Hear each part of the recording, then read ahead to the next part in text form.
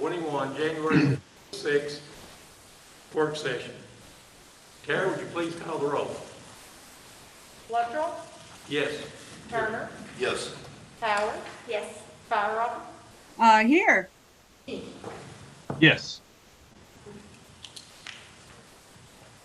This time I'd like to ask our attorney, Ms. Danielle Smith, to discuss the necessity for conducting electronic meetings. Thank you, Mayor. As you all know, the governor has allowed electronic meetings by executive order during the course of the COVID-19 pandemic. Work sessions typically are not voting occasions, but we do treat them as public meetings because the public is invited to attend and watch. Today we have a unique situation because 2 of our members are attending electronically and 3 are in person. This does still count as an electronic meeting under the governor's executive order. So in order to proceed with an electronic meeting, City Council should make a finding that it's necessary to meet electronically in order to protect the health, safety, and welfare of Tennesseans in light of the COVID-19 pandemic. So at this time, Mr. Mayor, a motion and a roll call vote would be appropriate. That'll be the only thing we can vote on today. Motion to approve electronic meeting today. Second. Here we have a motion and a second. Tara, would you please call the roll? Okay. Luttrell? Yes. Turner? Yes. Howard? Yes. King? Yes. Fire Yes. Okay, at this time I'd like to ask Mr. Sora to introduce our guests and start into the business items. Yes, Mayor, I'd be glad to.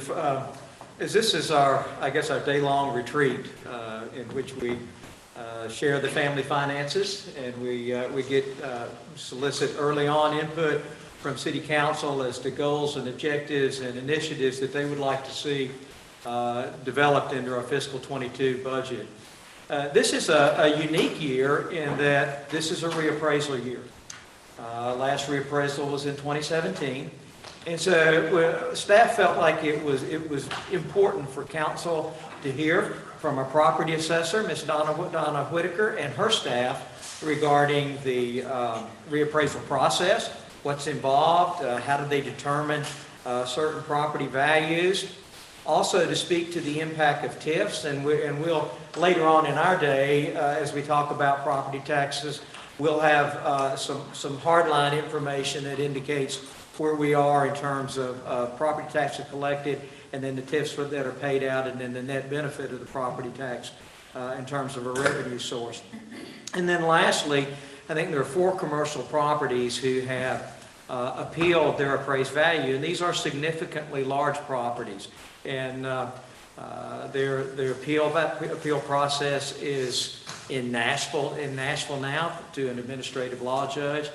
And Ms. Whitaker will talk about that process, what they're doing on their side of that issue. So with that, Don. I have a question before we start. Sure. Do we have the password? Do we have a password? Can somebody whisper in my ear so I can get my iPad up? Password for the Does it make any difference? And it's the which one? 5G, not the 5G too. Or Shanky.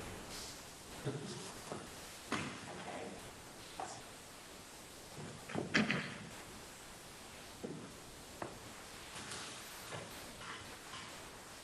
While we're doing that, Margaret and Chad, can y'all hear okay?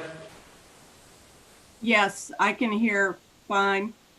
Yes, I can hear fine too. Seeing you all is not easy, but seeing the screen is great. Okay. Thank you. Okay. Don? I'm Donna Whitaker, assessor for Sullivan County. We have a 4-year reappraisal process that began in 2018. So the first 3 years in that process, the appraisers go out to all the properties, checking for any updates, additions, anything that might have changed since the reappraisal, which normally in that period of time is not a lot. So it's throughout the 3 years, they just keep check on that. Then in the 4th year, which we just finished last year, all of our sales are computed to, well, let me say that. The sales are used to get the market value for all the properties. We have, trying to make, I know what I do, but it's hard to say. Every sale that comes in, we have to verify whether it's a good sale and it can be used to use as a market. Appraise the properties that are surrounding it. At that point, it is time to check all the properties that lie around that particular sale and make sure that they are in line with the market sale. So that's what we've been doing for the past year. During COVID, it's been a little bit tricky because everybody's not been in the office all the time. Although they can go out in their cars and social distance, but they're not really getting out and talking to the residents. The reappraisal is required by law. There's 4-year, 5-year, or 6-year plan. We have the 4-year, and at the second year after the reappraisal is called the ratio year, and it's kind of a check to see where we are still, even though we're checking all the properties. It's a check to see how we sit with the market on our appraisals. The last ratio for 2019 was 0.8783, which means we were 12% lower than what the market was making it by the sales. Could you give us that number again, Donna? 0.8783 was the ratio. And you said that was 12% below? Well, it's about 12% lower than the market, is what our appraisals were at that time. So our goal in reappraisal right now is to get that out of 1, which means everything is at 100% with the market. So that's where we are. We're waiting for our analysis from the state. They run all of the numbers once we get our sales and new construction and everything. And so we should know mid-March what those numbers will be. So does anybody have any questions about the appraisal process? Did I explain it enough? So just to recap, you're basically taking the sales that have been had, you're using those as comp comparisons to everything around it.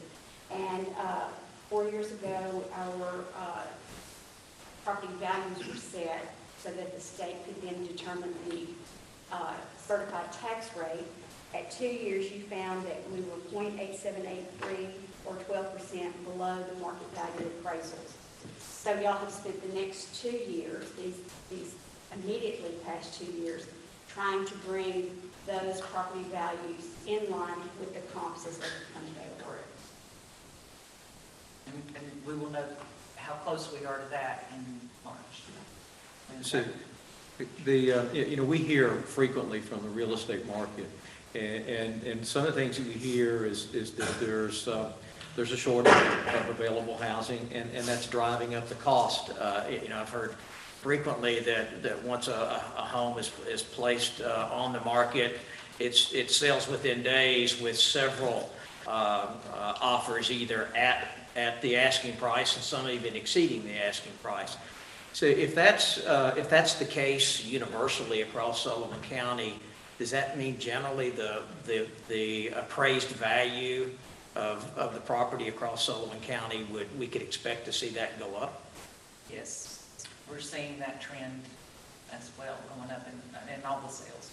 Almost all of them are high, unless, it's a family sale, we can't count those. If it's a foreclosure, we don't use those.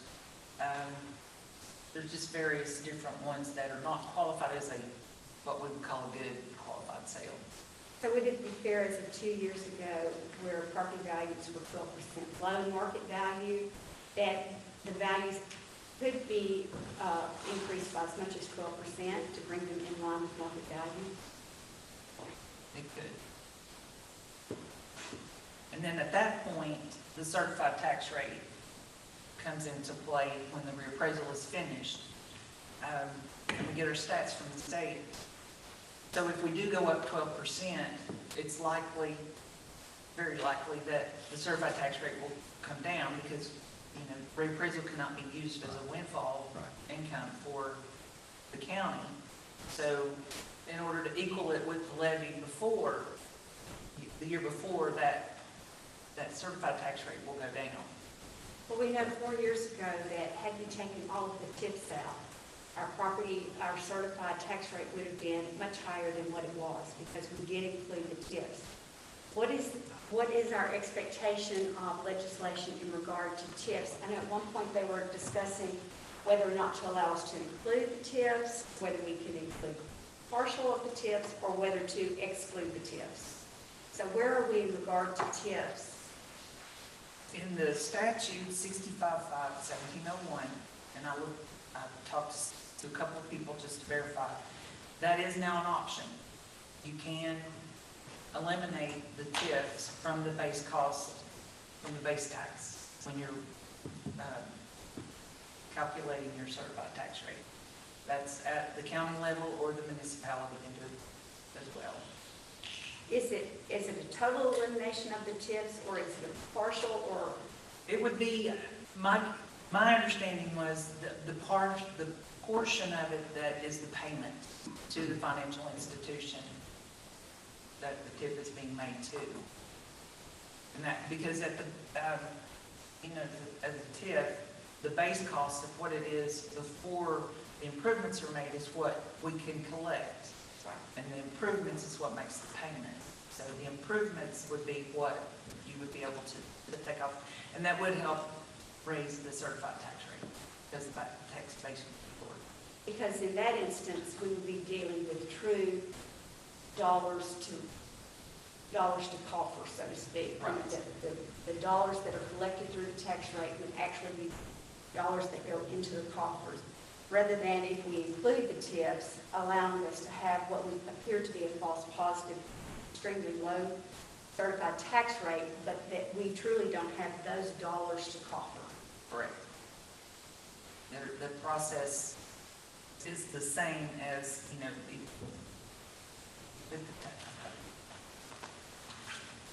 we take the appraised as normal, this is in the past, taxed as normal, and then the trustee or the collecting officer makes the payment out of all of that. But now they're letting that be, you don't have to include that payment in your certified tax rate. Do we need to notify the county or the state as to what direction we plan to go, or can we do that once? Do we need to make that known before or after the tax rate is notified by the state? I would think you would do it before. Let me see what this says. I shall use taxable value.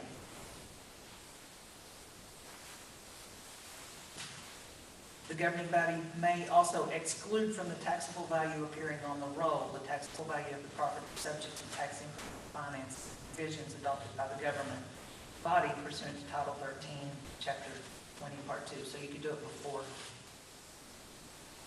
I think you'd have to do it before. Yeah. Yeah.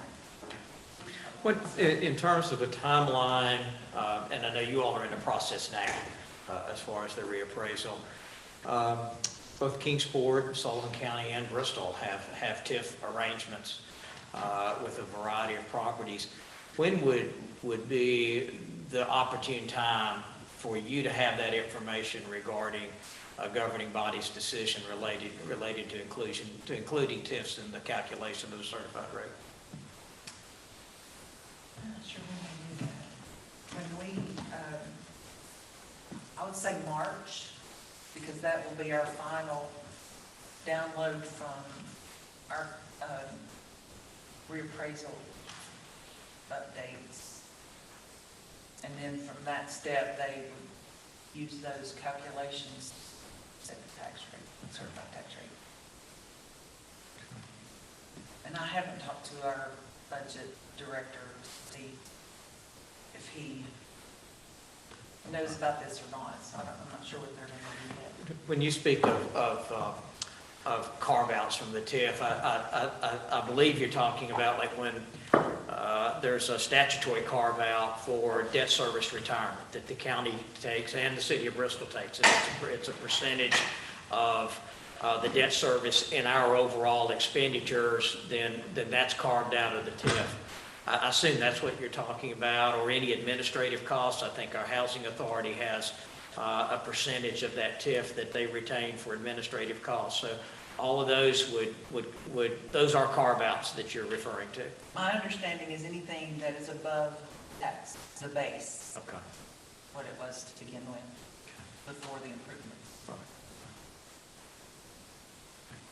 And I think what you're asking about, Bill, are essentially administrative costs to the bonds and predominantly administrative costs, correct? Yeah, that and the debt service, and I think the debt service is the key piece of this, because the cities and the county, the governing bodies are receiving that debt service payment as a carve-out from that increment before it goes to the developer to service their borrowing. So we have in fact realized a benefit.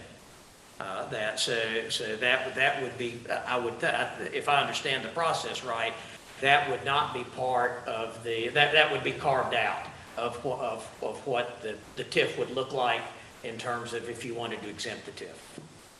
That make sense? And what you're talking about, the administrative costs and stuff, they are in the TIF. Right. So I would, yeah, that payment includes all of that. So basically, it would just be the payment due the developer Yes.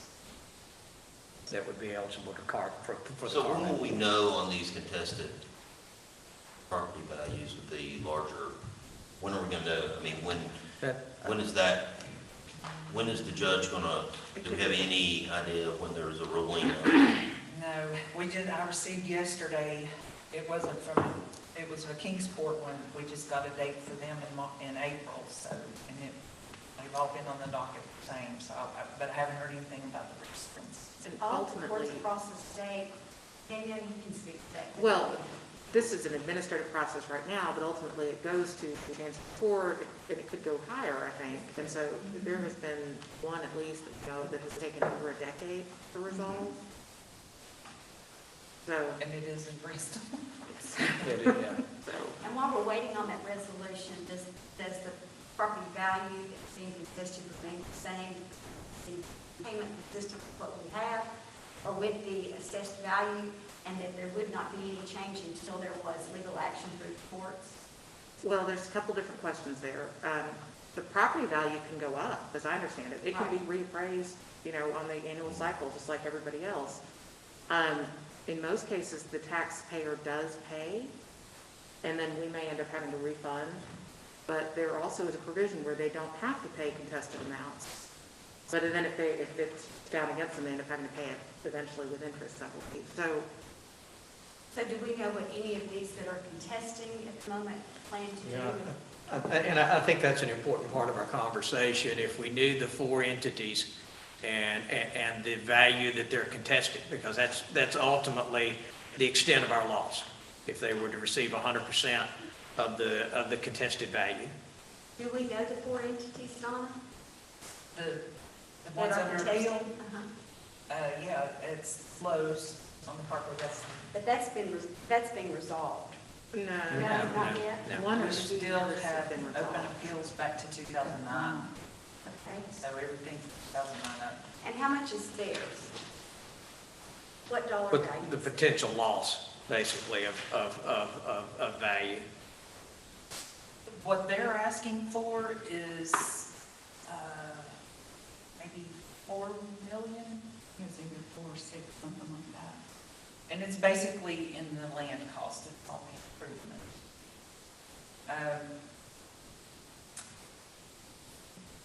And I will say that I talked to our attorney yesterday, and he had been contacted by those attorneys. So they're trying to work it out, but we've gone through this every year since I've been in, to no avail. But the other is Walmart on Century Boulevard, stowaway storage. How much is Walmart's? How much is Walmart? I didn't get the values on that, I would. Could you get those values back to Mr. Storr to share with us? Sure.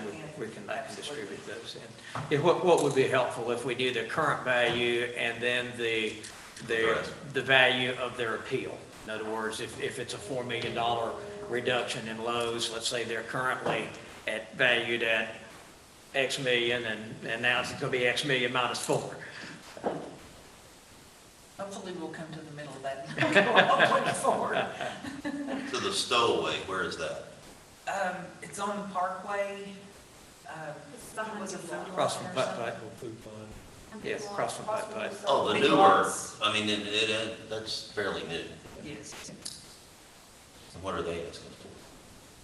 But I would have to look. I didn't really think to bring that. But I can send it to Ms. Sorry. Bristol Motor Speedway, that's a new one, 2020. And the Food City Parkway. And you don't know what Bristol Motor Speedway is asking for reduction? I do know that one. Okay. What is What's it? They are asking for a reduction of 55 million. They are at 101 right now. They're at 101, I think it's 101 million. then we'll go to 46. They want to count. And as you all remember, we did reduce it last year. They wanted 30%.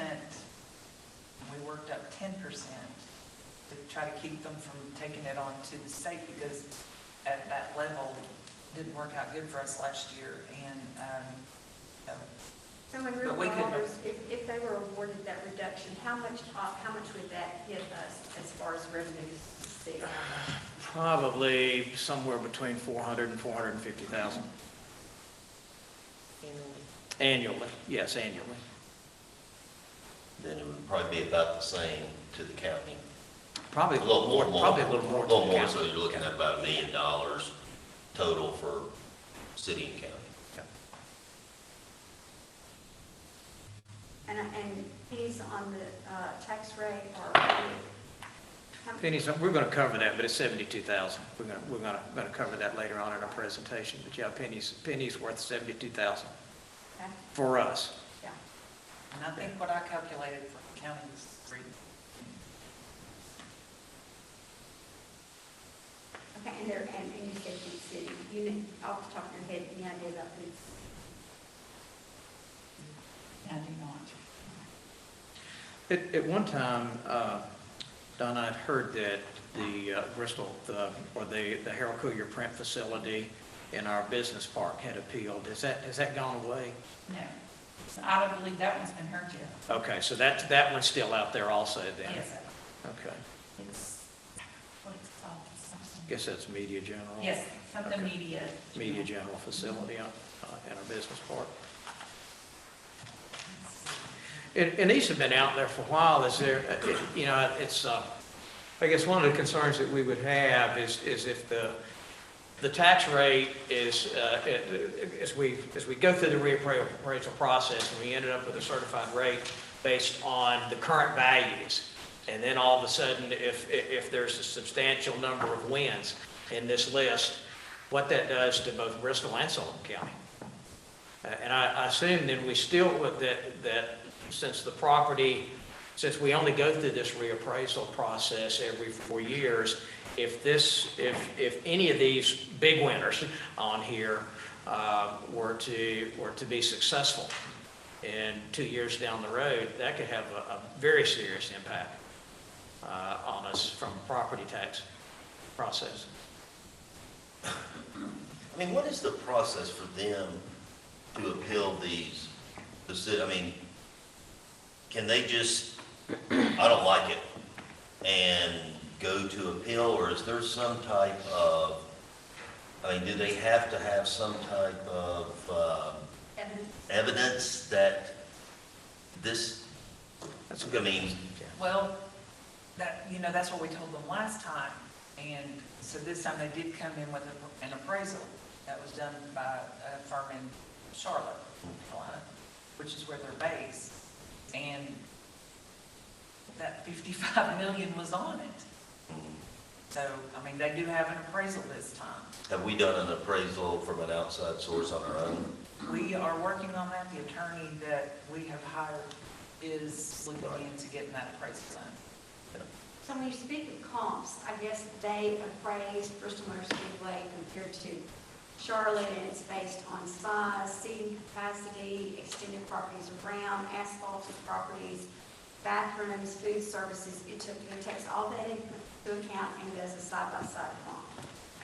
I don't know how they can, but that's all there is to, I mean, there's nothing in the state of Tennessee compared to, Right. but they did, Wonder what Neyland Stadium's valued at? yeah, I don't know, that's a good question. It's a stadium. The stadium's a stadium, right?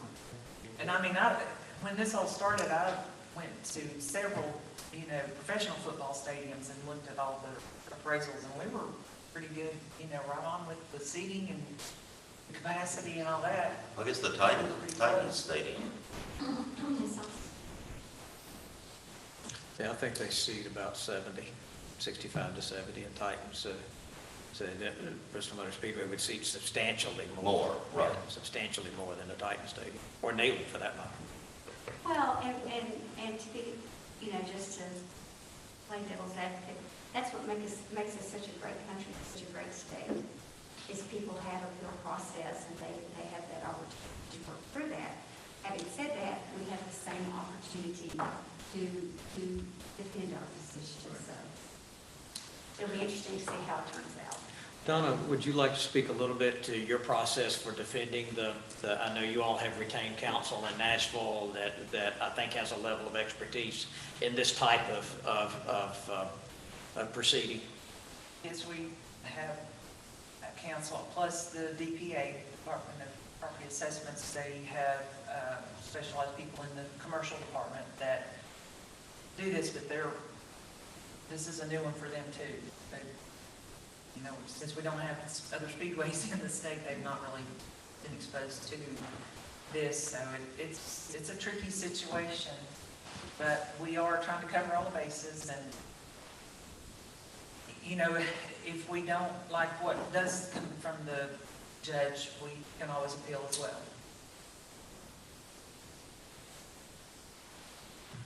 That property, does that include the drag strip area as well? Is it all just one property?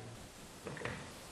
Yes, it's several parcels of, we have it divided into like brown track and the dragway and campgrounds.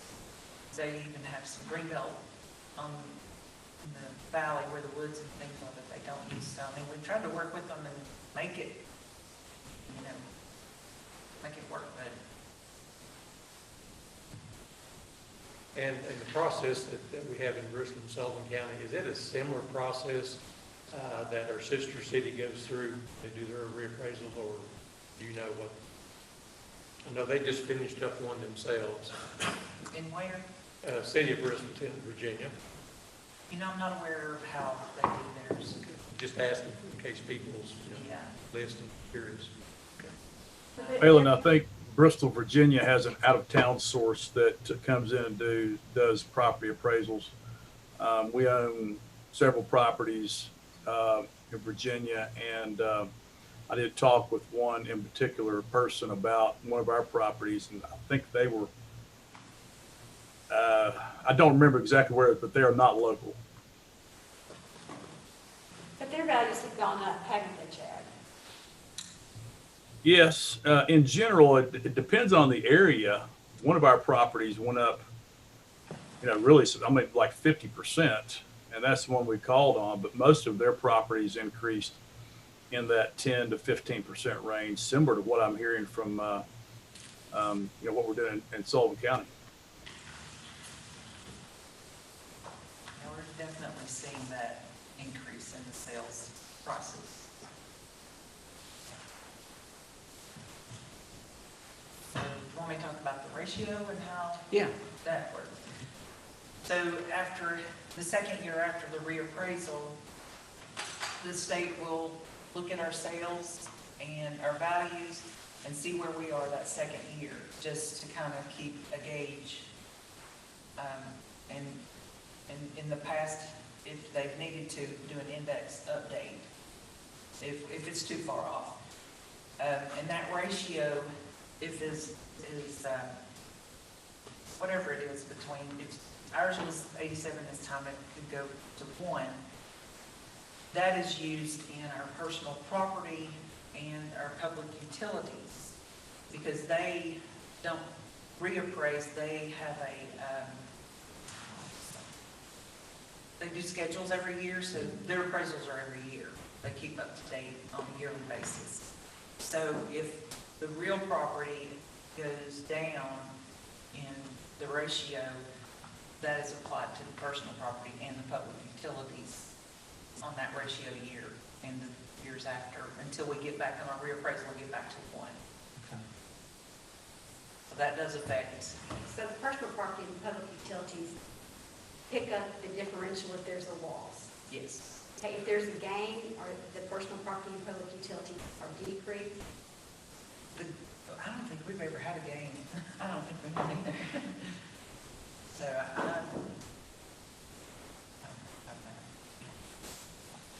But it would be fair to assume that with property values being what they are, with the lack of inventory currently, that we could, in 2 years out, we could see that there has been a gain if property values continue to increase. And so it would be important to know what the offset would be to the ratio at that 2-year juncture. well, that would be if our appraisals, Right, went above that. topped out. Yeah. But would that, does that only affect, though, the public utilities and personal property? It does not, or am I wrong? Does it go back and impact real property also? No, because they're getting those numbers from the real property. Yeah, see, that's what I'm saying. So I guess where I was hoping to go with that is if there was a finding that was not in our favor between this reappraisal and 2 years out, that there might be some adjustment there in the real property side of it, and there would not be. No, they would just be using numbers to set the personal The property. personal property piece of that. utilities. Which is, I mean, that's a nice revenue source, but it's not like real property. Yeah. No. Yeah. Oh, is there something else? I just wrote down what we talked about. Okay.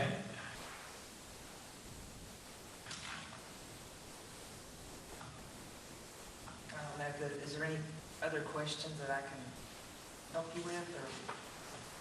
I think the main things that I wanted Donna to cover, and I think she has, was essentially the process. And I know, and especially as the mayor mentioned, Bristol, Virginia went through this process, and there were some articles and calls and things like that. So what is the process? And how is that certified rate determined? Then the impact of the TIF, and obviously you all as a governing body need to have a conversation about how you want to deal with TIFs, if you want to deal with them at all. And we did find out then that sometime in March, is that early March or late March, we need to let your office know if there will be a TIF request to adjust based on some reduction of that TIF. Yeah, that's when we should get all of our numbers back and start working with our budget director. And then lastly, the commercial properties that have appealed their value. What's that process look like going forward? We know that there's not a calendar set for those cases to be heard yet. They probably will. I think it's a given that they will not all be heard at the same time. And we may be 6 months, we may be 6 years in learning the outcome of those. But those are potential revenue losses that are out there for both the city and the county. I will say they have enlisted, I believe, 2 more judges, so to cover, because there are so many appeals right now, they've trained in 2 more judges, so we do have more. Maybe it won't be as long as it could have been. Would we assume that Lowe's is probably the first on the docket, since that one has been out there for so long? I think that one is April 19th. Okay. And that's up to $4 million at risk there, basically, on the appraised value. Yes, and they've been paying full payment. Yeah, I think they have been paying full payment. They've been making full payment on that, which you can choose to pay only what your appeal is. But they've been paying the whole thing, which means Can we set the interest charge on that of if they do not pay? Is there some state statute as far as how much we can charge them in interest if it does not, if it's not set back? So if they're like for instance, on the Speedway is 55 million. So there's interest if they choose not to pay.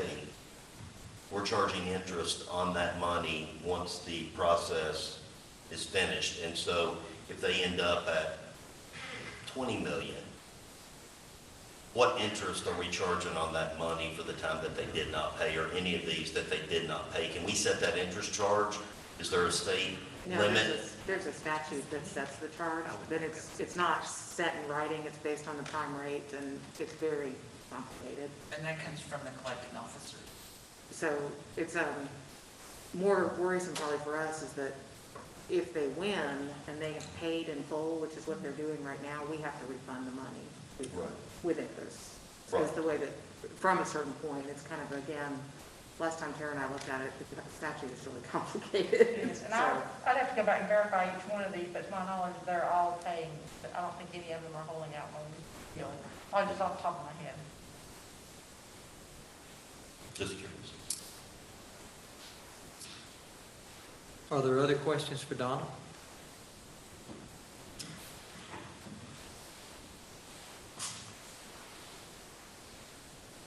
Chad or Margaret? Okay, I think we're good then. Thank you very much. We appreciate your time, appreciate you being with us today. And like I said, we go through this process every 4 years. This one is a little different, with especially the volume of TIF properties we have, we need to have that discussion. And then, of course, the commercial properties under appeal. As soon as we know something about those, certainly that's important. If you or Misty could get me a list of these properties with what's at risk, what they're currently appraised at, and what they feel like their value should be, and then I can distribute that to City Council, and that gives us, and we can calculate then what our potential risk is. And you If can they're all find successful. it on the state comptroller's website. Okay. They're all on there under the State Board of Equalization Okay. drop down, and I'm not sure what the next tab is. No, I've looked at it before, Yeah. so I can, It has all of their papers, their, everything's scanned in, their requests and everything. Okay. But we will too, we'll send it. Okay. All right. Thank you. Thank you. All right. Thank you very much. Thank you. Have a good day. Thank you. Mayor, if we could take 2 to 3 minutes, I will call John Wisnett, and he'll join us via Zoom, and then we can resume our session. Hey, Donna.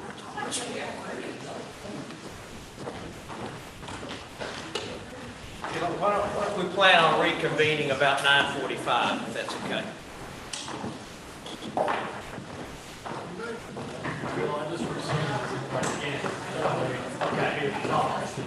Great, great, thank you.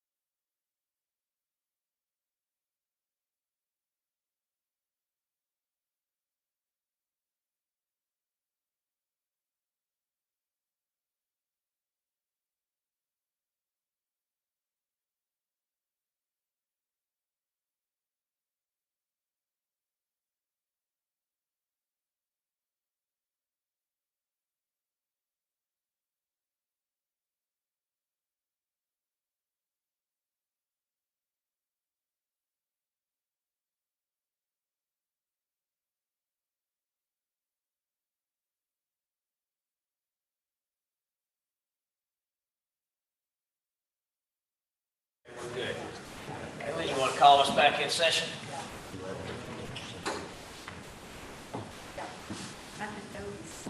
Okay, our scheduled work session is back in session right now. Thank you, Mayor. Our second item on our agenda today, I asked Mr. John Wisnett, who's Director of Tourism and Communication with Hospitality Tennessee, to be with us to talk about the various organizational models for convention and visitors bureaus, or DMOs, known as destination marketing organizations. This council's had a lot of discussion, really over the last 2 years at least, regarding CVB models.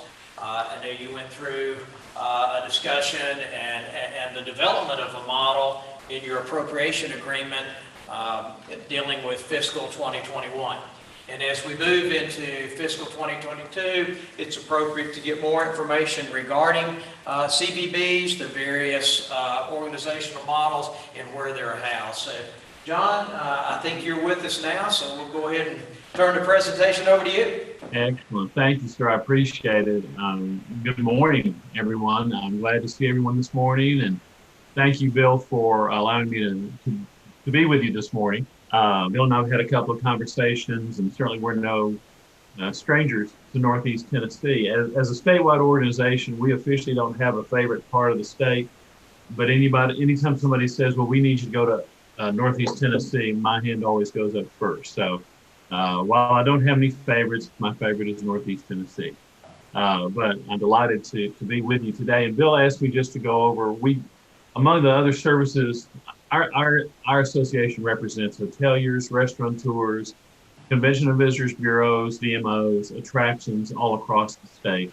And our primary functions are advocacy and government relations, educational programs, communications. One of the services that we offer our member organizations, our member CVBs or DMOs, is assistance with strategic planning, organizational structure, marketing plans, all that type of thing. My background has been in the tourism industry for about, 40 years now.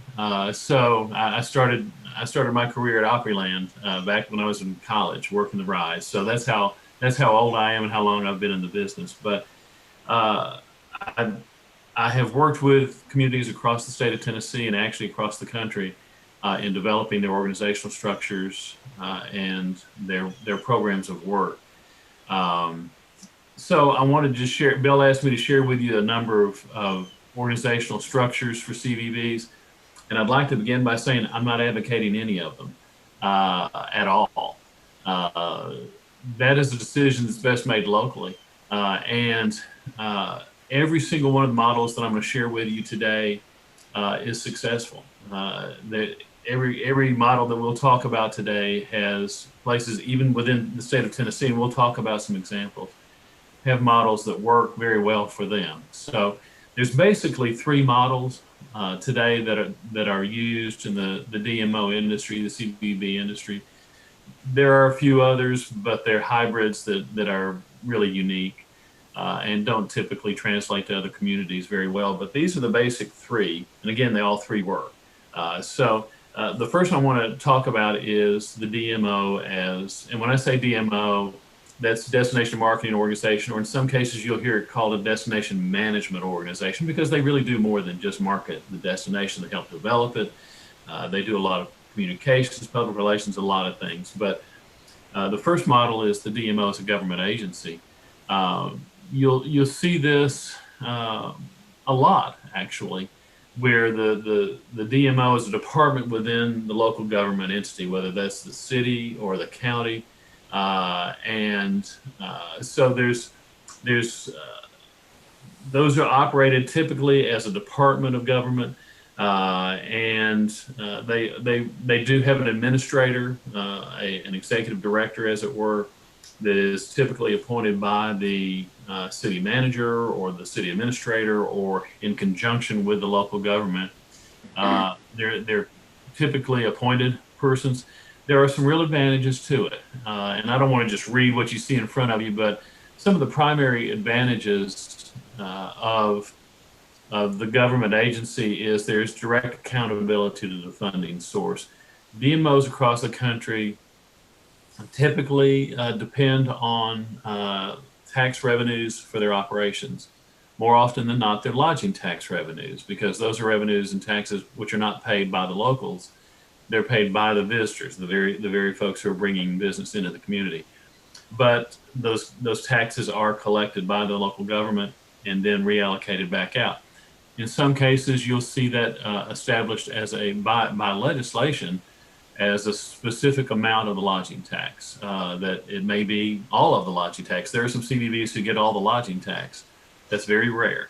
But typically, you'll see legislation that says, 50% of the lodging tax collections or 80% of the lodging tax collections have to go back to the program of work of tourism development. There are some benefits in that you can utilize services. You don't have to duplicate services, accounting, purchasing, those types of things. Those are already embedded within local government. Depending on the community, tourism, if it's a department of government, has the benefit of being considered an equal partner in economic development in the community. Typically, they're perceived as being neutral. They have long-term organizational stability. One of the big benefits is that those personnel benefits, such as insurance, healthcare, those types of things, are usually covered by government policies. Now, there are some distinct disadvantages to that as well. The first and foremost being political influence on what are basically marketing decisions, and on personnel decisions. Sometimes that can be a problem.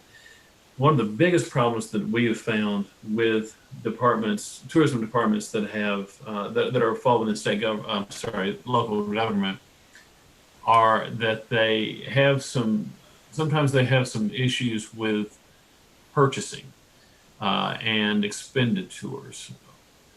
Tourism development, the work of a CVB or DMO, means sometimes you're gonna, if a great ad buy comes up all of a sudden, and in our industry they're called remnants. If an advertiser, if Southern Living calls and says, we've got half a page we didn't sell, we'll give it to you for half price. Quite often that doesn't work with government purchasing processes. So that can be a problem. Or in some cases, if you have to entertain potential clients. There's some restrictions on that, certainly.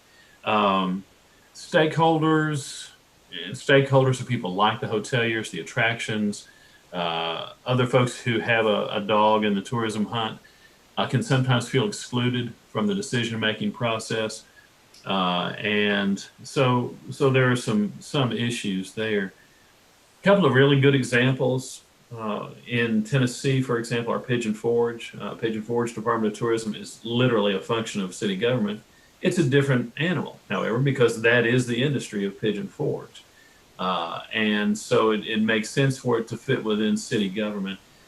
And because it is such a big function of city government, they don't have many of the same restrictions.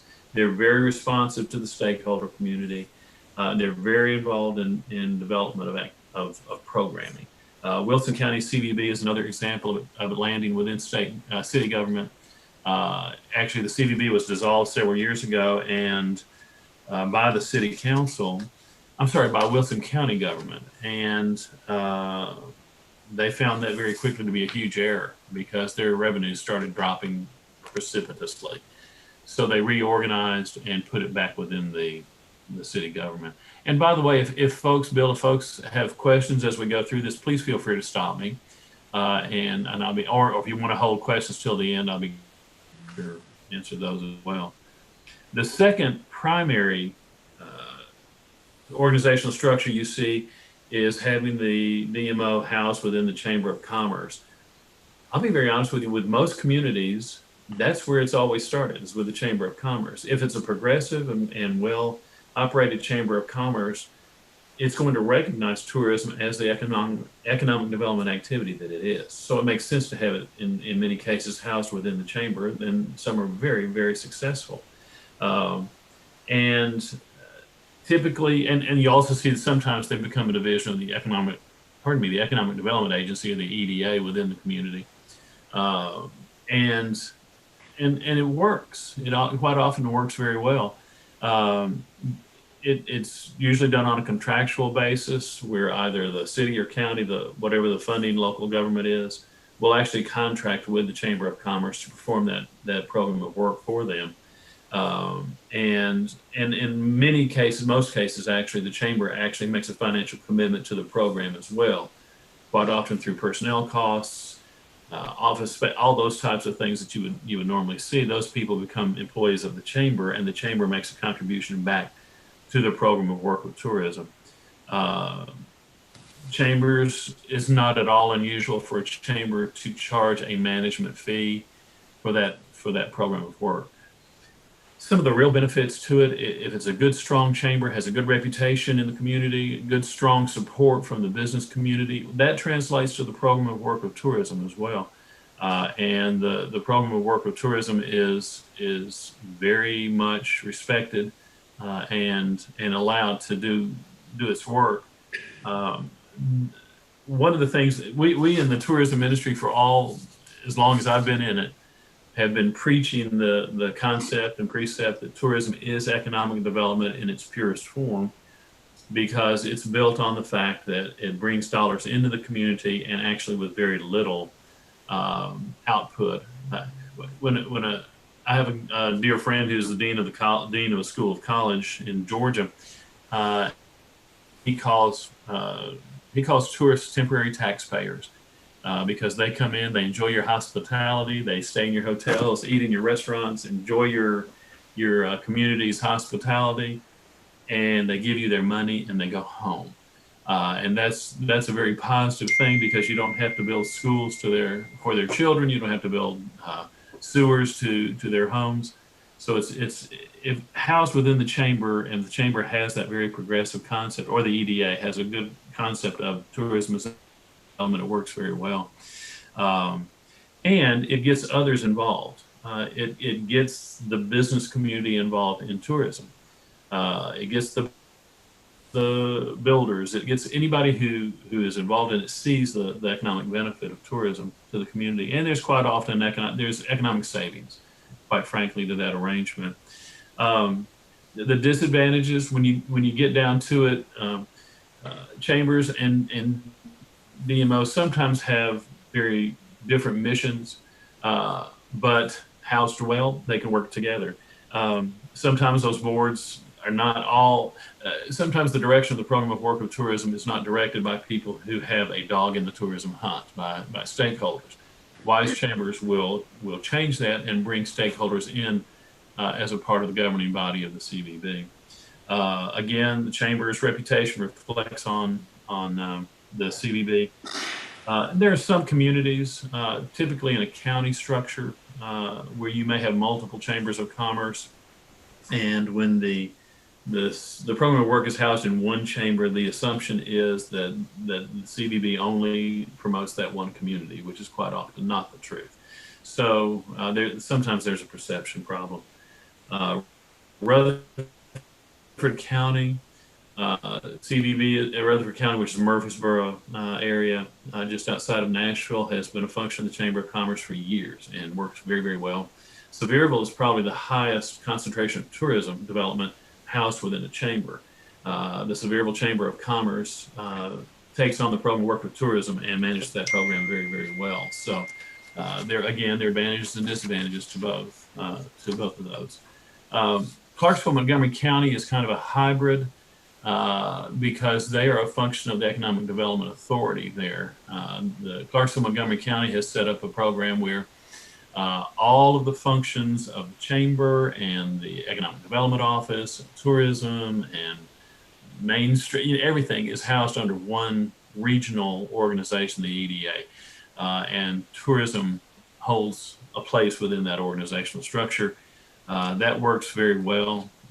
They have their own, each group within that has their own voting board of directors that works very well. The Clarksville has, in my opinion, one of the very, very best funding mechanizations or formulas in the state, because they, by legislation, receive a certain portion of the lodging tax collected that month. So it's actually operated like a small business. The better the CVB does its job, the more funding it gets. If the CVB is not doing its job, it gets less funding. So it's a very performance-based kind of arrangement that I think works really well and promotes both tourism into the area and promotes good work on part of the CVB. The last primary organizational structure you're going to find is the DMO as an independent agency. More often than not, these are 501c6 organizations. They have their own board of directors, and that board of directors operates the DMO. They are the ultimate responsible authority. They hire and fire the executive director, who hires and fires staff. They give overall direction of the program of work, it becomes its own agency. Now, again, they are typically funded by lodging taxes. So it's critically important, and you'll find in most independent agencies that those funding groups, whether it be the city, the county, or a combination, all have seats on that board. It's critical that the people who are paying the bills have a say in the program of work. And so the independent DMO has the advantage because they're not a part of the chamber, they're not a part of government. They do have the advantage quite often of being able to create other non-tax revenues for the program of work, events, gift shops, whatever it might be. They can sell things. Again, there are two primary types of these. There are membership-based and non-membership-based. Non-membership-based DMOs provide services for the entire community, for all the stakeholders, where membership-based DMOs are, as they're often called, pay-to-play DMOs, have limited services that they provide to everybody, but give more advantageous services to those who are members. And that has both its advantages and disadvantages, obviously. The paradigm over the last 10 to 20 years, you've seen more of the 501c6 organizations pop up. Again, I'm not advocating that because each one of these organizational structures work very, very well. The government agency, the chamber-based organization, and the independent agency. There has been another type of independent agency that's been popping up over the last about 10 years. And that's called the for-profit corporation, or destination management company, a DMC. These are businesses who actually, outside of the realm of the local organizational structure, come in and get paid to run the program of work. They kind of came out of convention centers, which are quite often, major convention centers are quite often operated by these types of companies. And in the last several years, they said, listen, we're promoting the convention center, the meetings market, let us go ahead and do everything. And if you want my opinion, that's a dangerous road to go down. But it works well for some communities. Obviously, the advantages are that an independent agency can be run very much like an independent business and are free to operate more on that kind of model. Typically, the board of directors are individuals who have experience in the tourism industry. There's direct accountability. Quite often, you'll find the salary and staff of the staff is more market-based because it's an independent agent. They're trying to attract, if you're trying to attract a good employee, you're gonna pay what is market for that employee. And they have freedom to develop non-tax-based revenue for their organization. One of the biggest disadvantages is that local government often feels like, and in all honesty, quite often has less influence, and that can cause some real problems because those who are funding the program of work have less input into how those funds are being spent. You'll find some CVBs have entire departments who do nothing but produce events. That's not necessarily bad. It just depends on how much money you've got. If if more of the effort of the independent DMO is going into producing events than it is in marketing, for example, then you're gonna kind of skew your program of work. Membership versus non-membership has some issues. Non-members feel quite often that they're not being served as well. And quite honestly, if you have a membership-based DMO, you're going to have somebody who sells memberships. So once again, you have diversion of funds going to actually growing membership rather than growing visitors. And in the case of DMC, they're flat out to make money. So that's not bad, but they may not necessarily. They're going to be as interested in growing revenue for their company as they are doing the program of work. So. Very good examples of independent DMOs in the state: Williamson County, which is Franklin, Brentwood, that area, Sumner County, Johnson City, up in your area, just recently changed their structure and are becoming a 501c6 as well. Memphis Tourism is a membership base, as is Nashville, as is Chattanooga. You see this more often in really large cities. That the CVB is an independent agency and it's membership based. What you'll also find in most of these larger CVBs that are member based, they have membership that goes outside of the individual city, which is not necessarily a bad thing, because visitors neither know nor care where city lines are. They're interested in regional visitation. So that kind of gives you the big three of organizational structures. And again, I'm not advocating any of them, because they really are based on what are the needs of the community and what is the goal of the local community in developing and promoting tourism. So you start from there, and you build out the organizational structure from there. If it goes to government, if it stays as a part of a chamber, if it comes to independent, that really has to be part of an overall strategic plan for what are your goals for tourism in the community, and what is the best way to achieve those. So that in a nutshell is how CVBs are often organized. Again, there are hybrids out there that are a little bit different, but they're so few and far between that they're not really worth looking at in this context. So I'd be glad to answer any questions if anybody has any this morning. No, I had a question. I was going to ask you, did you say Johnson City is going to an independent agency, or did you say that they're going to a for-profit agency style? No, they're going to a 501c6 nonprofit. So that would be more of an independent type agency then, correct? Yes, sir. Yes, sir. That is correct. Yes, sir. In their particular case, worked out best for them. Another question I had was, how do grants come to play into this? Are all organizations going to be, able to get grants, or are certain styles more apt to get better options for grants? Yes, sir. Typically speaking, all three can get grants. It depends on the grant, on the nature of the grant. Some granting authorities will only grant to nonprofits, which could be a 501c6. It can be a chamber. If a chamber is a 501c6, it can be to government, because government's considered a nonprofit. But yes, sir. But there are some grants that will not work with a for-profit organization, for example, a for-profit CVB.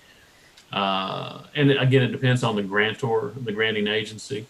The state of Tennessee, for example, this past year, and I'm sure Beth and her folks at the chamber took advantage of it, because of the really unique nature of tourism overall right now. The state of Tennessee, through the Department of Tourist Development and some federal funding, had grants available for everybody, and I'm sure that Beth and her folks took advantage of that, as has everybody else. The CVBs that are in government, the CVBs that are independent agencies. It just depends on the grantor, but generally speaking, yes, sir. In other words, I answered in 100 words what I could have said in 10. So sorry about that. It's okay. Another question I had pertained to donations, Yes, sir. or let's say businesses that are in the tourism field, hotels, that type of stuff.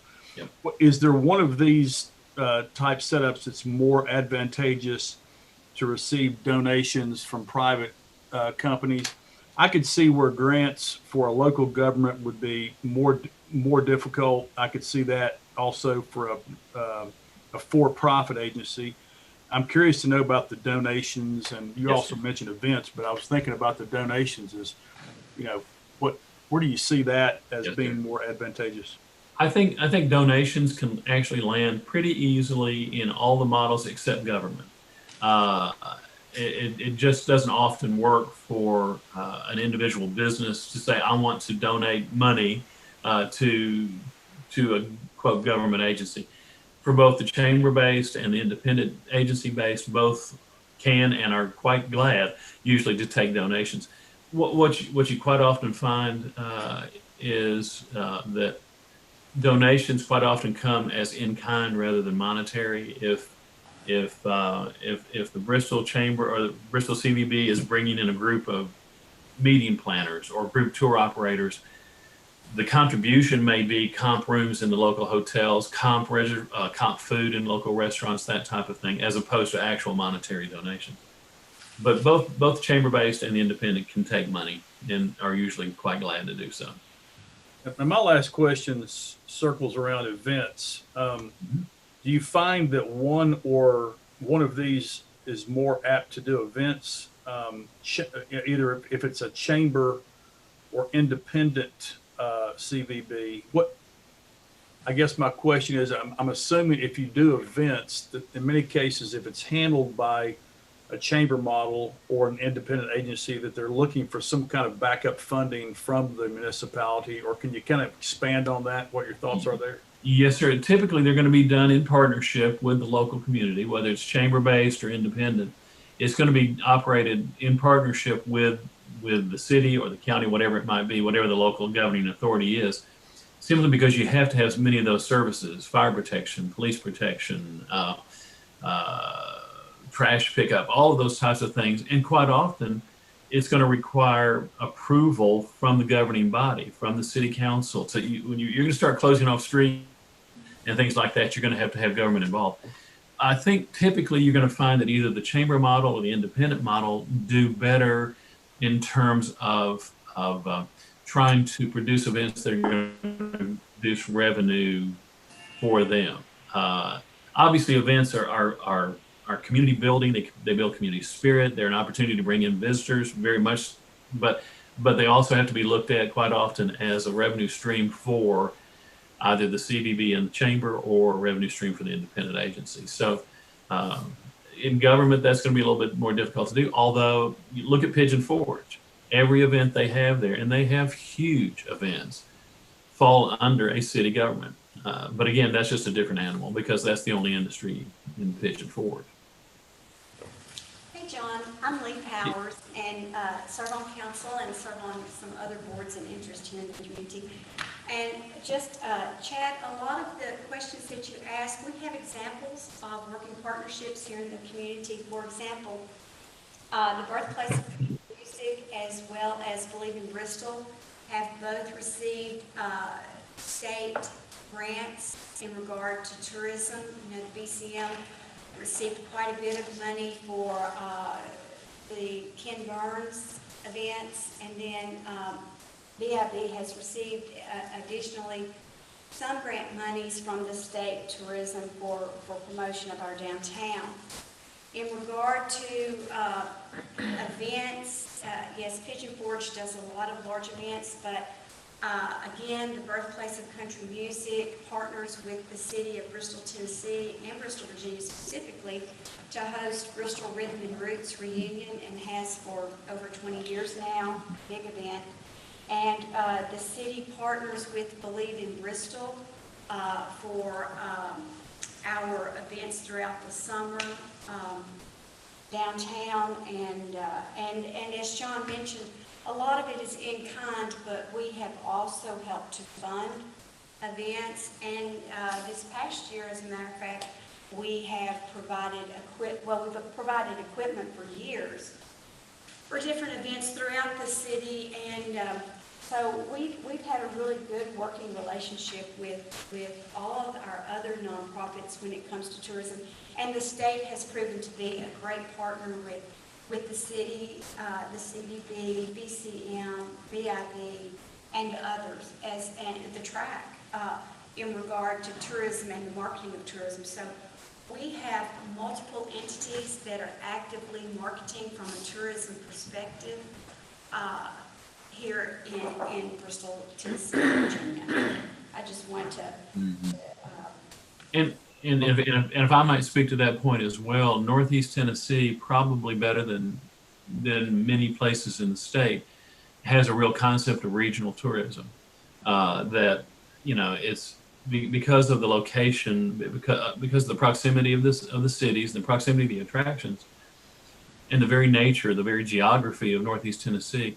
It's very much a regional destination, and whenever we've had dealings with folks up in Northeast Tennessee, an event, for example, we've had the Governor's Conference on Tourism up in Northeast Tennessee twice, and both times they've been at Meadowview because that's the only facility that really can house that event. But each time it's been a regional event, and we've wound up in Bristol, we've wound up in Elizabethton, we've wound up in Johnson City, even though it's based, for example, in Kingsport. So I think you've got a really good model in Northeast Tennessee of that regional concept of tourism. Again, until you or any community, you know, starts putting up signs at the city limits and says all visitors must turn around, you can't leave. You know, the concept of regionalism is just going to grow revenues for everybody. So it's I applaud Northeast Tennessee for how y'all handle that. And it is very true that we have a lot of great partners, like the Birthplace of Country Music. Mm-hmm. And as Lee mentioned, I believe in Bristol, and I do know that our chamber, you know, they take the lead on our Christmas parade, for instance. Sure. There are probably other events. What other events can anybody name that our CVB, really that's a chamber-led event for our Christmas parade, but what other events does the CVB take the lead on? Any other events that you guys can think of? Well, and you have to remember that it's the chamber that's taking the lead, and it's a fundraiser for the chamber. But it does bring in a lot of people. We have a beautiful parade, and they do a great job with it. I don't know of any other. Is there any others? they're putting on? I don't think, Chad, I don't know of any others. Yeah, that's what I wondered, if our CVB was leading any events, and I can't think of one myself. I can't either. John, I have a question. Other than Bristol, do you have any other experiences working with jurisdictions that are divided by 2 states? I can honestly say no. I've had a lot of conversations with folks up in your area over the last couple of months, and I've ended just about every conversation by saying I have worked with communities from California to New England to Florida. I've never seen a situation like Bristol. It's just a different animal. And indeed, I've told folks, y'all do a heck of a job with one heck of a problem. You know, well, not a problem, unique opportunity. Because, you know, you're talking 2 cities, you're talking 2 states, you're talking 2 governing bodies, you're talking 2, which is why, and this is opinion only, why I think it's very critical that your tourism structure, the only part of the division that they see is the cool line going down the middle of the street, you know, and that you can actually promote the whole thing, because that's part of what makes you unique. And I know it presents some challenges unlike any other community has to face and any other CVB has to face, and any other chamber has to face. It's just a unique situation. So the answer is no. You guys are special, you know? But you know, the good news is in all of this, and I think it's great that we're having this conversation and have so many great options and opportunities in front of us, is all of our last names is Bristol. So yeah. Whenever anyone talks about Bristol, very rarely are we talking about Tennessee or Virginia, it's Bristol. So, you know, these options that you presented to us, they give us a lot of good information to think about how we want to move forward. And John, as an FYI, I worked at Opryland all through my college years as well. Did you? Did you? Were you in the park or the hotel? I did both, but for the most part, I worked in food and beverage and special events. Mm-hmm. I have a passion. There you go. There you go. I still, and even though they're important members of our association, I don't shop at Opry Mills because they tore my park down. So, you know, what are you going to do? I don't know. John, one other, and you mentioned problems, but you know we have a lot of opportunities being from two different states. Yes, sir. State funding one, but you know part of our dilemma over the last 5 years is funding from each side of town, and you've probably been briefed on that. Do you have any advice for us along those lines? My advice, and I've shared this with Bill, I've shared it with Beth at the chamber, and I've shared it with a couple other folks.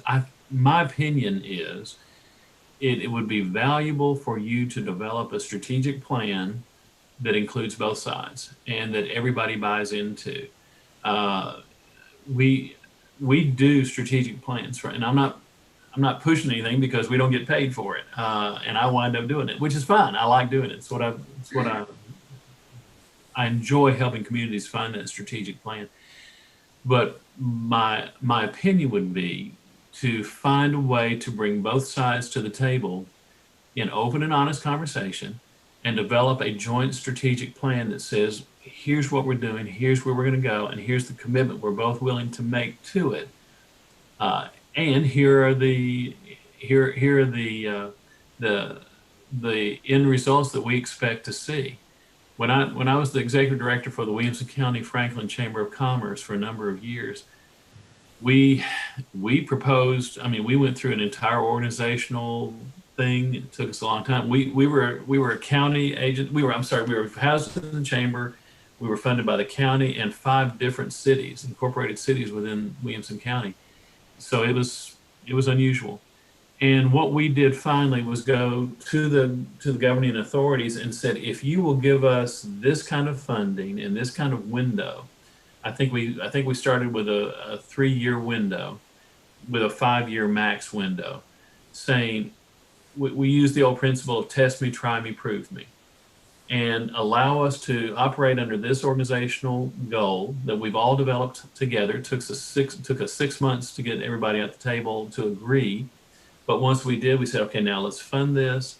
You're going to have input on this. You're going to have seats on the board, whatever it might be.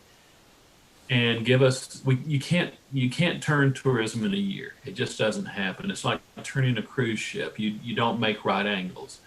It takes this kind of motion. So we said, give us 3 years, and if we haven't produced X amount of increased occupancy and increased lodging tax revenues, take our money back because we're not doing our job. And it worked. And so I would think, and by the way, we did. So I think in answer to your question, it's going to take hard conversations that bring everybody together, and to develop a joint strategic plan, and however that's housed. You know, the conversation will direct where it's housed, and once everybody buys into it, you've got a whole different ball of wax, so that there are no hurt feelings on either side. There's nobody saying, well, we're doing all the pain, you're getting all the benefit, or vice versa. Everybody understands. And again, you're in the most unique situation I know of in the state. When much of the activity of tourism is promoted from within one funding agency, but most of the hotel rooms, for example, are in another state, in another city, you got issues. So bring everybody to the table. I've offered to Bill, I've offered to Beth, I've offered to several people there who have said we're interested. You know, we would be more than glad to work with developing and putting together that strategic plan for you. So that's just an offer if you're interested. What kind of cost are we looking at for something like that, ballpark? 0. We provide that as a service to our members, and the Bristol Chamber of Commerce is a member of Hospitality Tennessee. So I think the chamber's membership dues for our association may be 150, 200.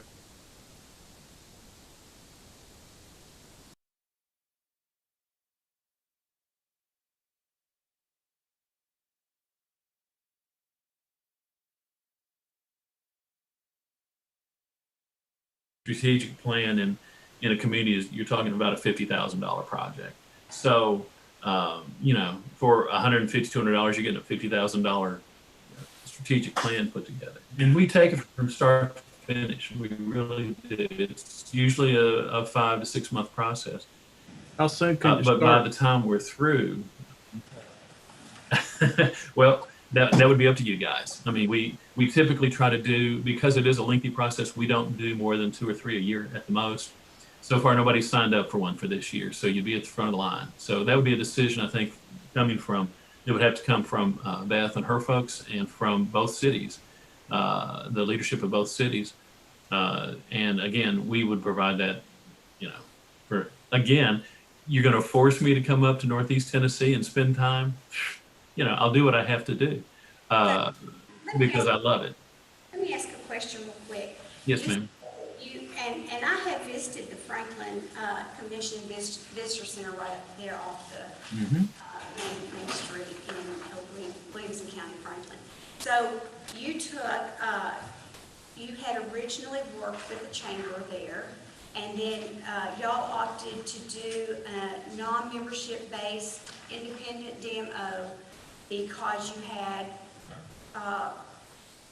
explain that just a little bit more. I guess one of our concerns is that we don't, what we have asked for is that we have the credentialed professional as the executive director, and that we can bring all of the professionals to the table, and that they would be the voting decision-making entity. And to bring it out from under the chamber's leadership. We've talked with the chamber for 2 or 3 years about this. We've talked with our sister for 2 or 3 years about this. And we haven't gotten any lift in that direction, because with all of the assets that we have in our region to contribute to tourism, we feel like we need someone at the helm that is that credentialed, experienced, and we have said that we have asked for what that would cost. We've never been given a figure. Our request has gone with no interest, and because it's been made known that it's really important to the chamber that it remain under the direction of the chamber. And so we, as a primary funding partner, have no voice other than to sit on an advisory board that has no decision-making privileges. So we recognize that there are tremendous assets here in our area, no doubt. I mean, we've had people from the state, both Tennessee and Virginia. I've spoken with both, who just we're the envy for what we have to market. Sure. But we're not there, and the organizational structure that's in place right now isn't getting us where we would like to go, and we have made that clear. As Chad mentioned, there are funding issues, and we have funded, and so when I understand that the chamber here is a client, do you have other clients in the area? Not with, well, I'm sorry, yes, Birthplace is a member, and we may have 1 or 2 hotels. I'd actually have to pull up the database, and I'm sorry, the Speedway obviously is an important member of the association as well. We do not have a strong hotel representation in Northeast as we'd like to have, and that's something we hope to address. Right. So, You have a very strong organization with NETA, with Northeast Tennessee Tourism Association, and they are also members, obviously. Right, and we've met with Alicia and have had a presentation by her, and she's done just a great job. But Sure. I think that to be fair, you've given us some great information to think about, and realizing that sometimes things change, and Sure. sometimes change is very difficult. And so to go through the process of change to have a better product, sometimes you have to do that. I think through your experience with Williamson County, you found that to be, that was not an easy lift, was it?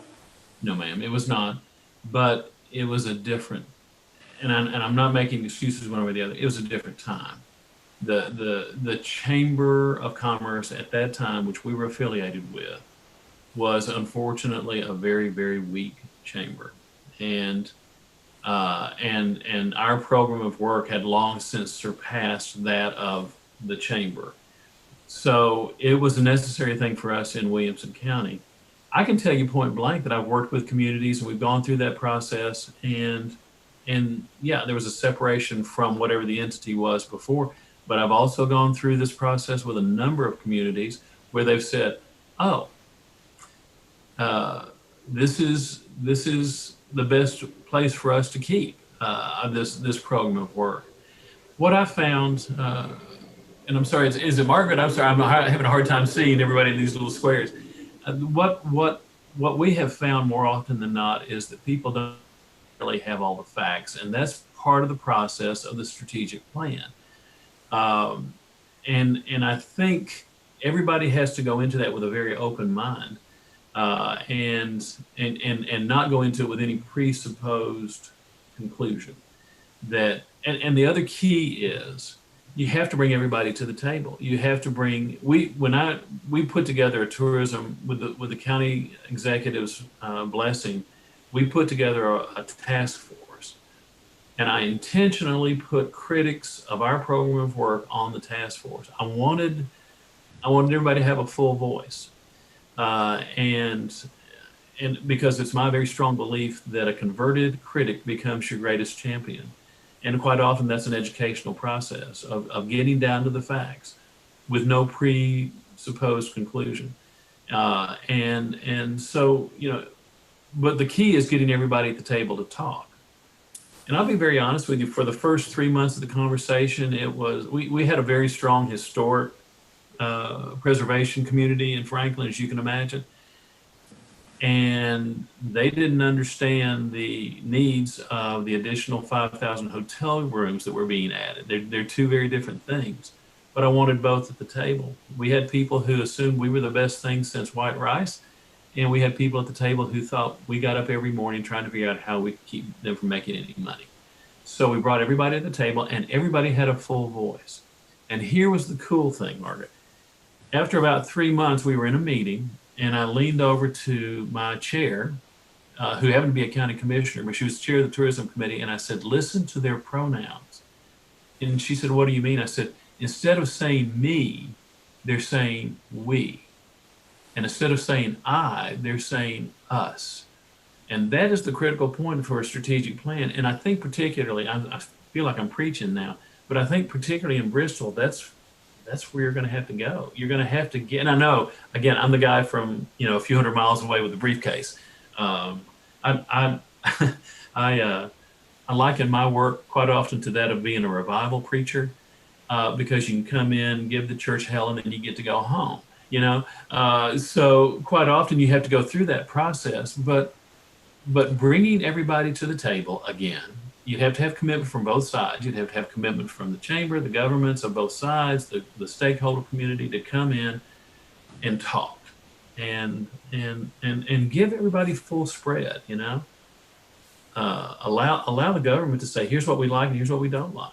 Here's what we like about Virginia. Here's what we don't like about Virginia. Here's what we like about the chamber's program work. Here's what we don't like. And quite often you'll find out that you develop a joint strategy and a joint mission that you're all into.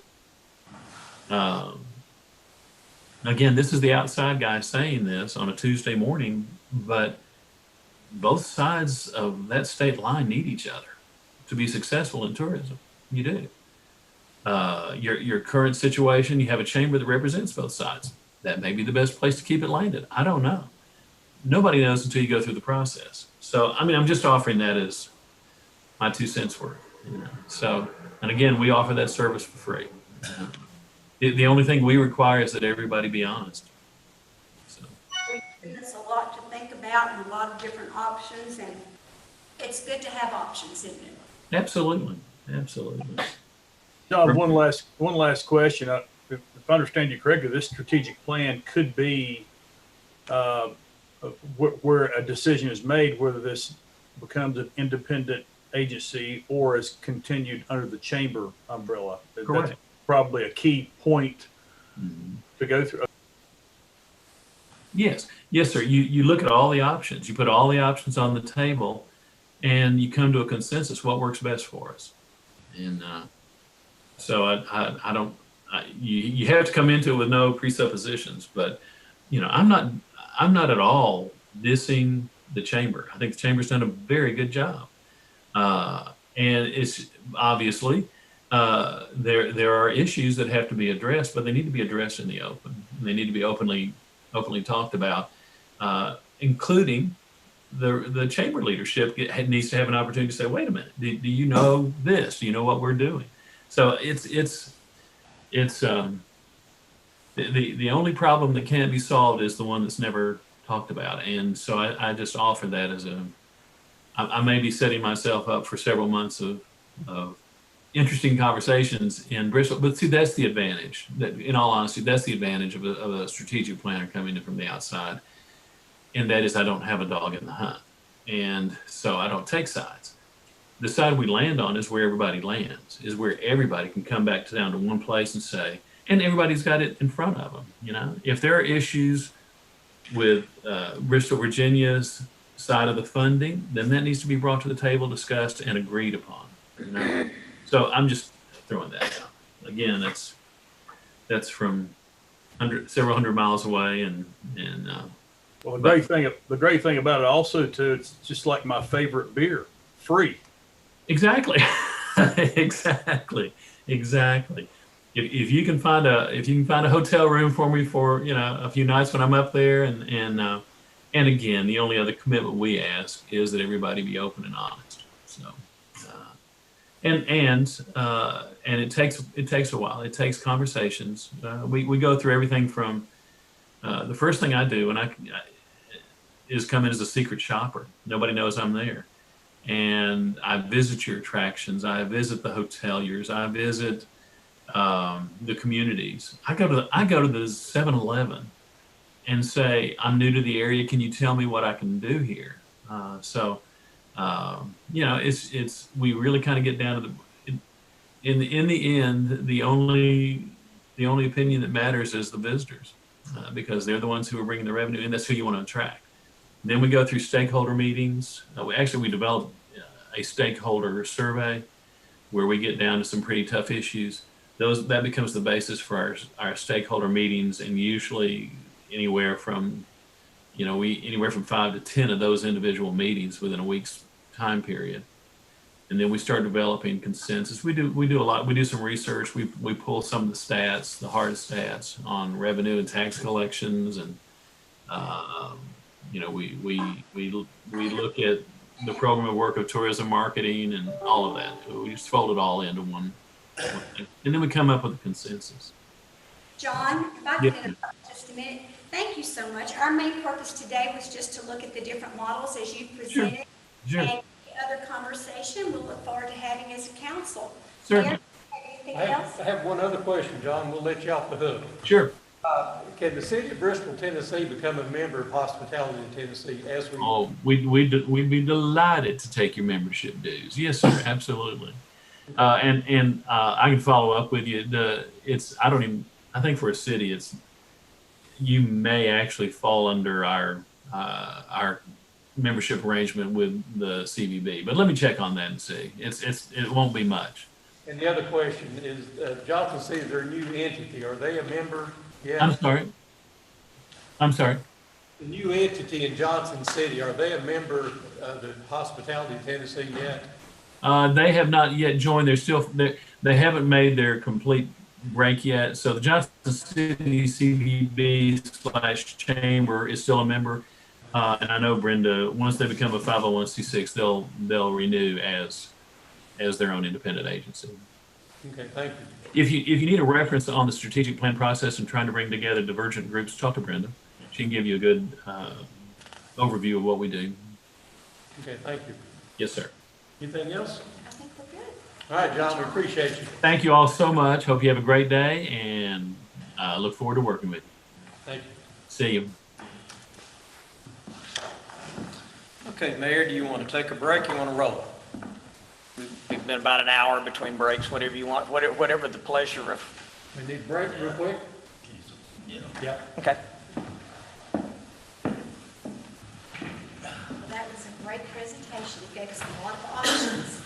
Thank you, Bill, for setting that up. That was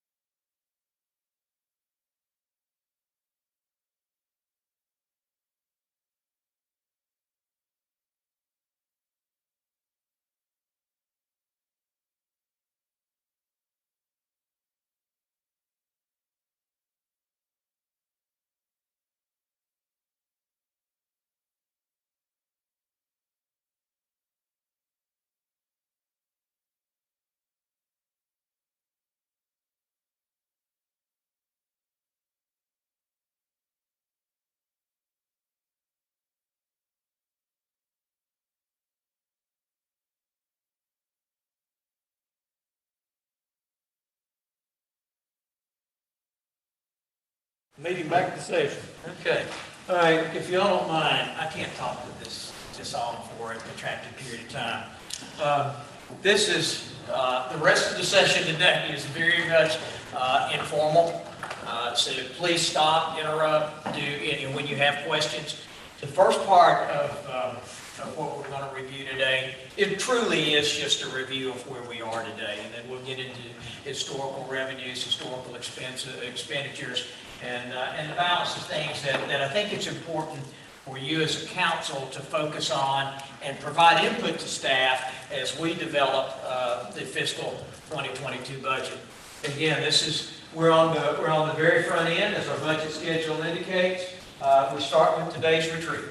And it's important, as we have the last few years, to get some basic information from you all as far as, are we on the right track in terms of mission statement? And we're going to talk about those things as briefly or as long as you all want to do that, to make sure that our focus is where it should be. Our work session in February, as has been our practice, we will review our 5-year capital improvement plan. Bear in mind, we will not be as far along in the budget process to have refined our revenues to know succinctly whether or not we can support what we're floating out in February. This is normal, but we'll use typically averages for both capital equipment and capital facility improvements that we'll bring to you all for discussion items in February. Our March 23rd work session will include goals and objectives. These will be provided from input from you all today, and there'll also be metrics that staff places in. And if you go back, we generally have about 200 goals and objectives that cover our fiscal year. Probably half or more of those are metric-based. Probably 75% of those are focused on the 4 key elements, which we'll talk about in a minute, regarding how we develop a budget and what are the key themes around how the budget is focused. April 27th will be typically our day-long review of the fiscal 2022 budget. And I'm assuming that last year, we had the same conversation last year, and all of a sudden we got significantly off track with a little thing called COVID. So hopefully we stay on track with this particular calendar. Our first reading will be your May council meeting, and then second reading and public hearing will be on June 1st. And then following that adoption, we typically have, and again, it depends on where we are in this pandemic, but we typically have a presentation to the public. Okay, previous city council, probably 3 or 4 years ago, developed the mission statement and the vision statement. We presented this to this current council last fiscal year at this particular work session. And we asked, does this still reflect the values of this council? And if not, let's amend it. If you like where we are, if you feel like these 2 statements still represent the value that you place on our overall direction as an organization, then let us know and we'll move on to the next slide. Just a question on the community portion of it, I feel. When you say community, I mean, that can be very, very broad-reaching. It is broad-reaching. And that's something I guess we have to consider or be careful with. Well, it's, both of these statements reflect the values of council collectively. So if you want to amend any of these statements, you can bring these out and we'll start that process. And Margaret and Chad, anytime you all please weigh in on this discussion at any time. You got it. Can you all hear me okay? Yes. Yeah, I hear you good. Okay. Are we okay with the 2 statements? All right. Let's move on to key themes then. We build these around those values in which council feels are key elements that we need to be focusing: economic development, education, infrastructure, and then last year we added public safety as those. Do they still reflect the key themes that you feel like we need as we approach building this budget. If that's an affirmative, we'll move forward again. Okay, a quick review of our fiscal 2021 budget, where we are this year. It was built on $135.5 million. The municipal government portion of that was $73.6 million, with the schools at $61.9 million.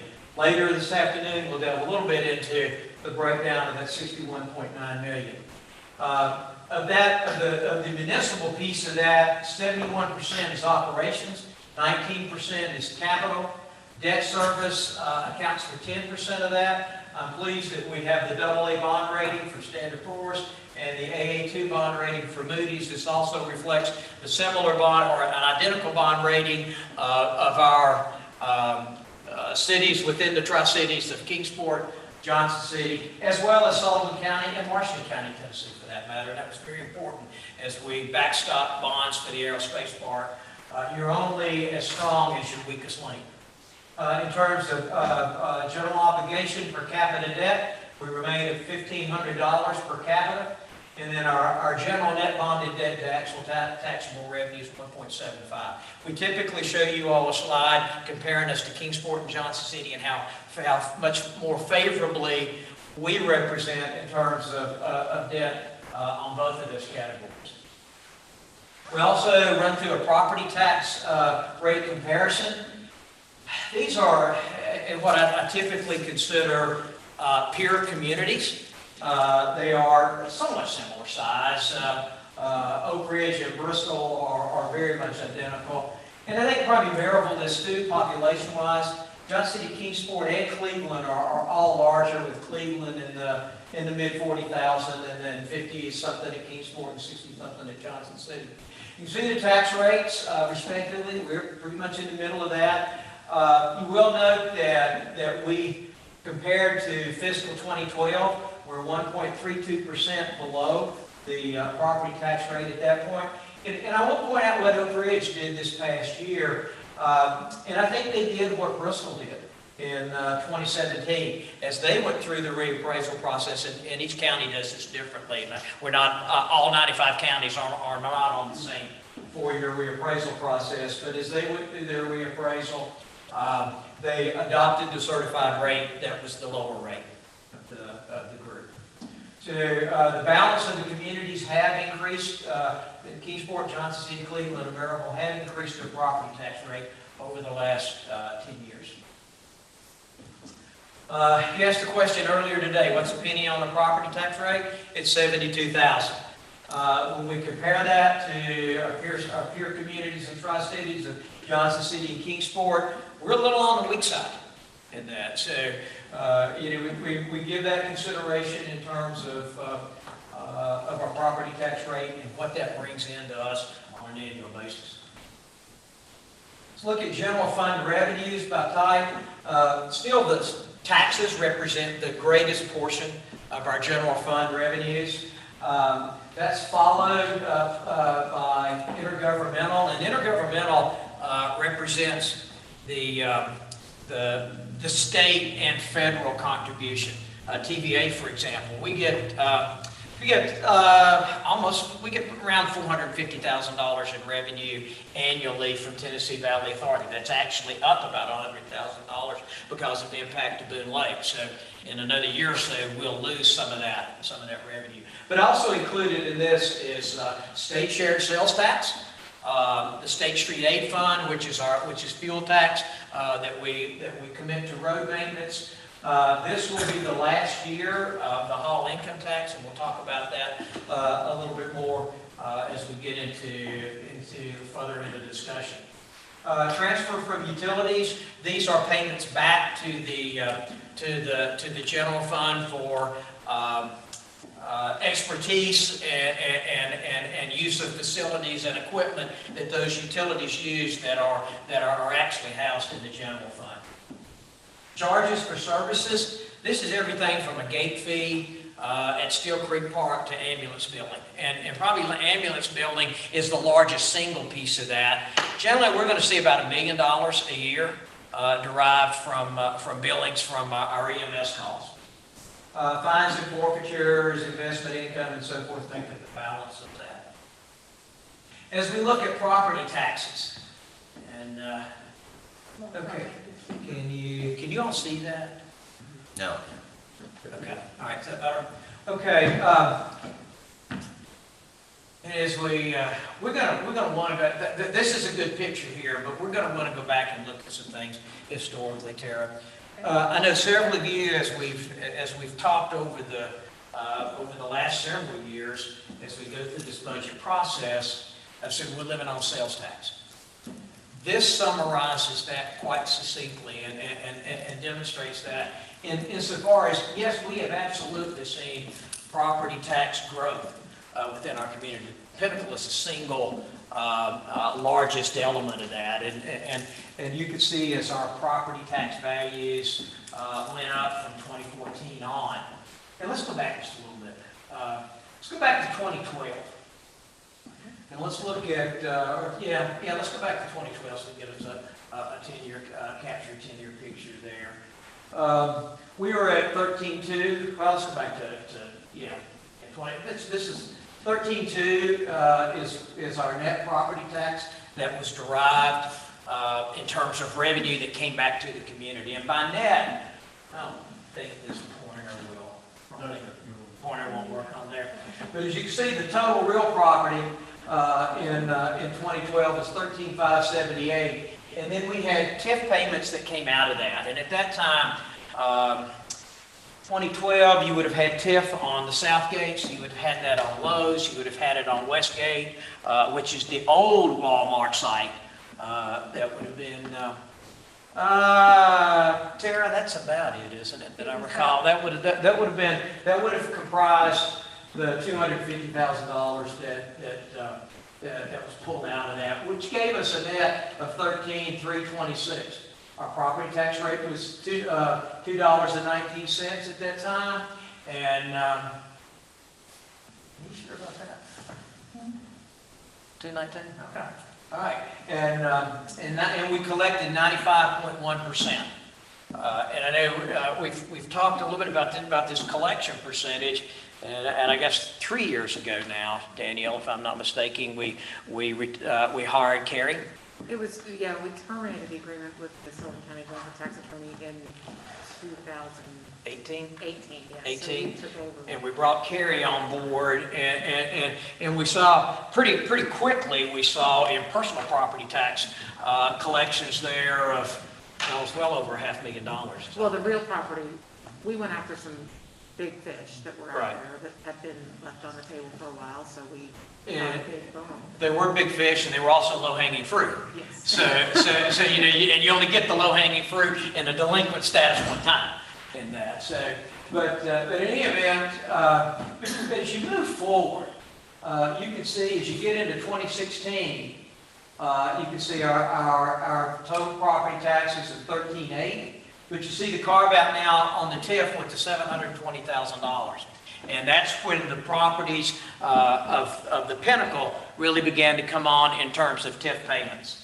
And we'll talk more specifically about those later. But again, your net property tax value is $13.79. Compare that back to 2012.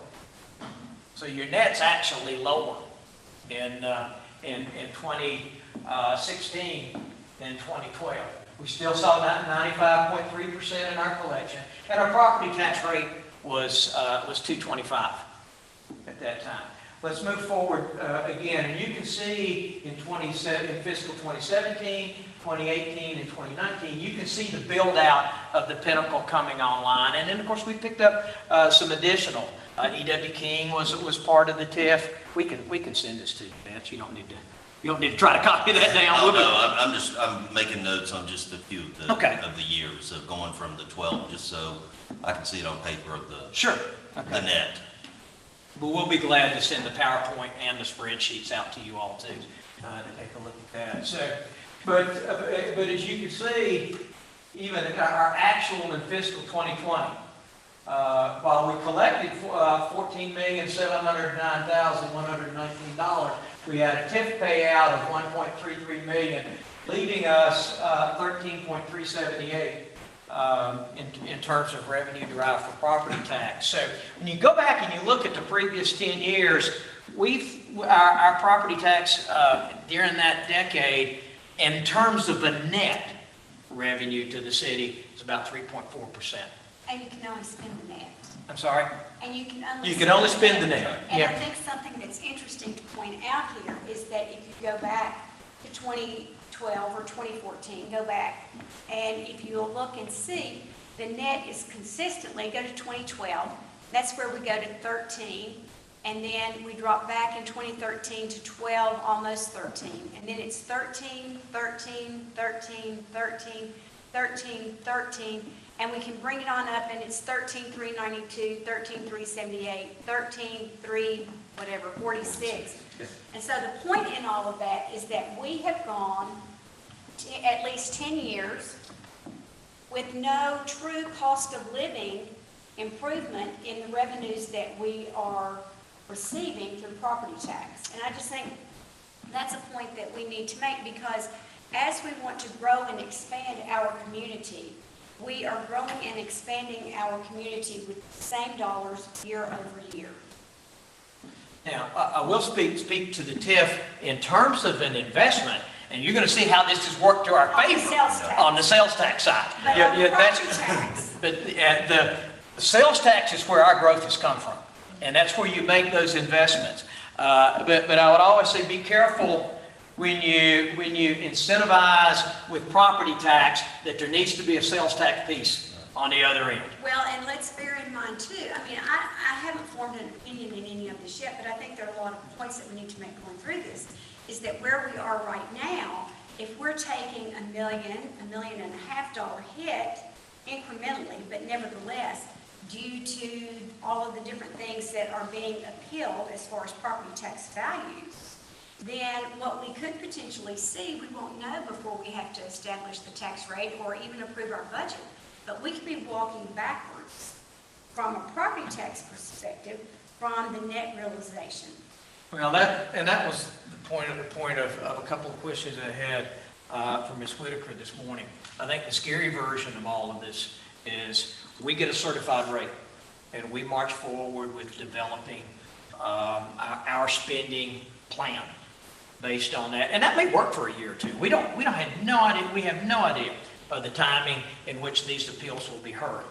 But if we get halfway through the reappraisal process and we lose a couple of substantial appeals, it's a couple of years before that cycles back through on the reappraisal process for a new certified rate. So we're vulnerable, during that period, and that's just something to keep in mind as we go forward. It's the scary version is you don't want to plan on losing and not plan on making those types of financial investments in the community that are wise investments to grow us both in terms of quality of life and expansion of our economy.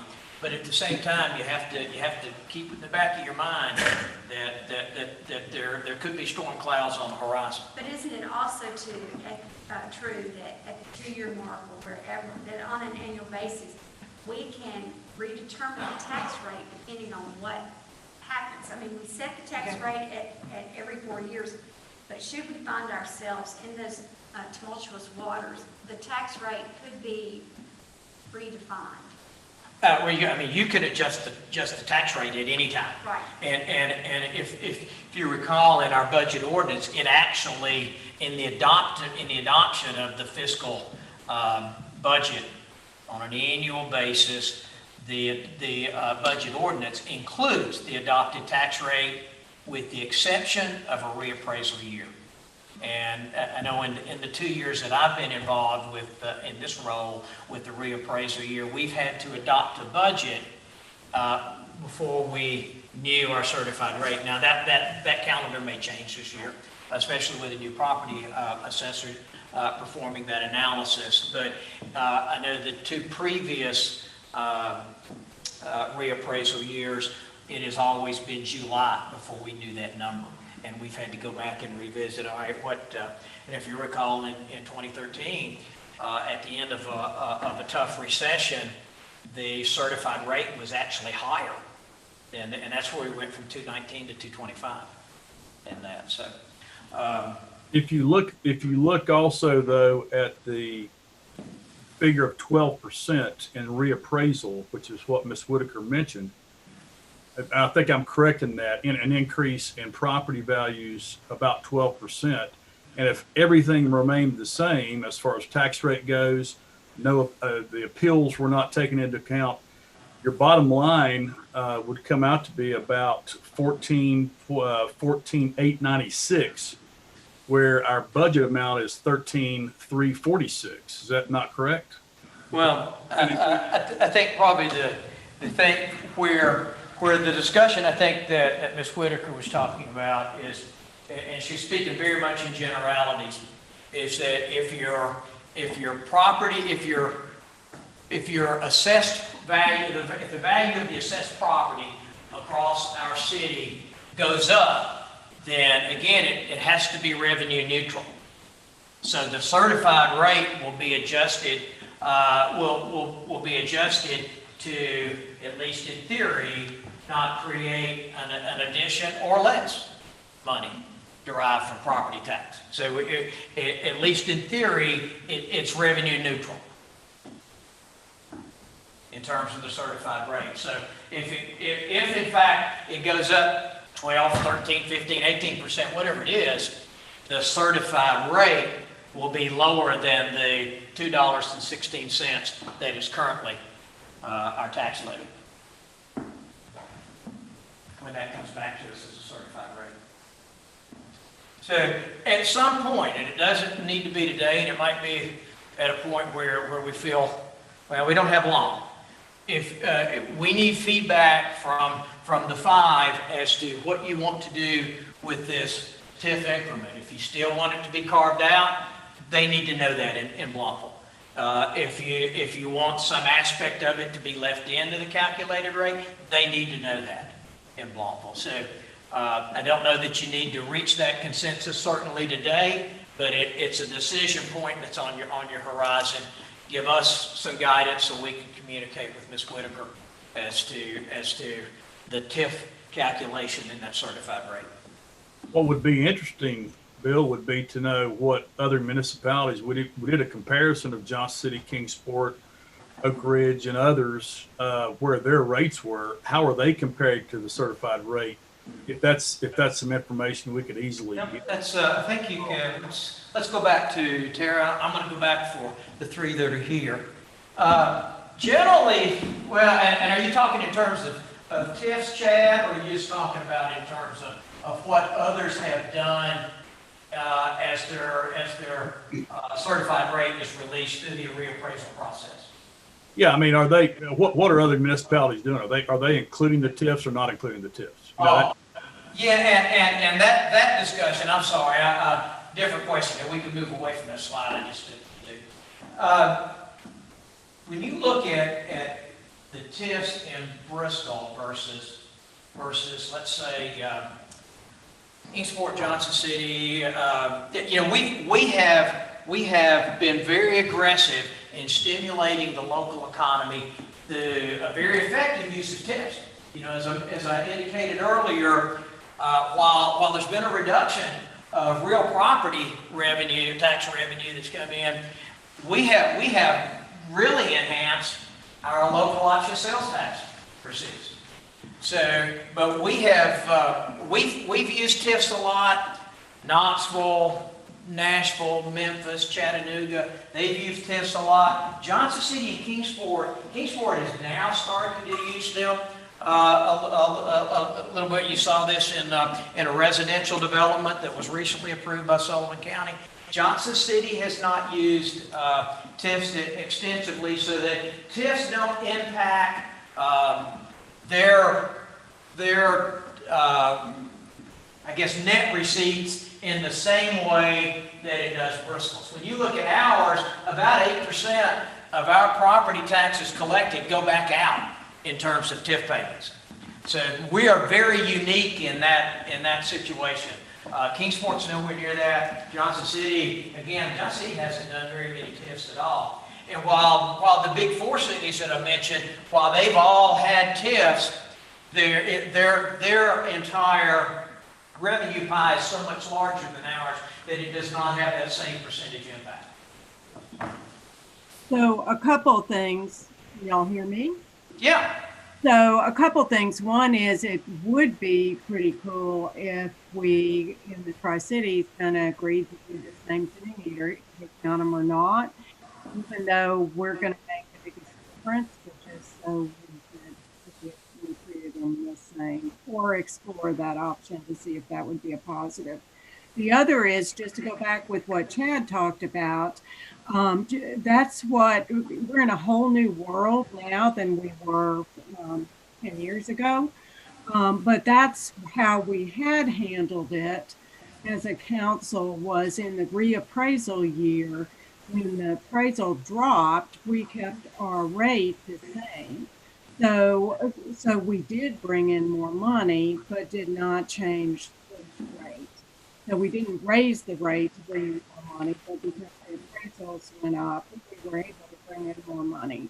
So it worked pretty well until the year that our appraisals came in lower. And then that became a bigger issue and pretty close to that same pattern. But anyway, that's so Chad, it would be if you kept the rate the same rather than the adopting the certified rate, you would be the same, then it does go up. Or should go up. Should go up. And again, I think it's arguable that, as Ms. Whitaker said earlier today, property values have gone up in our community in the last 4 years, especially the residential piece of that. So I think what she was pointing to today is that that in all likelihood we would see a certified rate lower than the 216 that we currently have. So, but again, these are discussions I think that's important for you all to have. Certainly, Chad, I'll be glad to talk with Chris and Pete and see if they're contemplating anything related to a carve out. My gut tells me they probably are not, because it's just simply not as big an issue for other communities our size as it is for us because of our aggressive use of TIFs. And that's primarily the Pinnacle. Are they seeing they're not seeing the TIF agreements yet, are they? Okay, we'll show that in momentarily. Well, let's go ahead and move to that slide. Tim, Tara. In here, we're seeing the, see, Terry, you'll need to go back to the PowerPoint. Chad and Margaret, in here, there's a slide up, and it's going to pop up that you'll be able to see momentarily that talks about the TIF agreements that we currently have. Southgate will be and it's really for our planning perspective, the only TIF that matures, and Southgate being the Lowe's site. That TIF does end. It has an annual payment back to the developer of almost $205,000. So that will be an increase in revenue that the city will realize when that ends. Fiscal 22 will still include one last payment of that. But after the conclusion of 2022, then we will see about a $205,000 increase. The remaining three TIFs, Southside, which is the Lavender Lane Apartments, the villas in Lavender, of course the Pinnacle, and then the E.W. Kingdom, they are well beyond our planning horizon here. So that I mean, the positive note out of this slide, especially in light of losing the Hall income tax, is we will have something in the fiscal 23 budget that will be a positive that we haven't realized previously. Okay, and before we leave property taxes, are there any questions? Okay. All right, let's look at local option sales taxes. Tim, if you can catch us up there. And we'll need, from Tara, we'll need from you a spreadsheet.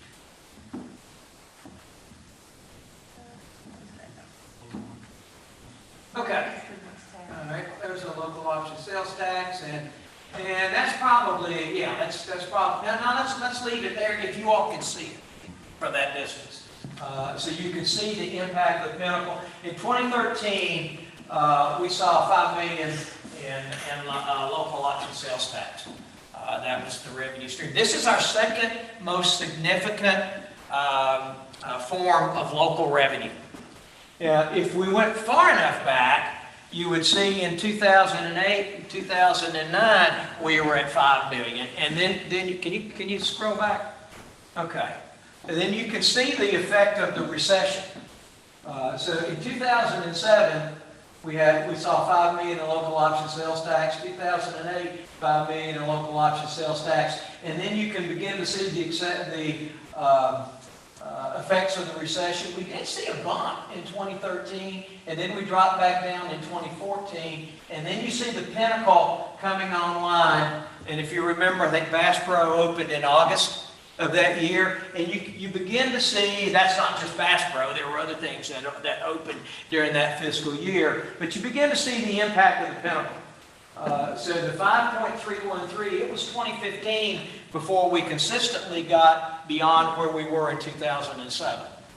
So once again, you make those TIF investments, this is the return on your investment through the local option sales tax. Now, we're also increasing outside the region. Those are outside of the border region, we are, and I'm going to speak to that in just a second as to, we are seeing growth, but especially when you start looking at 2020, at fiscal 2020, and but let's, I will get to that one. Well, I learned in mind 2020 was COVID. All right. Well, it was, but it was something else. And let's just go ahead and talk about it. It's online sales tax came in. If you recall, in October of 2019, that's when, the summer of 2019, there was a court case that allowed states to begin to recover online sales tax. And then in October of 2019, that's when, and the General Assembly approved how that would happen during their session in 2019. It was implemented in October of 2019, and that's when we began to see online sales taxes from entities beyond just the Amazon Fulfillment Center in Chattanooga. They have always, since they were based inside of Tennessee, were required to collect local option sales tax for online sales tax within the state. And we were seeing, and Danielle and Carrie have done a great job in tracking local option sales tax and how that has grown for us. When in the Amazon only days, we were seeing 4 to 5% of our monthly sales tax was derived from online sources. That has now grown. In November, it was 17% of our online sales, of our total sales tax receipts. Probably more normally, it's 14 to 15%. But November was a good year for online sales, or a good month for online sales tax. But as you can see, just on the border region, you can see the growth and the opening of different stores as the Pinnacle matured as a project. And even let's highlight, if you would, highlight just one box of it. There you go. All right. That's the border region in 2020. Now bear in mind, we had the Ford dealership that came online in the spring of 2019. While we don't get a lot from local option sales tax off the sale of any vehicle, and you all are fully aware of the cap on sales tax for as far as local option is concerned on large ticket items. But since it located in the district, we do get 10% of that state sales tax increment, or the 420 increment, does come to us. So that's an excellent piece of that business. And not Bass Pro, but Best Buy came online during that period. All of that said, we still lost an entire month of April out of the Pinnacle, and probably half of March, and we probably had a slow start up in May, although May, if I remember, May was a pretty good year, and June outperformed the previous year in June. And that's kind of what we're seeing so far this year as we look as we look at our sales tax. But the 5.36 that we see for outside of the Pinnacle, some of that, like I said, online sales tax is an element of that that's beginning to be collected. But also during COVID, this is maybe a reason for that. The grocery stores, which has a little different sales tax rate, but not as it applies to local option. It does from the state piece, not the local option piece. And stores like Lowe's, for example, building supplies. When you looked at the retail information, and Tom tracked a lot of this in terms of winners and losers from the retail industry that were COVID sensitive. Grocery stores did well, and building supplies did well. So that may be some of what you're seeing there also. Let's go to our current year in local option sales tax. And again, we built this budget. Can you enlarge that? Okay. Can you? Margaret and Chad, can you all see that okay too? It's okay. It's I better. can see it great. Tourism, it was very small. Okay. Can you see what we have now?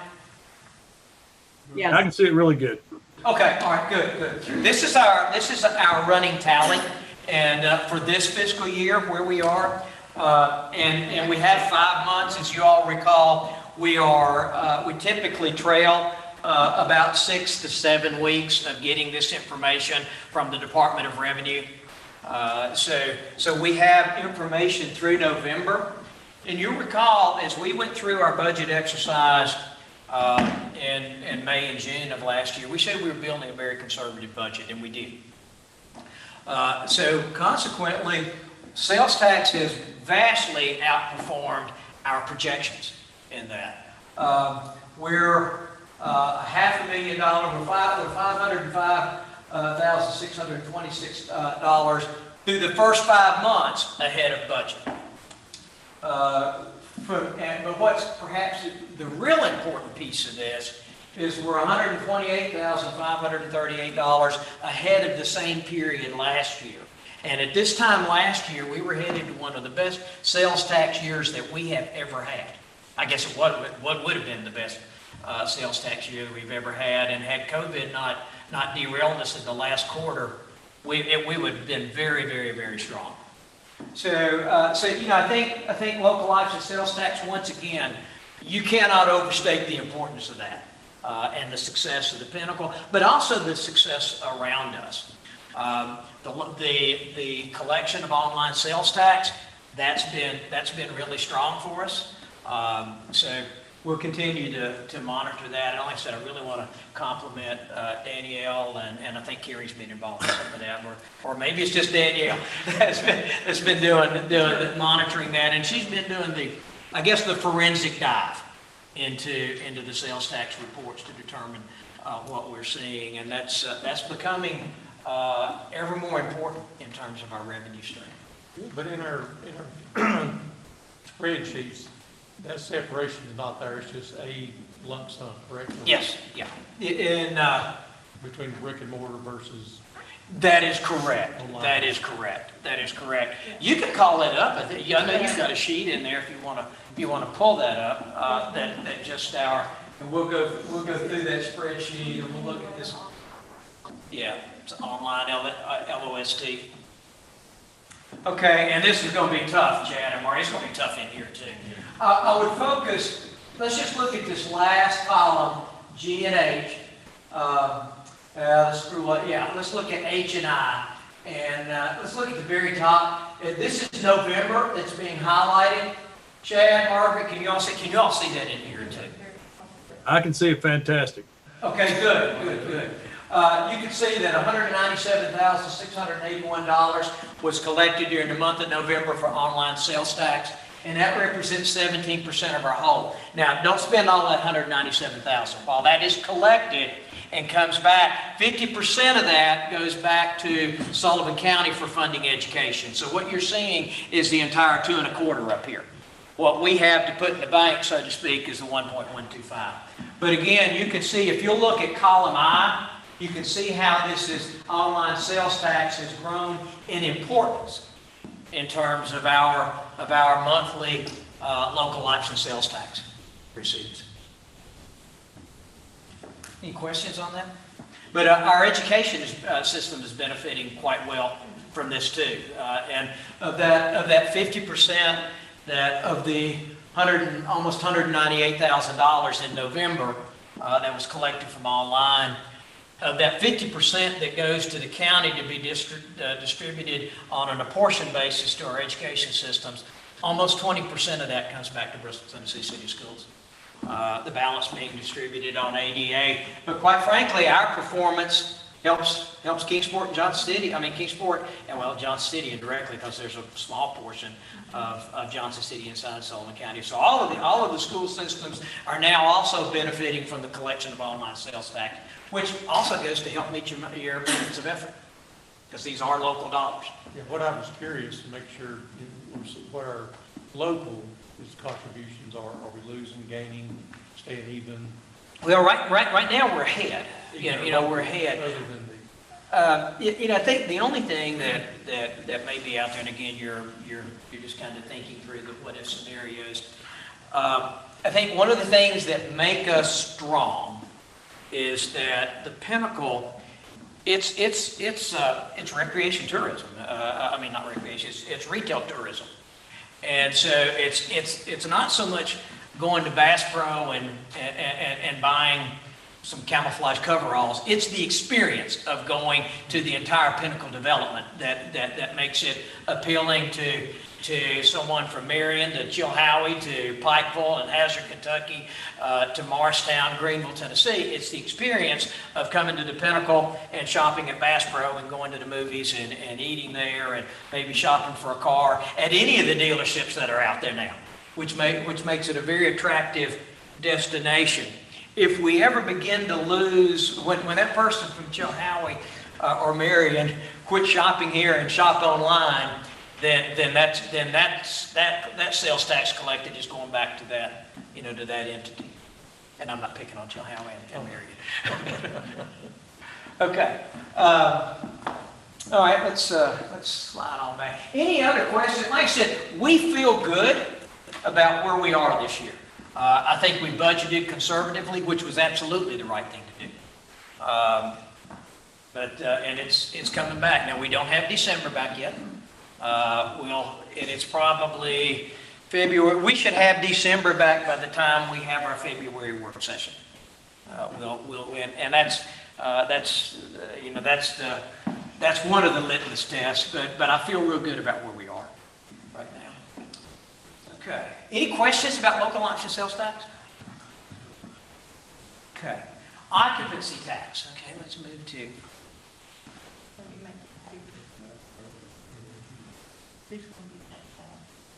Okay, all right. Let's go back. Can you go back to 05, Tara? I think it's important to get. Okay, go back 04 and 05. The only thing that we saw was occupancy tax derived from the hotels that were here. Campgrounds came online in 2006. And you can see this is the 192,605 that was derived from largely around the two events at Bristol Motor Speedway and the campgrounds that were inside the city limits, which most of them are that are there. And of course, we provide police and fire services interior to those campgrounds, EMS services and so forth. As you go forward in 2007, 2008, 2009. 2010, I mean, these were great years in terms of camping, and I know any of you that were on the BMS campus at that time, especially Matt and Mike Carrier, and some of us that were at the MAC, and we would look back over the fields. You saw nothing but campers. I mean, it was camping was very, very popular. And it was a very, very, very good revenue stream for us. And then after, as we moved into the new decade, you began to see less attendance, and the recession was taking its hold all across our country, and you began to see less attendance at all sporting events. So I mean, you could see it at NASCAR. You could also see it in the bowl season. For college football. You could see it in the stands for the National Football League. The discretionary income just wasn't there to continue, for fans to continue to participate at the same level that they had been.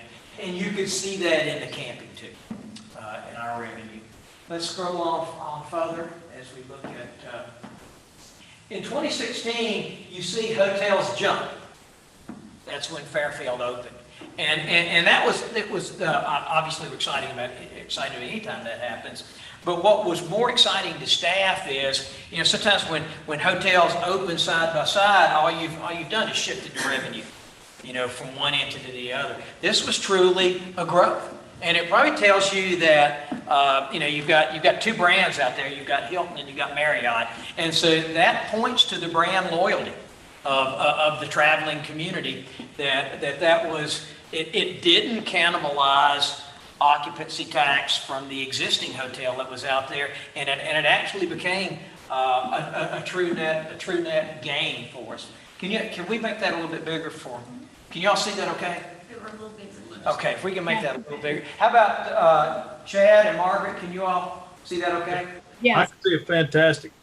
Okay, all right, good. Okay, if you look at 2017, something happened pretty cool then. And that was the largest occupancy tax that we had collected in our history. If you remember, if you go back to 2003, 2004, we collected less than $200,000 in occupancy tax. So a couple of things happened. We got a full year in 2017. We get a full year of the Fairfield being open. And then also we had the Battle of Bristol. So we had that huge event here in our community. So that had more hotel stays, more heads in beds. And then we also had an additional camping weekend at Bristol Motor Speedway. So that was our banner year at $508,500 collected in occupancy tax. As we move forward into 2018, 2019, and 2020, and those are, and we can scroll all over it where we are today. But we began to see, of course you would expect to see a fall between 17 and 18 because we didn't have the Battle of Bristol. So you would expect when you've got that type of an event here, and all of our hotels are sold out for multiple days, and you don't have the same type of event the following year, you would expect to see a decline in occupancy tax from hotels year over year there. But we also didn't have the NASCAR, we didn't have the Battle of Bristol in our campground, but also we're starting to see fewer campers. And as you could, so you can really compare 2018 then to really 2013 through 2016.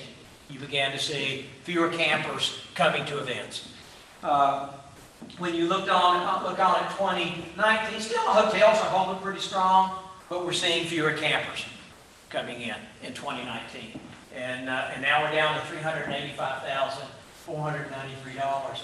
That's the first year that we did not meet our $200,000 commitment. If you remember, for not every year, but probably 2 years prior to that, I think we probably started in, I think in 17 we went from 175,000 to 185,000 for contribution to CBB. And Bristol, Virginia made some reduction to theirs after that. We were both at 185 during that fiscal 2017 year. And Bristol, Virginia began to pull back their contribution then in 2018. And we, in an effort to try to keep the CBB whole, we went from 185. We said, all right, we're going to make this performance-based up to 50% of our lodging tax, capped at $200,000. So in other words, if you had $400,000 derived from occupancy tax, you would see the benefit of $200,000 contributed to the CBB. And we did that in 2018. And you see $433,000 derived they easily met that in terms of the $200,000 contribution for funding. In 2019, then that was the first year that we dropped back below 400,000. And I think we gave, I guess it was 180,000, 185 maybe, Tara, to the CBB in 2019 rather. And then you all made the adjustment in 2020. It was no longer performance-based, and once again, Bristol, Virginia was pulling back in their funding. You all dropped back to 170,000. What we saw last year, and again, there's a COVID sensitivity here, but we collected $329,000 in occupancy tax, inclusive of both hotels and campgrounds last year. But again, that's from March, and that's still hanging on, and we'll talk about proceeds in 2021 to this point. But we're still not seeing the revenue that we had in previous years. And where we are through November, again, we got 5 months in this number. We have 105,000 from hotels and 23,000 from campgrounds. So that 23,000 largely around the Cup Series race in terms of their playoffs or their tournament piece in September. So we're trending right now, 5 months. We're at 129,000. We had budgeted 350 for 2020. It's doubtful we'll make that this year. It is doubtful we will make that. Well, I do remember that we didn't have the festival. We did not have the festival. We did not. We did not have the festival. We in that number, and again, you've got on the track events. They've been significantly limited in terms of ticket sales and so forth. But you've got the July All-Star race in that number, and then you have the September night race in that number. Now, on the positive side, there are with the dirt being placed on the track, there are a number, including the Food City 500. There are a number of races scheduled beginning, I think, around the third week of March through around the third week of April. So I think that will certainly have a positive impact. Well, and I think to give the Paramount its due, they were selling out shows, and there were people coming in and staying here overnight. Right. Downtown, which, you know, the hotels are where the hotels are, but still we had that patronage, so Right. hopefully that will be back. Right. Okay. All right, so that's where we are through the first 5 months in terms of occupancy tax receipts. Questions? Chad or Margaret? The only thing I was going to say was, since we're on the campgrounds issue, is with the numbers dwindling, it may be worth looking at it to see if we want to continue to do that, and in some way, form or fashion, come up with a plan with the Speedway and other entities in and around the Speedway to try to reduce costs for folks coming into town. In this case, it would be possibly the campgrounds, especially with the revenues that we're talking about right now. Certainly, that's a discussion the council would need to have. Why don't we talk about that on over later, or do you want to talk about it now? That's up to you all. I think that. Let's just go through the rest of the agenda and get to that point, and then we'll Okay. bring that up again. Okay. Good. All right, did you hear that, Chad? Could you hear the conversation? Go ahead. Okay, I think that's a part of a larger conversation that will be had when it's appropriate to talk about the CBD and occupancy taxes. They're all linked in that. So, okay. I think it'd be a great marketing strategy though for the Speedway. If some way we can help in that respect. Okay. All right. Any other comments? Okay, hall income tax, and we've got a skid. All right, here's, if we can blow that up. All right, from 2012 on, and this is all over the board, it's very hard to budget for all income tax. A lot of it certainly is sensitive to the markets and taking advantage of rising and falling markets and so forth. So it's probably from our standpoint, it's probably been one of the most hard to predict revenue sources that we have. But one thing we can predict with all certainty is it's ending. Our schedule, you can see how in 2017 we began to see the reduction. It started, the hall income tax at fully funded was 5%, and it was reduced by 1% per year over the remaining life of it. And as we indicated, the hall income tax sunset December 31st, 2020. So we'll see a revenue this year for fiscal 2021 that's paid to the state on April 15th. We'll receive a check for our hall income tax some point after that. Once again, at this year, it's only 1% of the gains on that, and then it's done at that point. So you want to put that schedule up? Yeah, if you advance the PowerPoint one slide. There we go. I'm sorry. There you go. Okay, and this simply illustrates the schedule so that it sunset at the end of 2020. And once again, we'll receive revenue this year, and then that's the last piece of that. There have been some, y'all seen the commercials about it? No. They're really funny. It says, well, I guess they're funny. It's got like a piece of stone in the cemetery somewhere that says the hall tax instead. So, No, I haven't seen yeah, that. there have been some commercials about it. No, that's interesting. Okay, no, I haven't seen that. But all local governments and to the state's credit, we've had 5 years to be thinking about this. Yeah, well. So they didn't just jerk it out from under us. It's been a phase out, so we've had opportunity to plan for it. We probably had a better advantage than most cities in that at the same time that the hall income tax was phasing out, the Pinnacle was increasing incrementally each year. So we've been able to address this through increases in our local option sales tax. Okay, you look at on the questions about revenues, and I'm just hitting the big ones. This year, I mean, we've got a lot of smaller revenues that come through on the general fund side that are locally sourced, but those are the big ones that are there. Any questions? Okay, let's go to the expense side. We're a couple of minutes till noon. You said, John, lunch is coming in at 12:30. All right, so why don't we try to go to about 12:15 or so? And then we'll take a break and grab a bite to eat. And where are we on the agenda? Right, we are at review of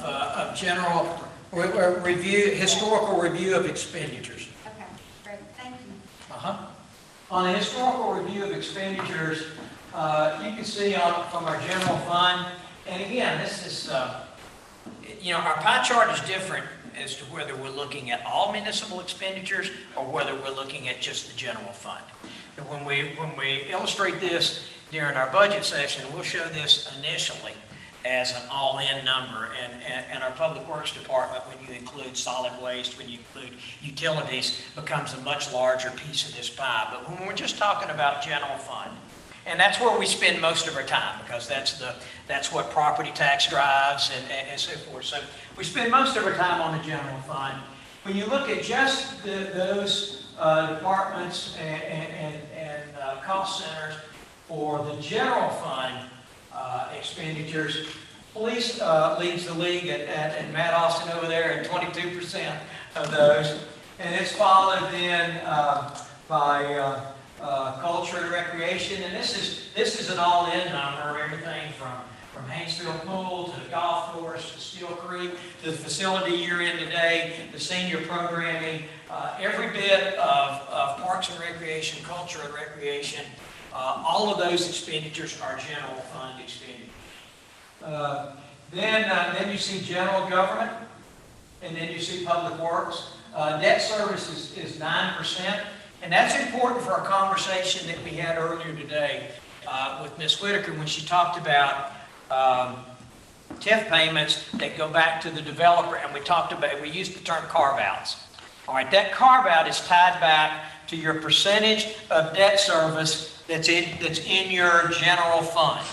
So, when that TIF that we're giving to the developer, not so to speak, for activity within our community, not all of that goes to the developer. The first cutoff of that piece is a statutory one where we recover our percent of debt service associated with our borrowing. And then the balance of it does go back to the developer to service their debt. And we do illustrate here that the TIF payments are 4% of our overall expenditures from our general fund. We've got economic development in there at 1%. There's another slide that we show that when we roll all of the Pinnacle in there that illustrates a much larger piece of that pie. I think the 1% that you have here covers Tom and his staff, and also our contribution to networks, both in terms of the debt service as well as the operational cost sharing of network. Let's go back to our spreadsheet, Tara. If you can pull that up to. Yeah.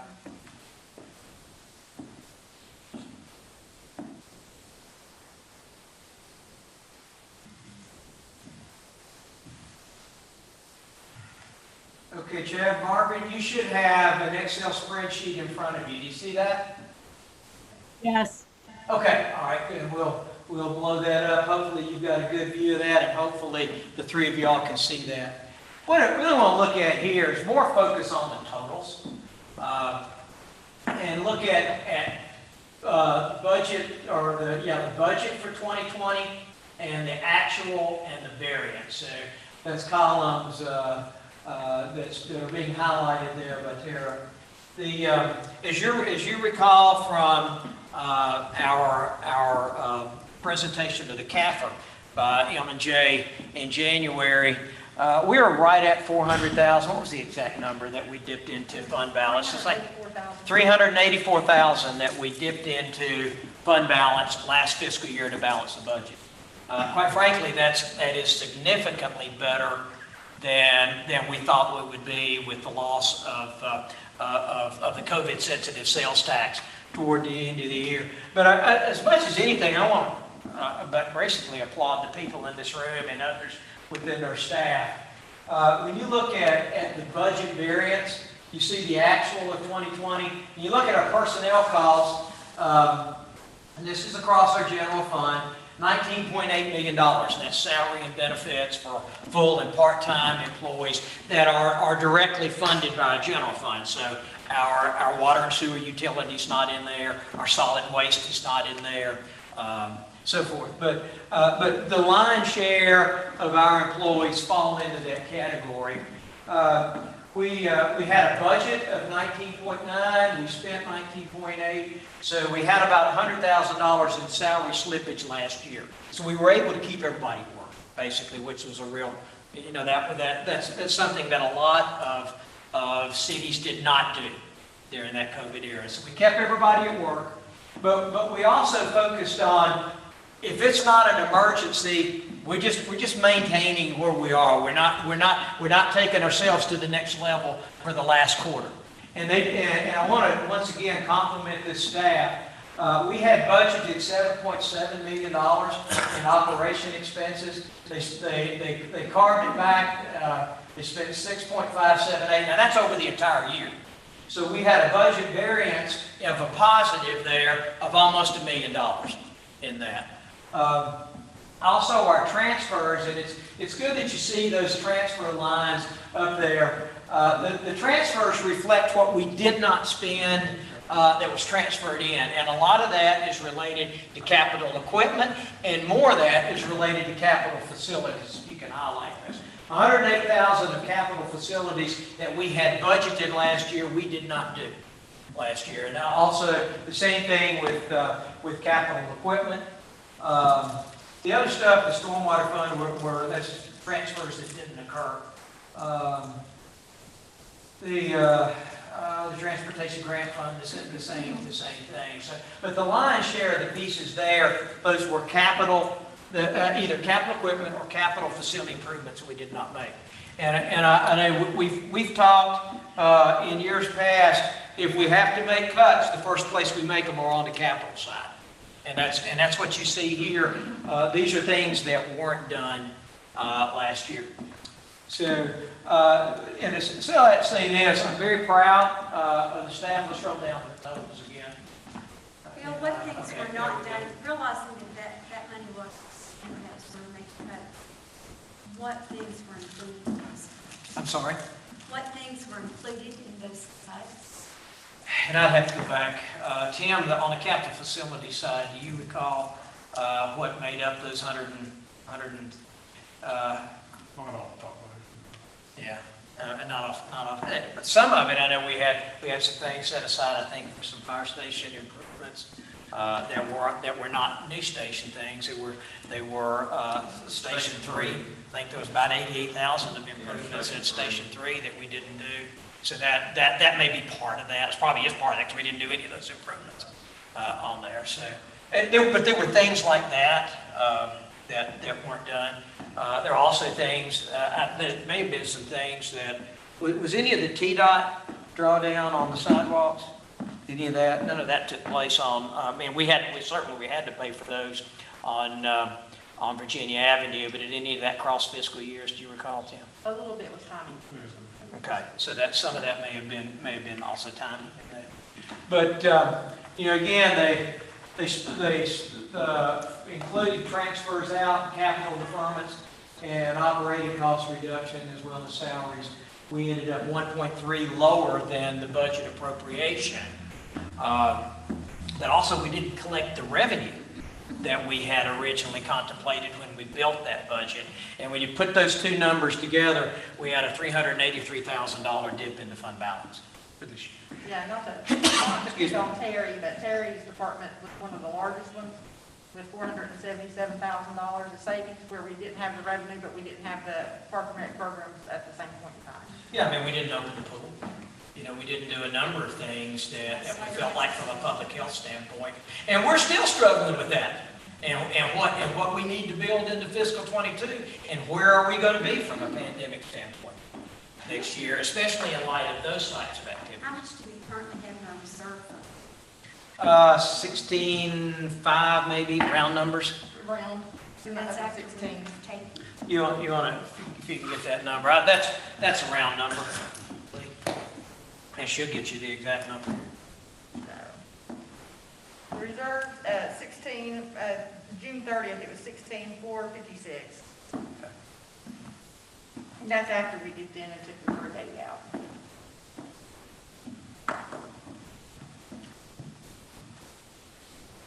Okay. Any other questions on expenditure? I just want to give you that wrap up, and once again, point out, you know, when COVID hit, we had to make some management changes, not only in terms of managing the budget, but also just in terms of how we manage our facilities. What do we do? What do we not do? How do we keep our workforce safe? And I want to applaud the people in this room and you all support in allowing us to make those decisions and move forward. Debt service. Okay, this is the bar chart that Scott Gibson provides us every year. And this, as you can see, as we've talked about, you know, we're about 3.7 in debt service payments right now. Annually, that will begin to drop off in 2024. Takes a pretty good dip in 2025 and 2026, and then remains fairly steady after that. Scott has approached us regarding, if you recall, we refinanced and refunded the first tranche of the Pinnacle bonds last, I guess it was last fiscal year, maybe early this fiscal year. I guess it was early this fiscal year from the timing. We're going to get another shot to do that, and it's probably going to be around June of this year.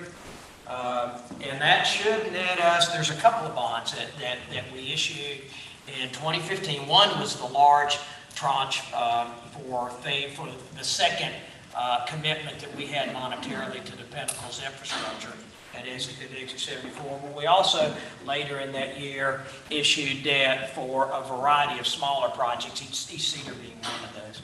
So they're all, from a timing standpoint, are eligible for refunding.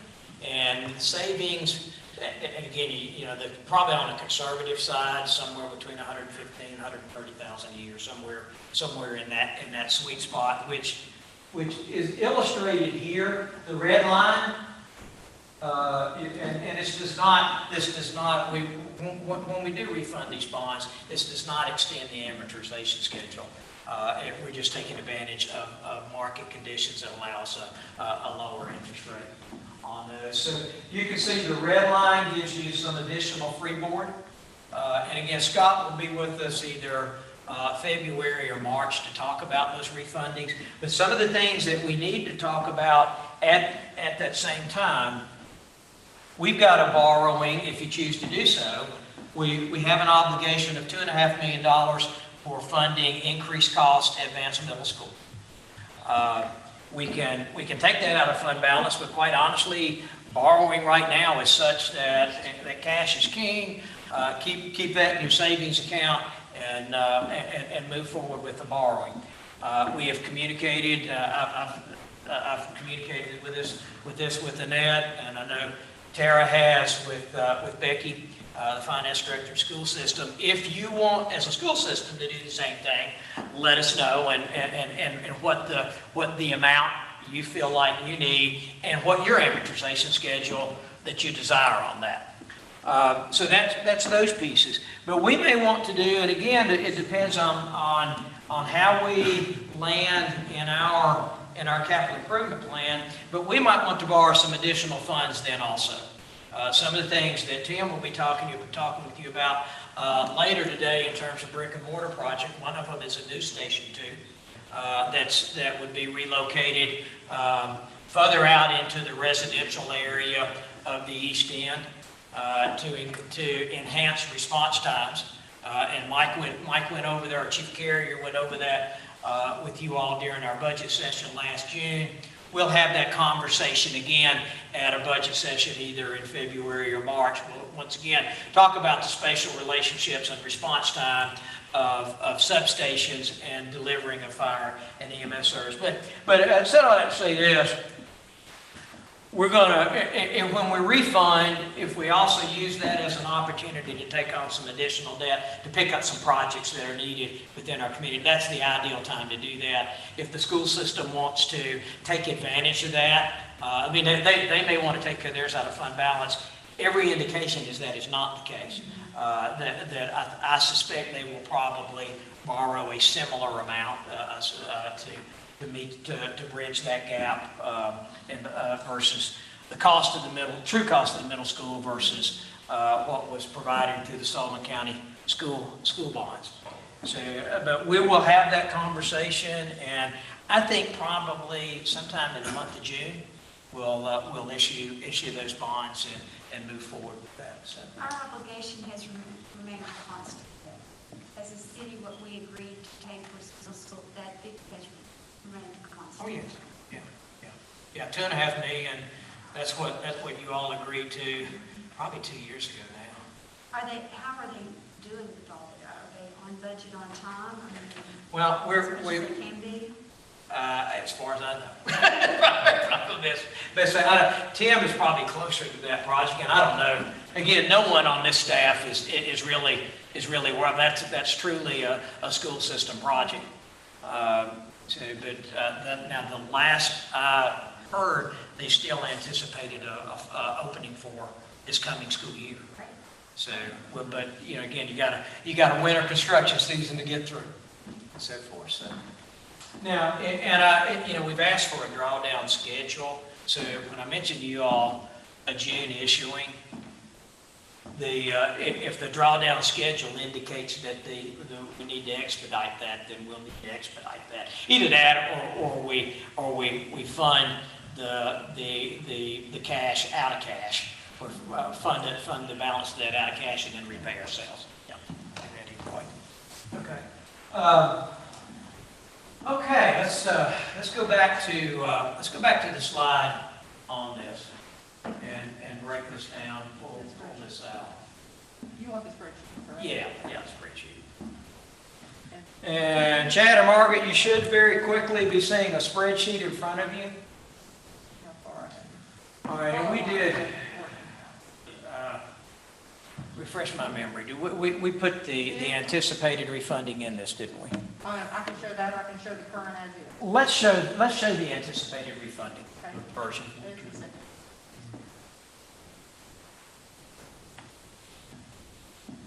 This one has 3 payments. Yeah, okay, all right, you can see where, I mentioned earlier, we're at 3.7.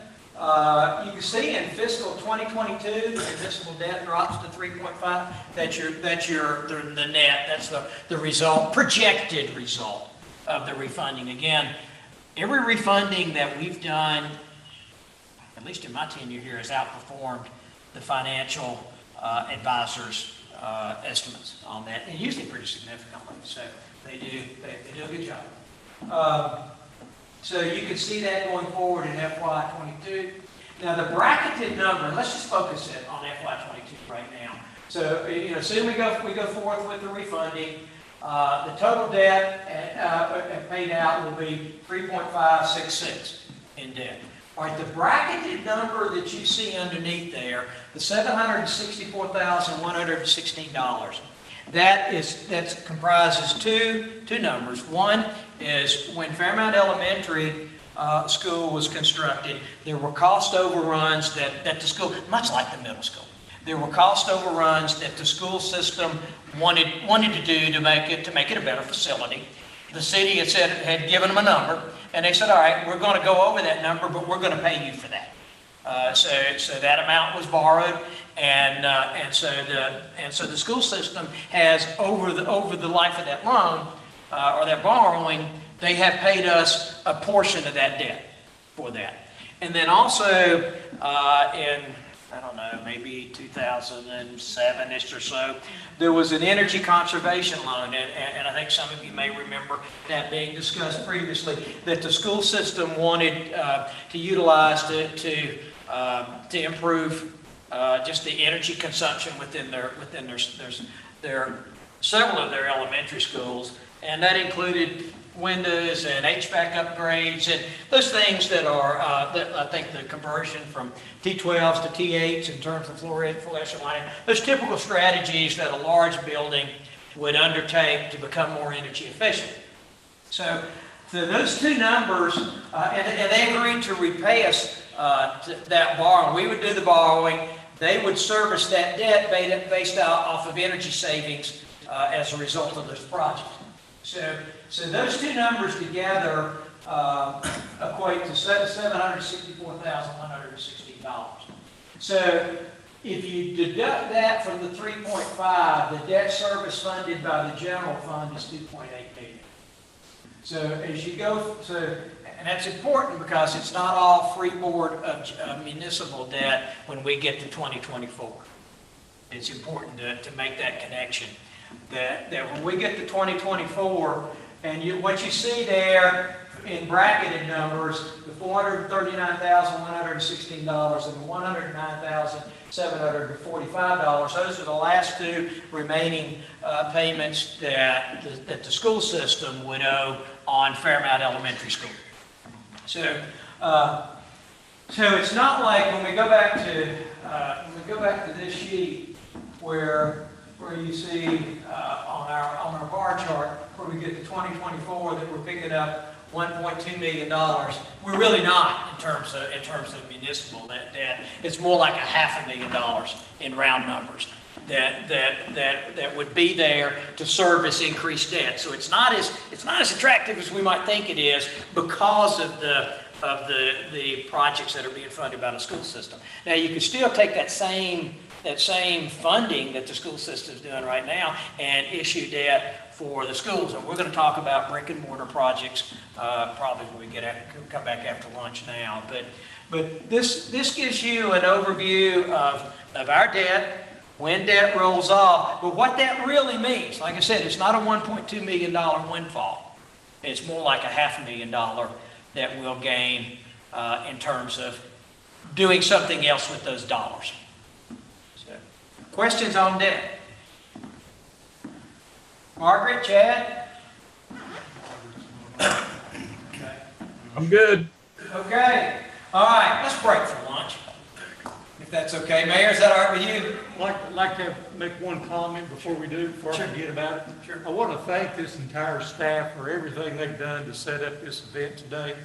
I know it had to be a monstrous task to get accomplished, but I do sincerely want to thank everyone for all the hard work and effort you put into this. Thank you. So Malin, if I can just add, I really appreciate it with our daughter's to be induced with her first baby on Thursday and just wanting to do everything to be sure that we're okay. So that is huge for appreciation from my part. Thanks. Well, and me as well. I want to say thank you too. We're going to visit Kathy's mom in the next couple of days. She's 88 years old. Help her out a little bit. And I'll say this to our IT staff: what we're seeing right now is really, really good, and we can see it really, really well. So thanks for getting those all of that really in good shape for us. I'll also mention too, I am going to have to take a 15-minute break at 2 p.m., about 5 minutes till 2. So if, I just wanted to let you know, but I'll be right back as quick as I can. I also want to express appreciation to this IT staff and community relations and parks and recreation. I mean, you all see everything in this room that went into this, that went into putting together the hybrid meeting, and it's you can't beat this group, you can't beat this staff. Well, and to see it from home is one thing, but to see it sitting here, you know, I've been to a lot of conferences and to a lot of meetings, and the technology, the IT staff, just the tables themselves, the way the room is arranged, everyone in this room had something to do with that. For 3 of us to be here and 2 of us to be online, we can't thank you enough, because you've gone out of your way to make us comfortable and well-positioned in all this. And it's a tedious day, and we appreciate it. It's so professional, so It is, professional. it's just overwhelming.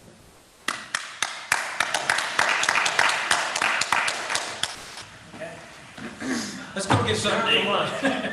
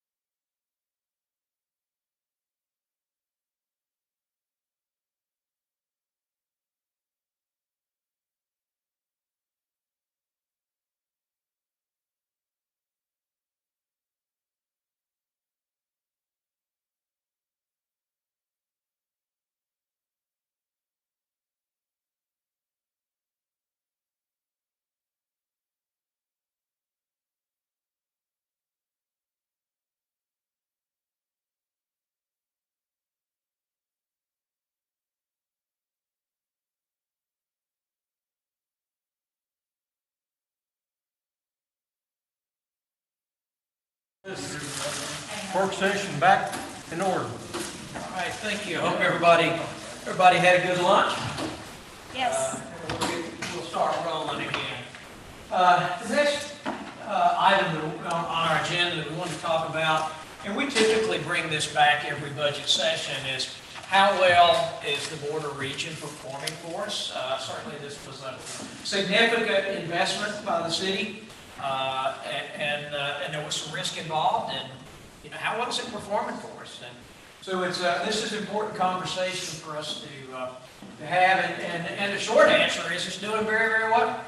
I think it's performing as advertised. Can we blow that up any, Tara? There we go. And let's drop it down on this side. There we go, so we can see. All right, I don't know that there's any point in going back to prior years, but we began to see in 2016, 2017, sales tax proceeds from the region. If you look at projected for 2021, you see, when we look at the debt side of this, you look at the 2013A and the 2014 bonds. In early 2021, we refinanced the 2013A, and that became the 2020A bond. So you can see a portion of that is holding over, and then you see the line under line 10. You see the new refunded issue beginning to come into play on the debt service side of the spreadsheet. We mentioned earlier the 2014 debt, which was, once again, the second tranche of funding that was necessary to advance the public infrastructure to move the project forward. You see, from projected in 2021, we have the $830,000. You see that goes to blank in 2022. That assumes that the refunding moves forward, and you go down to line 11, which is the 2021 refunding debt, the new debt instrument. So once again, you can see significant savings between the 2014 debt versus the refunding in 2021.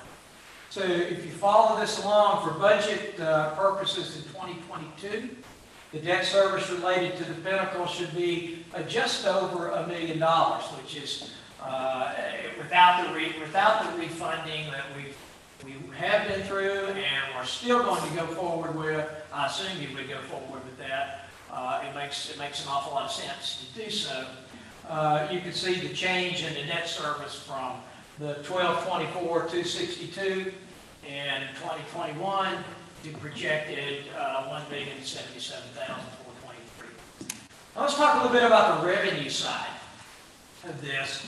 Once again, over the last year, and you can see this from 2020 projected to 2021 and projected in 2022. We have had significant activity in the area beginning in April of 2019, or the spring of 2019. Friendship Ford relocated there, which allowed us to capture 10% of the state sales tax increment associated with the 420 project back into our coffers. Then we have the Jeep dealership now opening up. We've had Best Buy open, and they opened last January, even though they had the same COVID issues that everyone else had in March and April.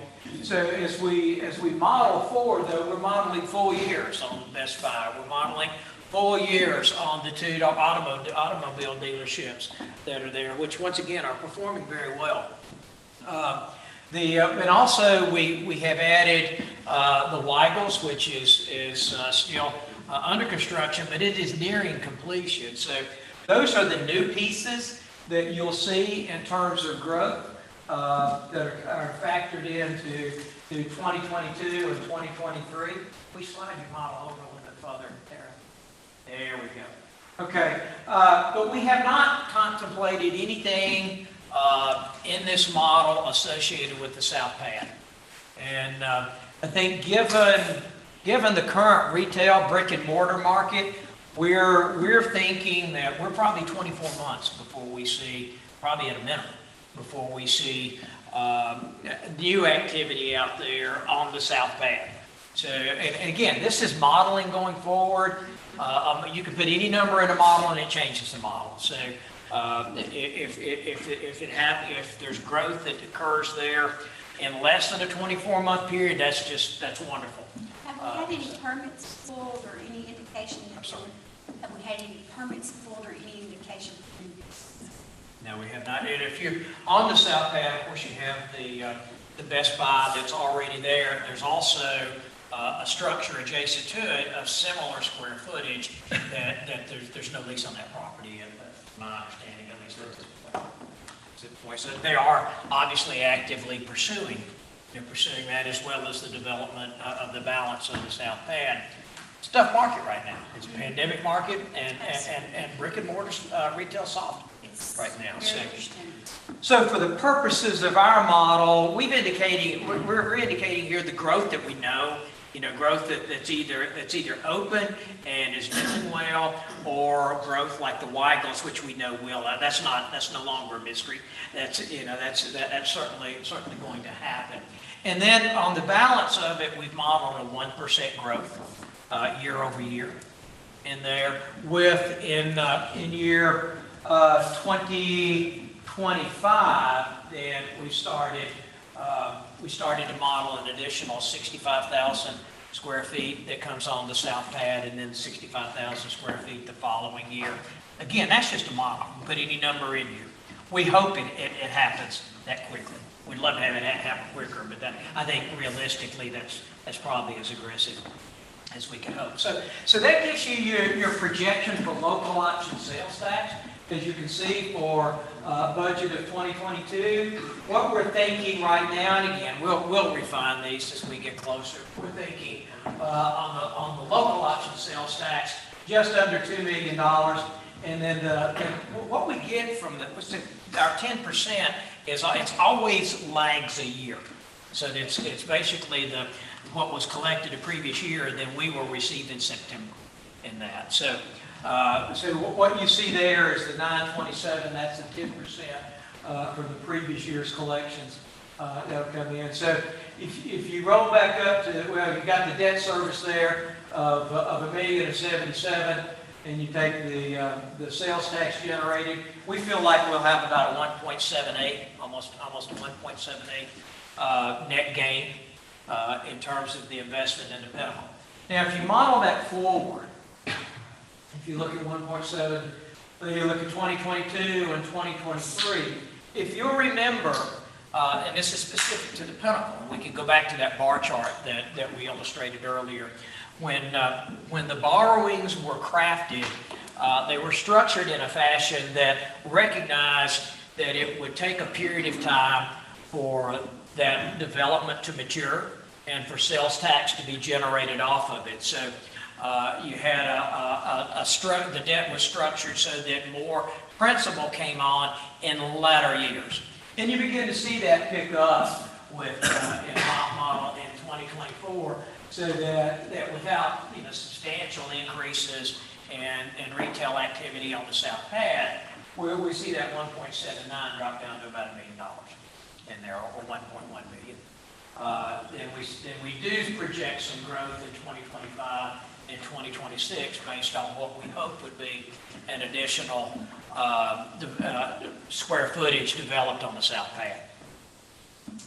Okay, going forward, can you scroll that just a little bit further there, and you can see the impact of that. So our worst year is probably 2024, and this does take into consideration the refunding of our 2014 bond. So without that, the picture's a little ugly on that.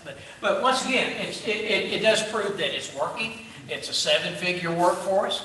So, and a very important element of our revenue stream, and it's helped us really deal with the loss of hauling taxes and some other losses that we've had. Bill, with the new bank that's going in out there, that's just purely property tax. Yeah, actually the property tax goes to the developer because that's all part of the Pinnacle. Yeah, and that's If you recall, that's not a redevelopment. Everything out there with the exception of Bass Pro has a pilot on it. The balance of the footprint has a TIF. It's an economic development TIF as opposed to, and therefore it's run through the IDB as opposed to a redevelopment TIF that goes through the housing authority.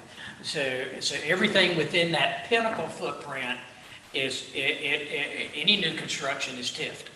And if you recall, there's a sales tax revenue bond and a property tax revenue bond. Both of those bonds were issued by the IDB in 2016, I think, toward the end of 2016. Yes, but those bonds are serviced by the property tax that's derived from that property, and then the state sales tax increment that's derived from that property. So, And I think it's always important to interject the caveat here that Bass Pro Shop has a pilot. A lot of times developers come in, they want to say, well, I want a TIF and I want a pilot and I want, grandmother riding in the back seat and everything else. But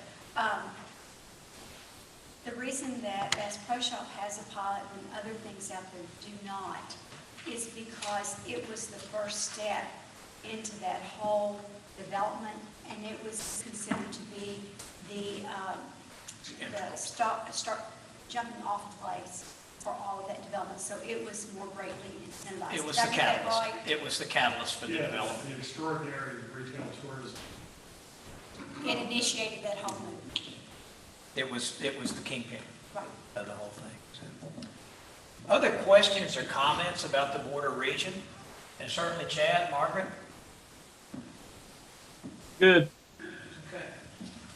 Okay, let's move to capital projects. And with this, we can't afford to do everything on there this year, but we do certainly want to get some sense of where you all feel like we need to be looking as we develop our fiscal 22 budget.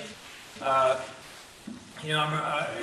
go back to comments that I made at our last council meeting.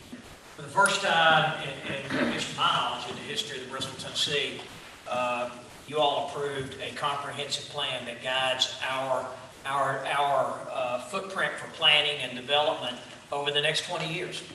That was a 2+ year effort in which input was derived from a variety of meetings across our community. But that's a 35,000 foot level view. But it did give us a good roadmap, and all of you all have a hard copy of that plan. But subsequent to that, or in conjunction with that plan, it also recognized that comprehensive recognized the need for quality of life amenities such as trails, aquatic facilities, a vibrant downtown, commercial districts. It was as the name implies, very comprehensive in its review. So, Before we get into that, Bill, I don't mean to interrupt you. Sure. Could we go to the employee compensation plan? Because I think once we see what the employee compensation plan shows us, it may give us some better direction of just what we have on our plate, since we've said that's so important.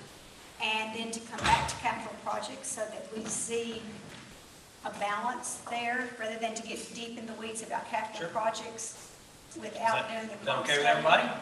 Malin, is that okay? Okay, let's, we'll come back to this then.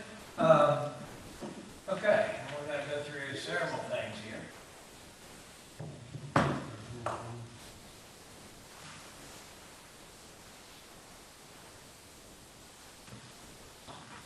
Oh, okay. Okay, as Mary Lee's getting ready to make her presentation then, in several slides here, Mary Lee's worked with our consultant CBiz to put together these numbers, refine them. But you will recall when we had our discussions in the cafeteria last June, we said, we're giving you a COVID-19 budget. And so we're very conservative in our revenue projections, we're very conservative in our expenditures.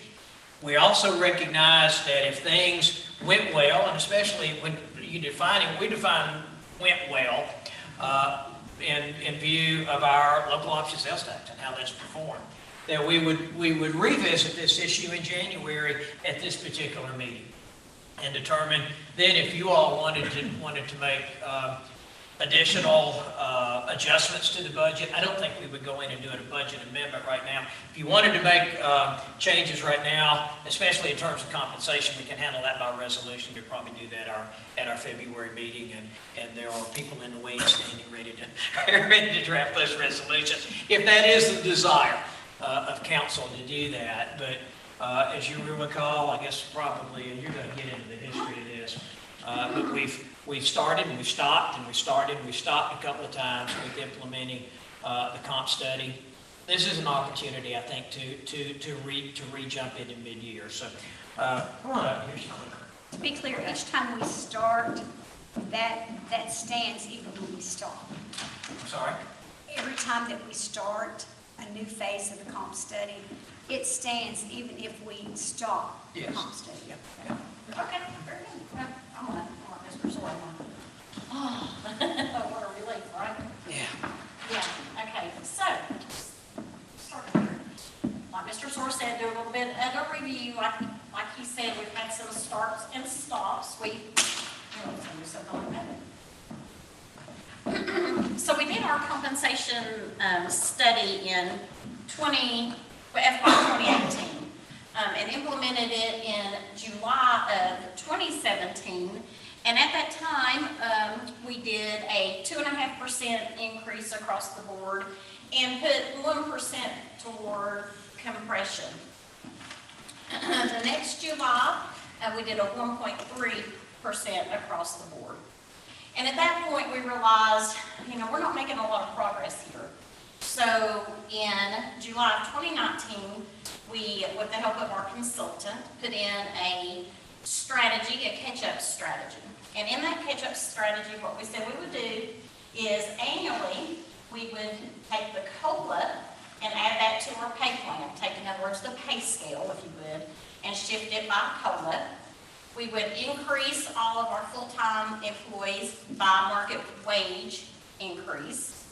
And then each year, we would deal with the compression amount over a 5-year period to get caught up. And if you can see it on the screen there, 5 years, the first year, what you do is you take a fifth, which is the 20%. Year 4, you would do the quarter, and then third, et cetera, until you eat the whole pie away on the compression. So that was our plan. What's marked as year 5 here was actually July 2019, and we did actually do a 2.2% COLA to the wage scale, a 3% market, and the 20% of the compression. That was July 19. And this time last year, what we presented was a 1.5 COLA to the wage scale, a 3% market, and 25%. Now that's what we presented. However, as we all know, COVID came along, and we could not deal with the catch-up strategy, and we actually did a 1% across the board for all of our full-time employees. So we didn't really catch up. We continued to get a little bit behind on our strategy. So where are we today? Well, as of July 1st, we had 189 employees with a compression of over $358,000. And that's just the wages, not the benefits. And a couple of notes, the budget team, some things that we look at when we're looking at compensation. Of course, we have to consider the benefits, because that's roughly about a 21% add. Anytime we add to wages, it's about 21% more we need to add to benefits. And we are trending to where obviously more of our workforce is the legacy employees, which decreases our benefits a little bit. And right now we're around 55% legacy and a little over 44% hybrid. The other thing we look at a lot at, we talk about in this meeting every year about, well, what does a penny on the property tax mean to us? Well, when we start about wages, what we talk a lot about is, what does 1% mean? Right now, a 1% annualized increase is about $135,000 in wages and a little over $29,000 in benefits. So if we increase our full-time employee salaries by 1%, we're looking at a cost of almost $165,000. So, where do we go now? We have talked about that we did see the sales tax revenue look a little better than we had planned for this year. So Our budget team is recommending, as Mr. Sora said, some kind of increase this February 1st. And what we've crunched the numbers for February 1st is leave the scale as it is for now, not change that right now, but do a 1% wage adjustment for all full-time employees and take a hit at a quarter of the compression total. Now, we're talking about 10 payrolls for the rest of the FY21. So we're looking at a little over $105,000 if we take this on in February. If you have, just so you know, if you annualize that, that's about $274,000. But $105,398 in wages and benefits. And we have excuse me, a breakdown here. You're looking at a little over $63,000 for the wages, in the 1%, and a little over, well, about $42,000 for the compression total. If we do that, that same 189 employees represent a compression of wages of a little over, well, $268,791. Annualized. Pardon me? Is that annualized? That one is, that number is annualized. And so as far as our compression schedule, will that put us at about 46, 47 total percent? Have we done the first 20%? This would represent the, excuse me, the 25%. Right, this would be 25%. Do we have any other percentages that have been done? We did the 20%, 25%, now this will be the 20%. Okay. If you recall, we charted this on a 5-year plan. Right. So the first year would be 20%, then the remaining 4 years, you take 25%, and then Maybe on after that. the other screen, put that back up if you don't mind. But in here, weren't there some 1% here and there? Yes, and that was helps across eat the at your board, compression. because if you just, part of our staff is on pace correctly. Right. So really, in order to keep everybody from falling behind, then there's a couple of things, in addition to taking bites out of the compression output, there's a couple other things that needs to happen. You need to adjust your pay scale on an annual basis, and then you need to do a market rate adjustment. An example of that is City of Johnson City is contemplating, and other than the COVID year, they've been in a 4% pace to adjust theirs. So in order not to lose employees, we've got to do something that's more market rate. So if we do the 4% this year, then next year the expectation is that we would do the 33%? Exactly, and I can show you those numbers on this screen right here.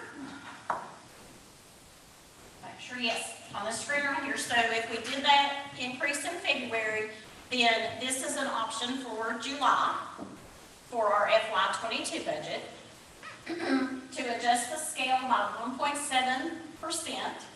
That's your COLA. Do a market rate adjustment across the board of 2.4%, and then a third of the compression. And what you're looking at there for an overall cost with wages and benefits is a little over $511,000 to do that. And that's something we can work into our model as we start to work through the budget process. So it's the 332.89, 72.36. That'd be for 22.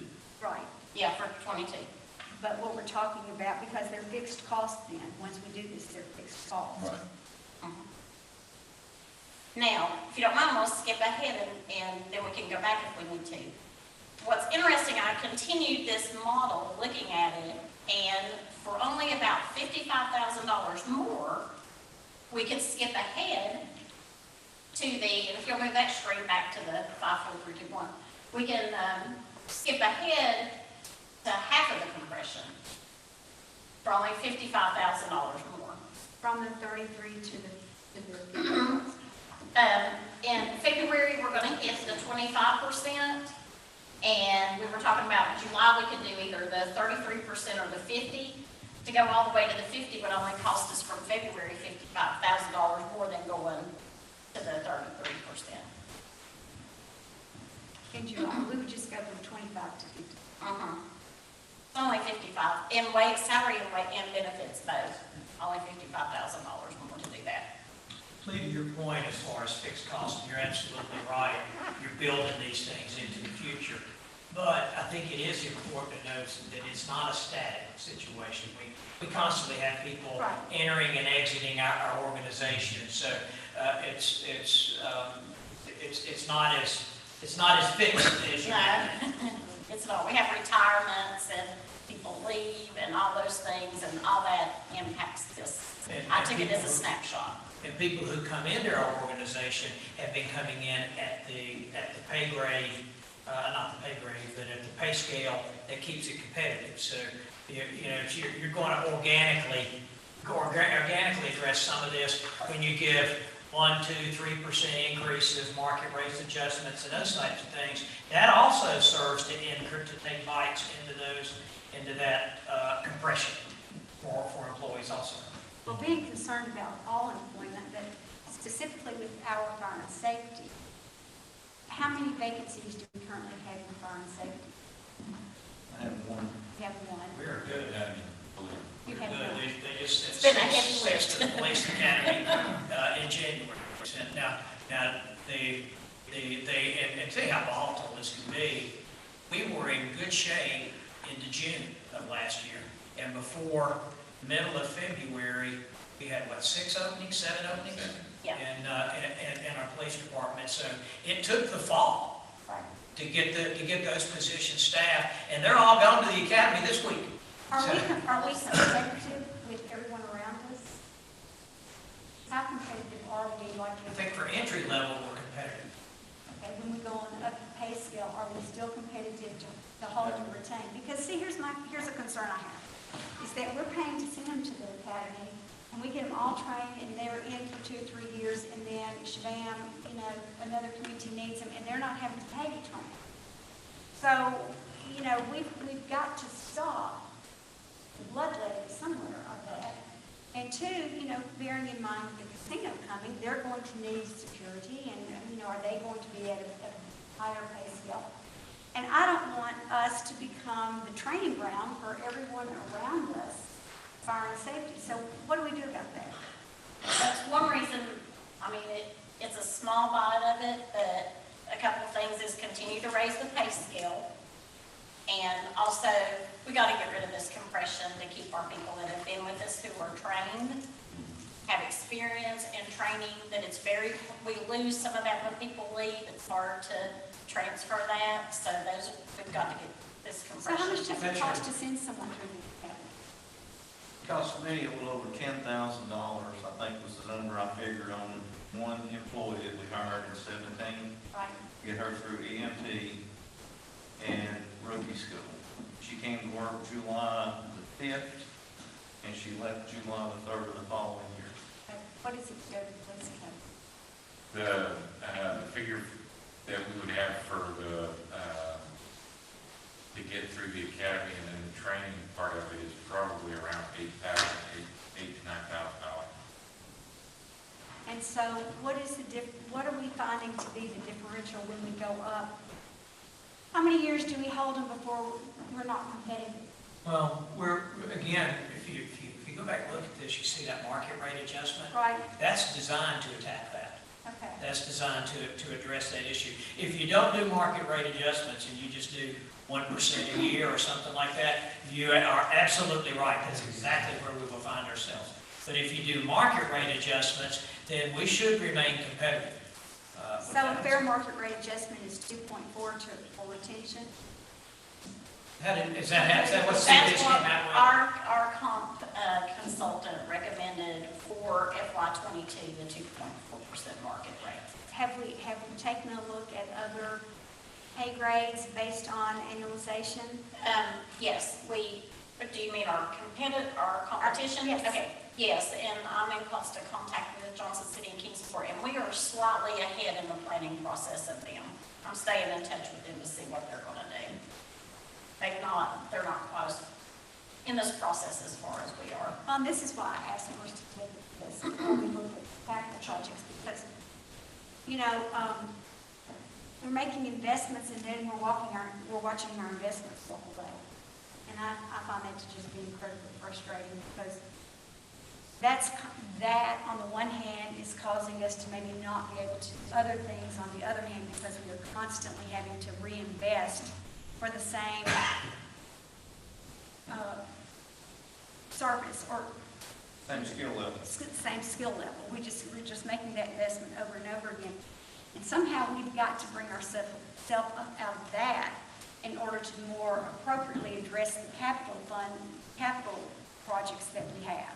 Because this over here is a drain, and it's not their fault, it's our fault if we're not appropriately compensating to be competitive. What I think staff had hoped to get a read from council, and depending on, it has to fall somewhere in the agenda, and it's appropriate to talk about it now, but at the end of the day, what we really need to hear from you all is what is most important. And there's brick and mortar stuff on here, there's a number of things on here. What is most important, and if the compensation issue is the most important, then we build our budget with that in mind. And so we end up doing less on brick and mortar and more on addressing the compensation side of it. If there are other things that are more important, then we build it around that. So I think at the end of the day today, we need to get that read. And then also, if there's anything that you want to do for a mid-year adjustment and I think, I know other cities are looking at that. And what they'll end up doing with it, who knows? I'll put it back up here on the screen. No, I think that we need to get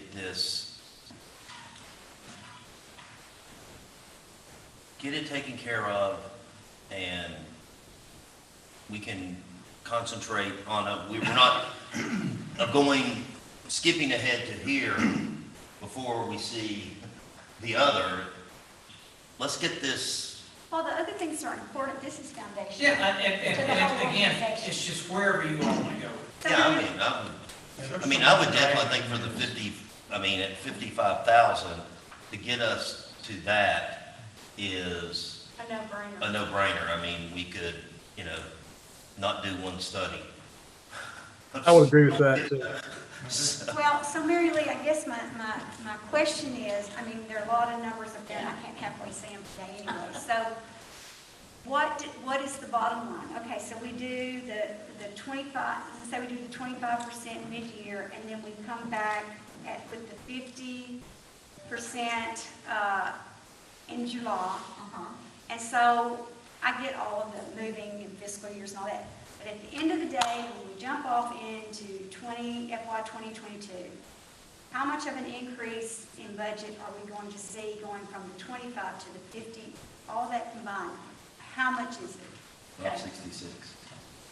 Yeah, so the February would be 105, and the July would be 566, So all total for 2022, we're talking about $566,000 increase in our budget for compensation. yes. Now, how much more then will it be? I think it's up there somewhere. How much more will it be when we get to the 100%? How much more will we be? Okay, if we skip from February to full implementation, it would be $734.76. If we skip from February to full implementation. So you're talking about an additional in FY 2023 of about $200,000. There again, because it's not static, that makes it a little difficult, but if we go from 50% in 22 to the rest of it in 23, that's hard to answer because it depends on what you do with the wage scale and the wage adjustment. Because that impacts those numbers. Give us your best guess. Oh.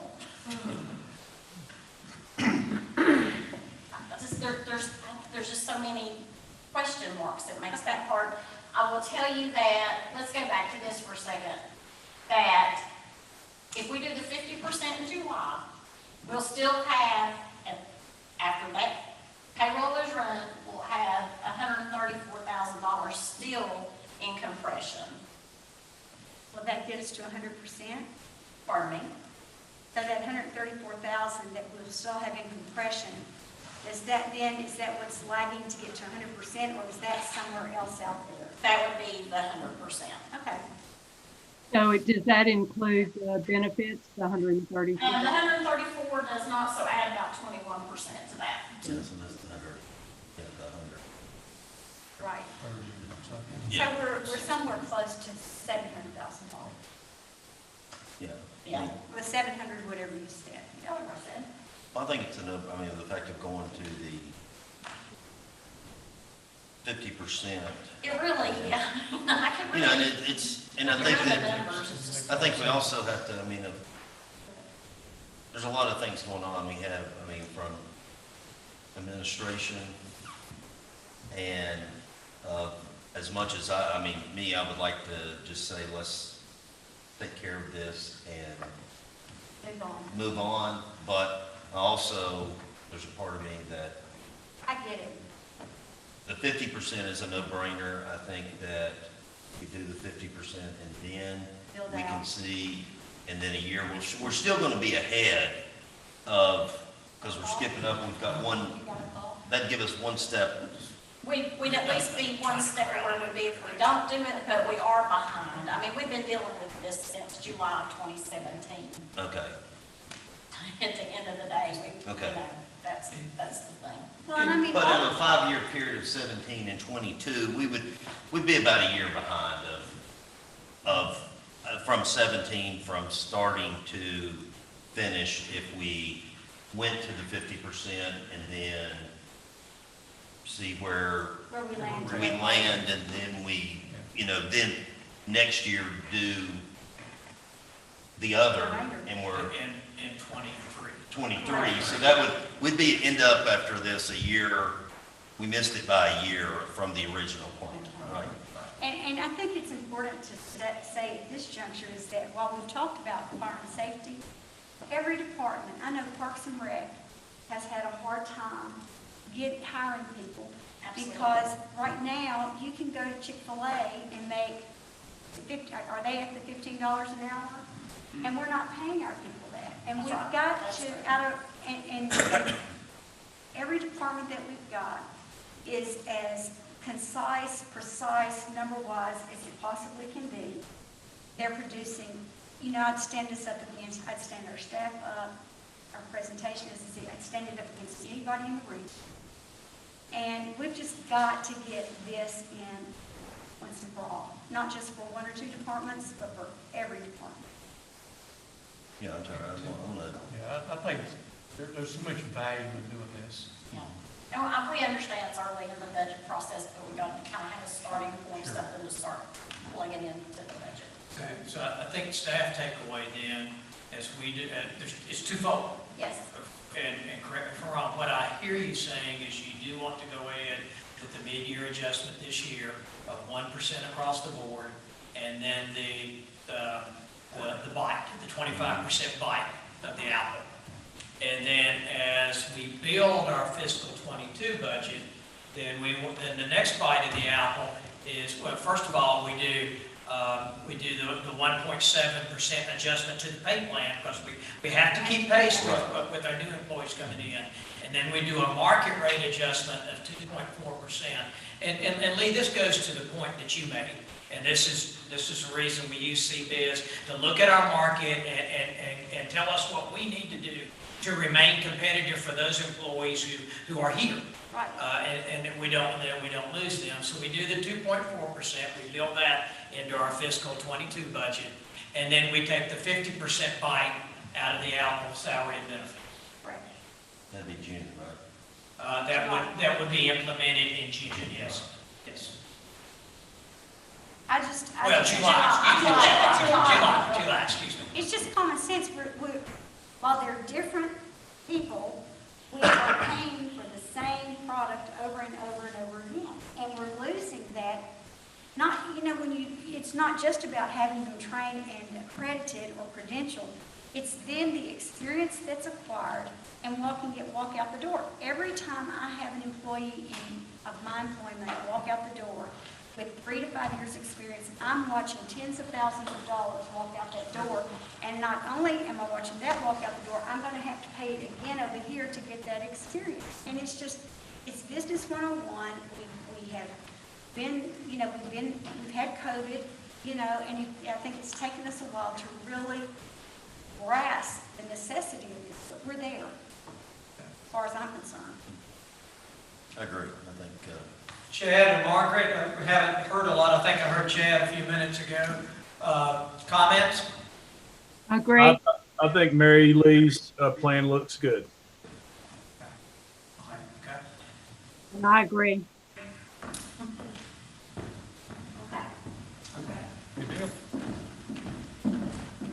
Okay, the next item, let's go back to our brick and mortar then.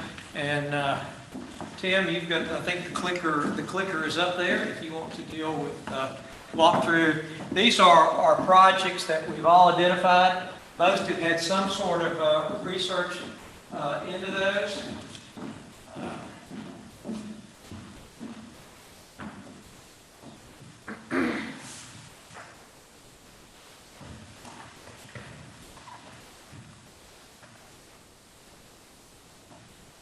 Okay. All right. Virtually everything on here we have either talked about or we've done a study on. We've refined the project cost estimates. And Tim, as leading our CIP, do you want to talk through these? You want me to talk through them? How are you going to do that? I can talk to them, but let me sit here where I can make sure Mark and Chad are seeing what we're talking about. We had on the books and took it off one of the projects, as you saw, for this fiscal year, or last fiscal year, was the Fire Station 3 renovations. That was about $80,000 toward savings at that time.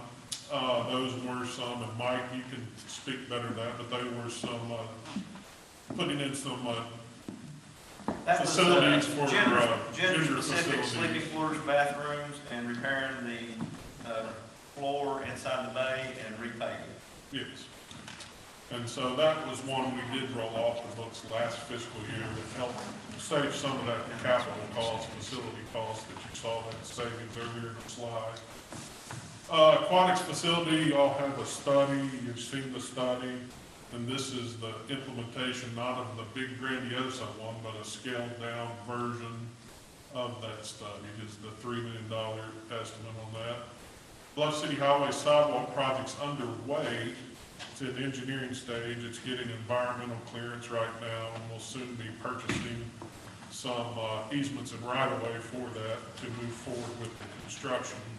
So that project is on the books. The grant signed with TDOT, so it is underway. Public Works facility, we did a study and looked at several alternatives. The one you see up there, the 10-6, is a hybrid alternative of staying on campus and expansion nearby of that facility. So that is that cost, the 10-6. Still Creek Park paving speaks for itself. That does include stormwater improvements out there prior to the paving. And that is another project that we did roll off the capital, is that stormwater improvement at Still Creek. New fire station, $2.5 million. This is based on a scaled down version of the Fire Station 5. It would be approximately, Fire Station 5 was 10,500 square feet, 3-bay station. This would be approximately 7,500 square foot, 2-bay station to be located in the east end, more centrally located in the east end of the city to better serve response times from its current location on East State Street there, King College Road. State Street Bridge replacement, this is just our cost. It would fall under the TDOT funding project, which they would fund 80%. And then you look at the bridge as a whole, so half of the bridge is in Bristol, Virginia. So you really have Bristol, Virginia paying for half of it. We, the city, this would just be these cities' cost in it, and it would be 20% of the half. And I think it was 1.8 million total. our share, 900,000, the state would pick up 80%, so our city general fund would be $180,000. Is that at Piedmont 7? That's just the portion on State Street there at Piedmont Just the 7, intersection, yes. yeah. What's the status with that though? Is there, I mean, is that, The bats? with the bat, I mean, is that even? It's actually two different projects. The Piedmont piece that's a VDOT project in Bristol, Virginia, project. Donnie's certainly been working with a lot of that over time. This particular bridge, though, it would be jointly funded with Bristol, Virginia, but TDOT would pick up 80% of our costs. Right. That's really the entrance to the culvert, and it's two separate projects, and one that will probably advance considerably sooner than VDOT and Bristol, Virginia will move forward with their entire culvert area of Piedmont. Correct. Downtown redevelopment, that is putting some additional, there's several phases in this, but it's to extend the decorative lighting to Pennsylvania Avenue along State Street. The decorative lighting, just extending that footprint to Pennsylvania Avenue. It also includes doing some pedestrian crosswalk work across State Street, putting in some brick crosswalks back in on State Street at the intersections in conjunction with Bristol, Virginia. That's the two main components of that. $170,000. Obviously, the crosswalk would have to be in conjunction with Bristol, Virginia, the different locations. Have you spoken with them, these projects where we're working in partnership, are they good with that? Yes, the crosswalk project was on the books and then COVID, and then we took it off because there's another one of those CIPs that we didn't do facility last improvements year. we didn't do. So that is one of the projects that was put on hold by both cities because they didn't know what COVID was going to do to funding. But that is, yes, we were working with them. Actually, they were working on the design of it, and we're working out an agreement on who would build it, how to get it constructed, physically get it constructed between the two cities. The farmer's market is an option that Terry's worked on very hard. He and I have had several discussions on it. But it would be for putting the market at a location near downtown in an existing facility. And that would include the purchase of the facility and then renovations to that facility. So that is the $1 million number. That's how we have the $1 million number there. Trails and Greenways for the Beaver Creek South project, the project from the racetrack to Rooster Front Park. We have been working on getting an alignment, having alignment from the racetrack to Boca Ball Fields. So that section, and looking at talking with property owners now in that area to see if where we would like to put it meets with their approval, if they are acceptable to that location or need to tweak it. We've looked at bridge crossings with a consultant. We are trying to get a TDOT up here to look at going under the parkway, under the bridges over Beaver Creek under the parkway. So we hope to have some conversations possibly in the next upcoming weeks with those property owners.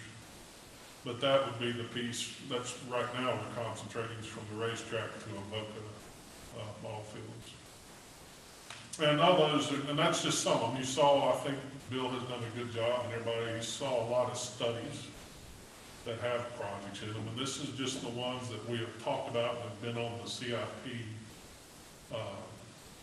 that you've seen in the CIP sometimes. We've moved them around and shuffled them around in years, looking at budgets and models, but these are the brick and mortar projects.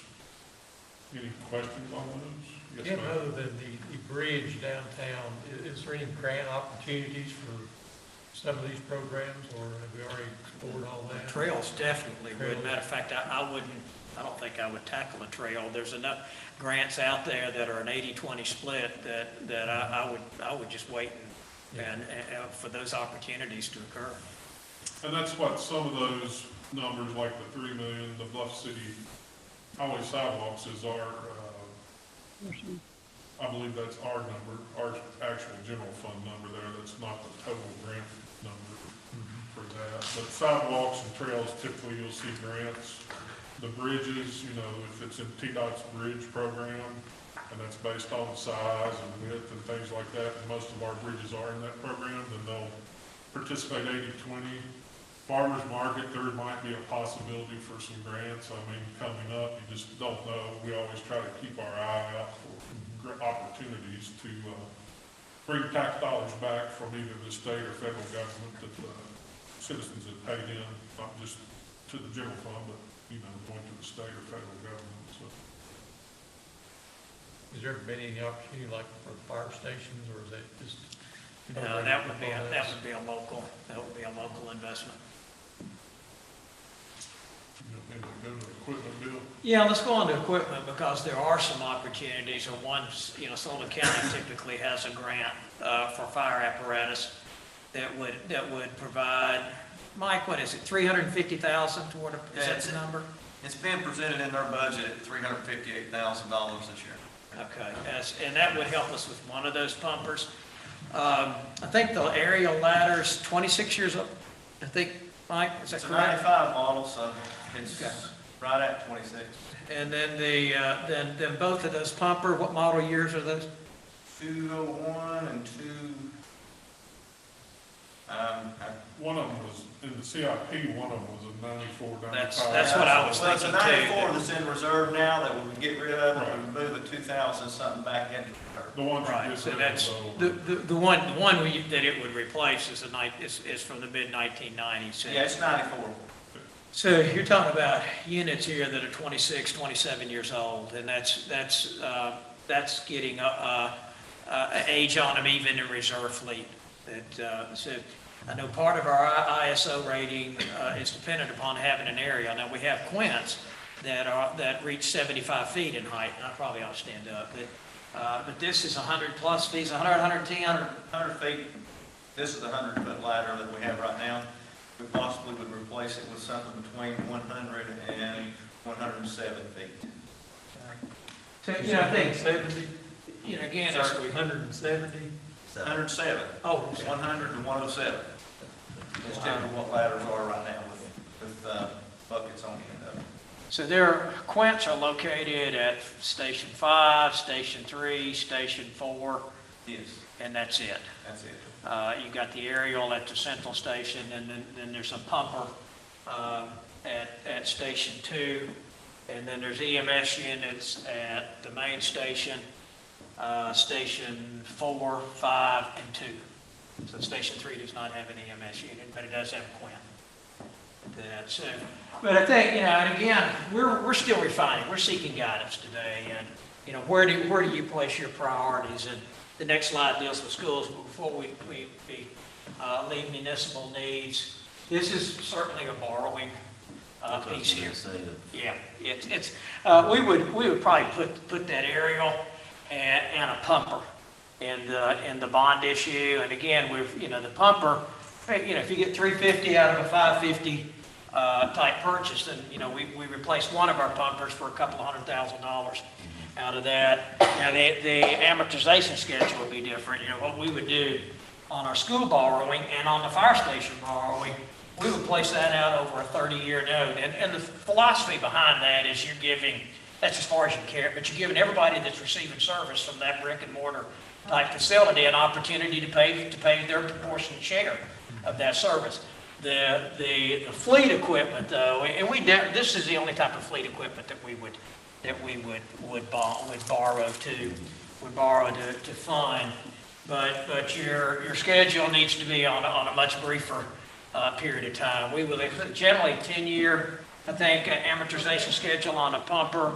Or what's that? Sometimes it could be 15 to 10. Okay. So it wouldn't be part of a 30-year note. That piece of equipment would be long and gone by that time. How much capacity do we have? Well, there is no statutory limits on our bonding capacity. That's not impact our bond rating. I think it depends on how it's structured. You know, I think when we show that we're issuing this debt as part of a refunding, then that helps service that debt. Then that shapes the picture. They're also going to look at our sales tax and how we have survived through the COVID period. I will say that they have made note on previous bond calls that we do have high debt for a community our size, but that's really built around what we've done for the Pinnacle. And so they understand this model that we talked about earlier today too, that the Pinnacle's working as a business decision for us. But if you just looked at us straight across the board, we're fairly high debt for a community of 27,000. But the model's working, in that type of thing. So, but there's not a statutory limit. We're at 1,500 per capita. 1,500 per capita, yes. And less than 2%. Yeah. On our property assessment or property base. Okay, let's talk about then the school needs on there. As you're aware, we partnered with the school system and did a school facility study that was rolled out, I think, in January of 2018, Tim, something along those lines. The first element of that, as you can see up there, the first element of that was the middle school, and we're nearing the completion of that. So it broke when we brought the consultant in, they looked at all of the school facilities in light of what are the high dollar needs of the community. They recommended replacement of the middle school, and then they recommended significant improvements at the high school and the other 4 elementary schools aside from the new Fairmount. They did break that up in 2 different tranches of phase 2 that should be handled 4 to 6 years. So basically, you're getting the middle school buttoned up, and then you're starting to look at your next round of improvements in your school system. And they recommended a portion of the improvements at Tennessee High School be in phase 2, along with Avoca and Haynesfield. And then after that, which would be 7 to 10 years into the life of the study, you would do the balance of the improvements recommended for Tennessee High School and then those at Anderson and Holston. So essentially, when Fairmount rolls off, we would be in a position to do phase 2. Somebody would be, and again, there's funding there that school system. Schools, what I would hope we would do would be to partner with that type of need, servicing that debt. I would hope there'd be a willingness to partner for that. Sure.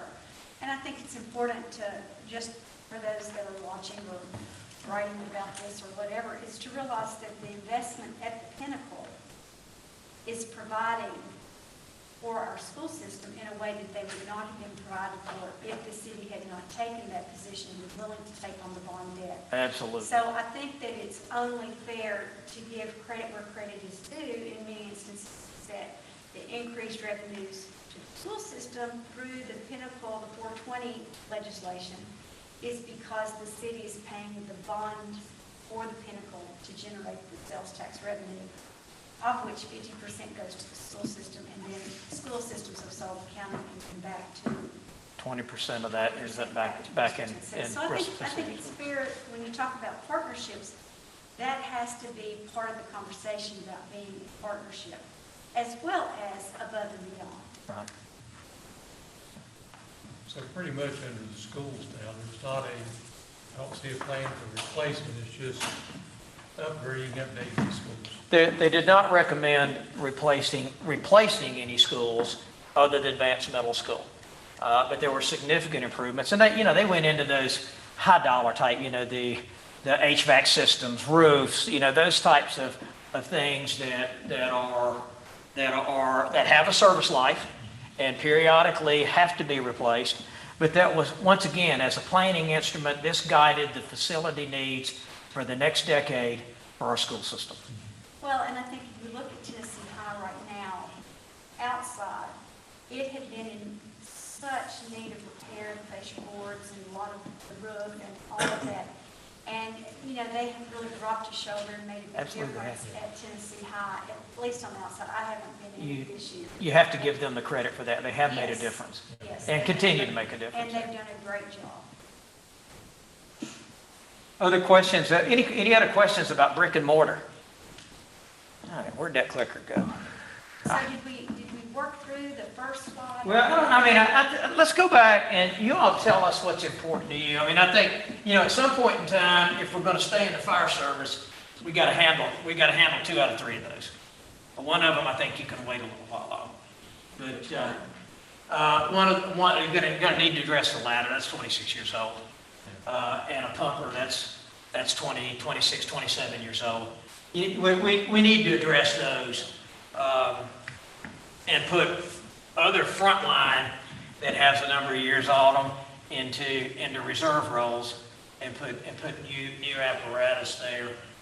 When you get back to the brick and mortar piece, then at some point in time you need to do something with Station 3.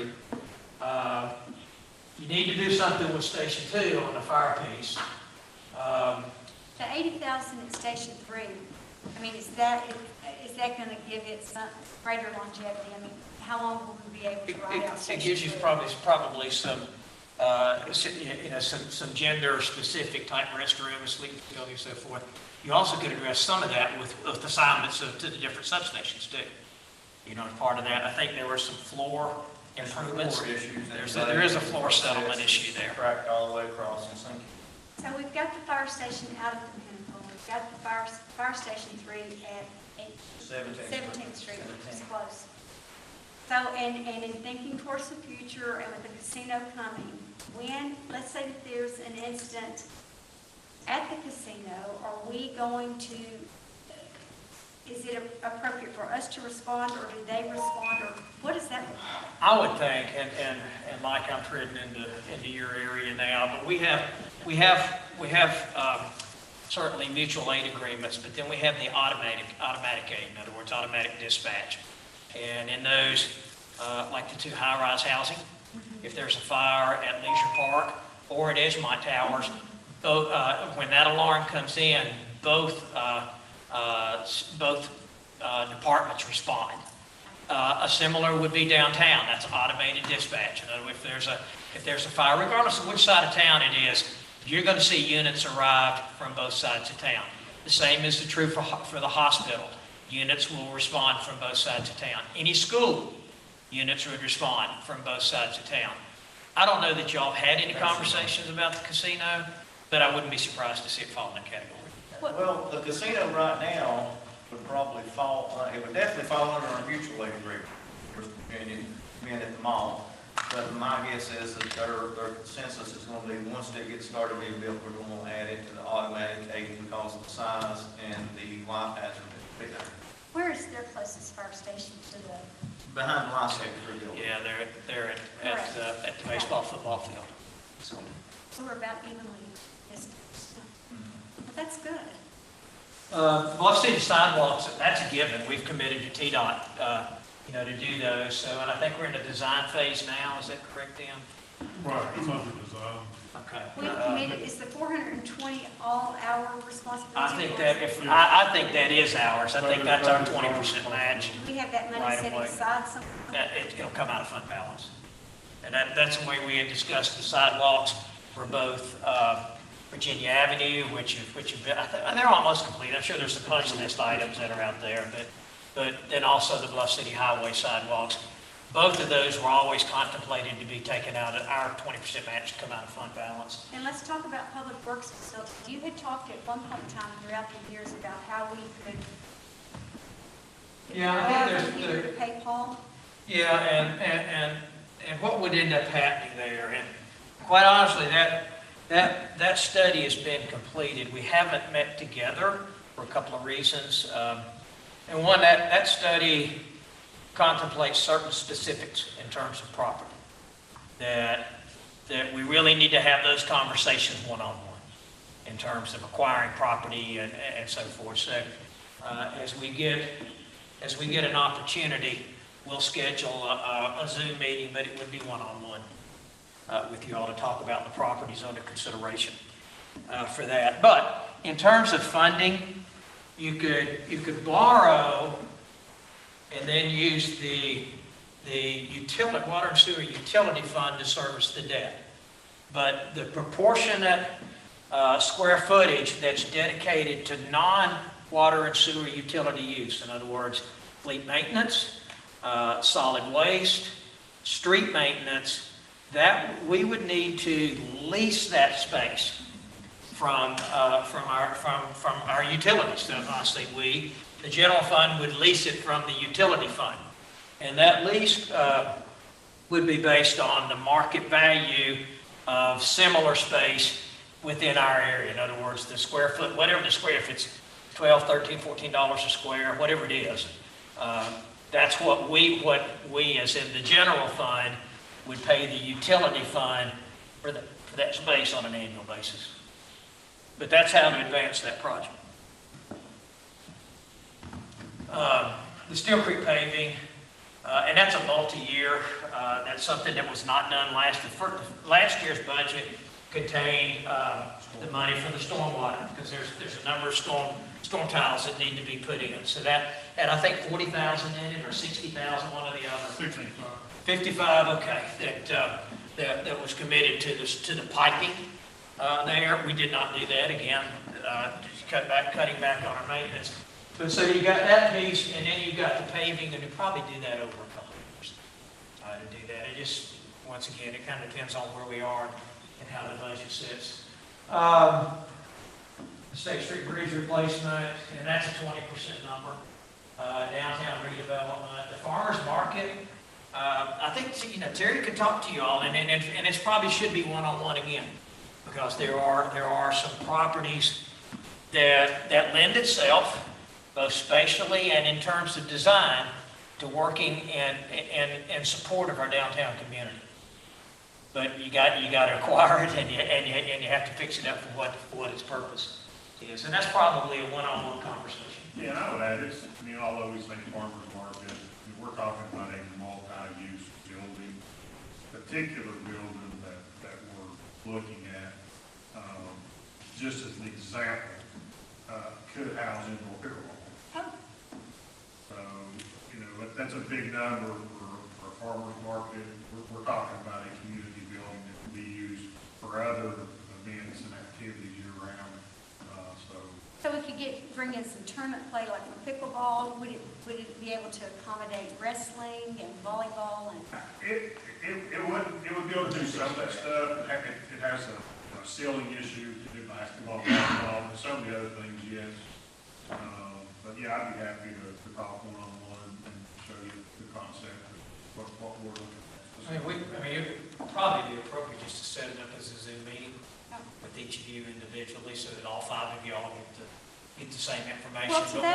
Well, to that point, I think it's important that if we take on a project of that nature, that we have the revenue stream to pay for it. And even though there would have to be a borrow to do it, it's that, go back to the gate at Stills Creek, and it's Still Creek. It just, if we have this multi-use facility and we can bring in tournament play, that improves our occupancy tax and sales tax, and there's revenue streams for rentals and for usage, then, we're looking at making an investment on a return revenue stream. I think that's pretty good. Or at least to offset something. Correct. The other item is to ensure that it doesn't get left out is aquatic facilities. And just most of everybody has gone to look at the swimming pool, but I'm concerned that if we leave it unused for 2 seasons, which is what is happening, or maybe happening, that will really hasten it a lot. So, and personally, I feel like everything on the list is important, but I think it's critical for our children to have a place and to learn that travel a lot of things. So, anyway, it's important. You're a little broken up, Margaret, in the last part of your comments. We're a little garbled. I think we got the gist of it. Yeah, well, learning to swim is a life skill, and it's. Thank you. It's a life skill, with infant drownings and, drownings in general, statistically, it is an issue, and we're not providing that opportunity. we've talked about the aquatic facility over and over again, but, and haven't had a chance to go and look at it. You should. It's in terrible shape. I mean, just call it what it is. And it's part of quality of life, and depending on how it's built and where it's built, it could also encourage tourism. You know, I've gone to Kingsport several times to swim at their aquatic center. You know, can we build something in partnership with, you know, in talking about healthy communities? You know, do we build it in partnership with a healthcare provider? Or, you know, what do some of these partnerships look like that have been leveraged in other communities? And also the location of it. I think we would all agree that Haynesville Elementary, the Central Fire Station, the high school baseball field, and the pool is 10 pounds of potatoes and a 5-pound sack. Right. So we would not want to put another pool at that location. And it does bring us to where do we put it. I think the study that we had done, this is what kind of reminded me of this, mentioned the Aurora property. But I do need to make you all aware, and I've talked to Randy Morris recently as yesterday. He has not closed on that property. He still indicates the desire to do that and the timing to get his investors in place, and hopes to have something within the next 3 to 4 weeks. But you do need to be aware that hasn't occurred. And I have indicated to him, well, all right, this hasn't occurred. You're beyond the 60-day window. You know, if he walked in and said, I'm ready to do it now, I don't think it's a problem. But if we have another offer come in, you don't hold that property indefinitely. I said all that to say this, that, you know, that was a potential site for an aquatic facility, and I think the report said that you know, it isn't a pedestrian oriented, and that's probably even more so now with the sidewalks on. Well, what do y'all think about an aquatic center? I think it's a good idea. I would definitely, I would rather see that 3 million versus the last 3 million on the board. What's that? The aquatic center. Over the trail. The trail to. Oh, versus the trail. The trail to the racetrack. I think as far as the trail, and I want y'all to spend some time on the slide, but I think as far as the trail goes, I know our engineering services group, they are designing the trail now, and they will take this to design with the exception of the creek crossings, and we'll need to get someone who has that kind of a stamp to do the pedestrian creek crossings. And then it's important to have a community meeting, and that's hard to do during the COVID era. But it's important to share with our community that vision. The first phase would start from Bristol Motor Speedway, and then would come north following the creek up to about the point where the go-kart track is, and the Boca Christian Church. That area would be phase 1, and then there's 2 more phases before it would tie in to Rooster Front Park. The project, when we did the preliminary engineering review, the project actually cost less than what I had originally thought it might, at least in terms of their estimates there. But there are grants out there. There's 80-20 grants. So, and I would encourage you to just move only consistent with the grants. And then you can take, if you get all 3 phases they were what, like 2 million something, 2 million change? Yeah, but I don't think none of us are comfortable with that they're too low compared to. But let's say the first phase is $1 million, and you go the grant. You do have to get before you're competitive in the grant process, you do have to have your right of way already, or your easements across private property for the purposes of the trail already established, and so forth. So, the next stage is to have a community conversation. Once our engineering staff has completed their work to roll that out, they can meet with individual property owners and show them exactly where the easements, right of way acquisition, so forth need to go. And then it's application time for grants, and as we acquire those, then that will dictate the pace of the project, at least from my perspective. Yeah, I know a lot of this was prior to me coming on council when this took place, but I mean, was it looked at of expanding the trails in Still Creek versus, I mean, this is kind of, I mean, I don't know, I look at it that it's a trail to nowhere. You're going to, I mean, going from the racetrack to, I could understand if it's bringing it, if it ended up downtown or closer to That's the goal. downtown, you know. It connects to downtown. Yeah, that's the goal ultimately. But you just do it in phases as you can afford to do those. And that's the way most communities would build their pedestrian bikeways. But yeah, it would eventually end up at Rooster Front. Okay. And Rooster Front through Steel Creek to Mark Vance, and Mark Vance to downtown. Okay. But that, and if I haven't provided you a copy of that trail study, I need to. I thought I'd sent you an electronic copy of it.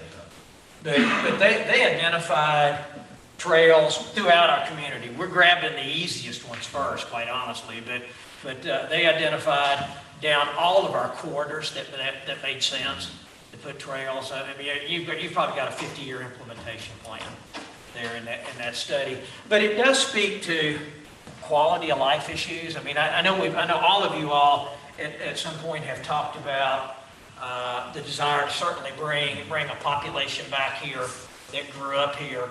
Quality of life pieces are an element of that, and this is a quality of life piece.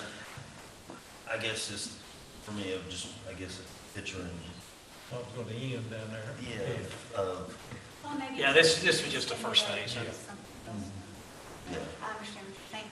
Well, I think, it would be nice to have more information for one-on-one about the aquatic facilities. I think it would be great to have in that one-on-one more information about the farmers market, because those are things that we could attach revenue streams to for partial funding and partial reimbursement of funding. We've got some things that like the fire station renovations or sidewalks or the public works facility, paving, the new fire station, the bridge replacement. Those are all kind of out of our purvey, so to speak. Those are one and dones, and they don't have revenue streams attached to them.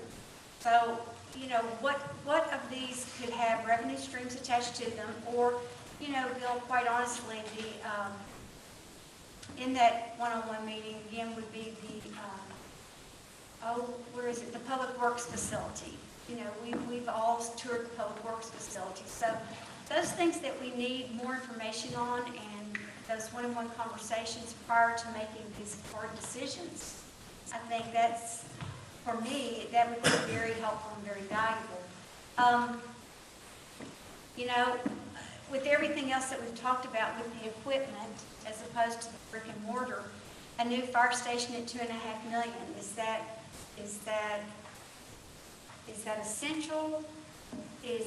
I know the answer, I think, but it's always essential, but it's We'll still something that answer we can calls push at the out. old station, certainly, but everything has a life. Right. And that structure, it's not going to fall down. Matter of fact, you could refurbish it into administrative offices, but not something that housed a 14-ton pumper. Right. And living quarters and things of that nature. But that's a piece of it, but response time is the other piece of it. And certainly we want to have more dialogue with Mike with that, very similar to what he shared with you all last June in terms of response times across the community and what each of the stations are seeing, both in terms of EMS and fire response. What an effective firefighting force is 12 individuals, and if you look at that, that's 3 stations on an actual working fire. So how do you suggest we move forward with I think in light, number one, we're going to build a budget starting with addressing the compensation piece. I would probably address public safety needs before I would address other needs on here. So again, you're asking me as a manager now. So I would address the public safety needs. I would pick up I would look at the fire station, see how far we could go with that. But even prior to that, I've got to have rolling stock, or it doesn't do a lot of good to have a new station if you don't have equipment that can respond. So that would be the next piece of this from my perspective. And then you can pick, I don't see the aquatic facility right now, but to Margaret's point, it will be 2 years at best since we've had that pool open, and who knows what we're going to do with it this year and the status of the virus in our community, what we'll feel like we can do, but that facility is not getting any better as it sits over the winter like that. At some point, the side's going to fall out of that facility, and it's not going to be worth keeping. And we've got a plan for that day. Well, so to even have that, this is 2021. So to even have that in 2023, I mean, you got to get started. If it's not in this budget, and if we wait and put it in 2023's budget, we're not going to have it till 2024. So we're going to go 3 years without, because, once we, if we don't open the pool up this year, to your point, is it going to take so much duct tape and glue to get it together to open it back up? I mean, do we even bother to open it back up? If I put on city manager hat here, I guess, or maybe just, again, I lean, and you'll have different philosophies, but I lean toward the public safety piece, public works piece, and then sadly the Parks and Recreation piece. But in reality, I was born there. That's where my career started there. But I look at those needs in that order. And so, on this, I would look at the public safety needs of this. I would address those. But again, that's the reason you all are having a conversation. I'm not the policy. Well, I see more of a hybrid, because I'm not the city manager, and I think that there are some of those that are more eminent than others. But I think that we have got to, in some capacity, we've got 3 things up there that speak to quality of life that could have potential return on investment. That's the aquatic, the farmers, and the trails and greenways. Let me say this about the aquatic. That $3 million, that's about an 8,000 square foot water surface area, which is about the same size. That's a small community. That is at best, break even. That is, no matter what you do, any of the studies, that's not a moneymaker. The best you can hope for. When you talk about Kingsport, you're talking about a $15, $18 million facility that to generate money that you will have difficulty paying. Have we explored partnerships, Terry? Again, pools are not big money makers. This $3 million, this really is a community pool. But what I'm talking about, to get to that better facility, or naming rights, have we explored what that would take to do that? You're going to have difficulty. I mean, Kingsport is the perfect model, and they have a partner, and they paid a company to come in and research their concession stand to see if they could make more money, because they could never meet the numbers that were projected to pay for that. Pools just aren't big money makers. That's why you don't see a lot of privately owned pools to make money. They're just not money makers.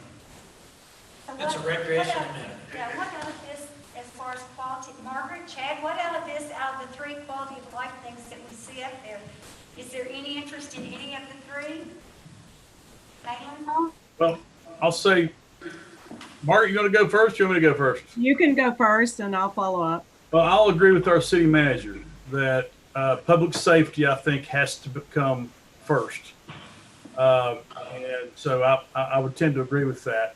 The park and rec part, with the pool probably would be my next, and trails and greenways would be my next. But one of the things that I was going to bring up and see if there may be some way that we could work in areas of our. I know there are certain areas of our cities where a public pool would be more used for maybe lower income households and that type of thing. But there are certain areas of our city also that could use foot traffic, and I'm thinking about maybe the Volunteer Parkway corridor. is there a possibility that we may be able to, maybe put our pool in an area that could still be accessible by families and children, from those areas I mentioned, and also work in the volunteer parkway area.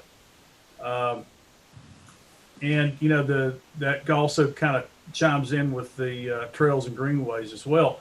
I don't know. I would like to also see, when we do put a pool in, it sounded like, if I remember correctly, the splash pad that we did at Steels Creek Park was a huge hit, and it wasn't a huge, a huge amount of money to put that in. So, if we put that in along with a pool, I think that would be great. And of course, I'm reaching for the moon here with this. I'd love to also see maybe a new seniors citizen, a seniors center, worked in to that same, aquatics facilities and I think it would be a huge draw, for folks retiring and moving into our area to see something like that. I mean, I can't tell you how many conversations I've had with people that are wanting to move here from bigger markets to get away from the huge property tax liabilities that they have. And of course, the safety away from large numbers in the city. So, yeah, Chad, that's first off, I would challenge that swimming could be a public safety issue as well. So challenge that. But anyway,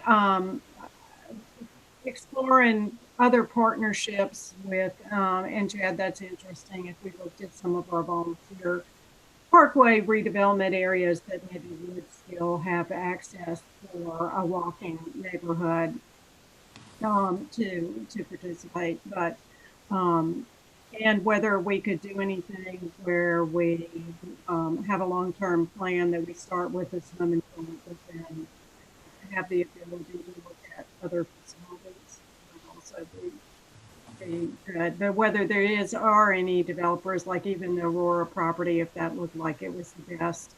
So is there room to develop a aquatic facility and then also other development from private development, something like that.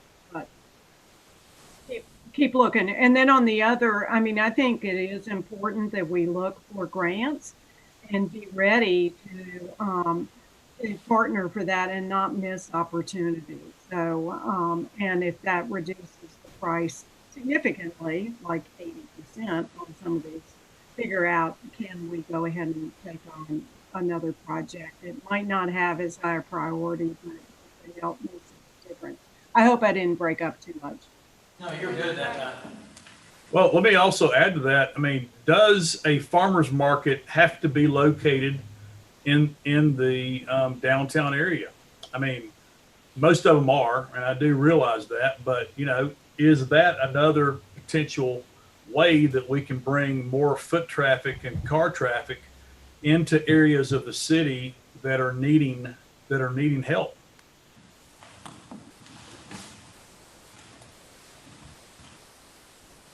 Well, and to the point about the farmer's market, I really applaud it being a farmer's market, but also a multi-use facility. I think that's key, regardless of where it is, that whatever building, whatever piece of property, that it is a multi-use facility, because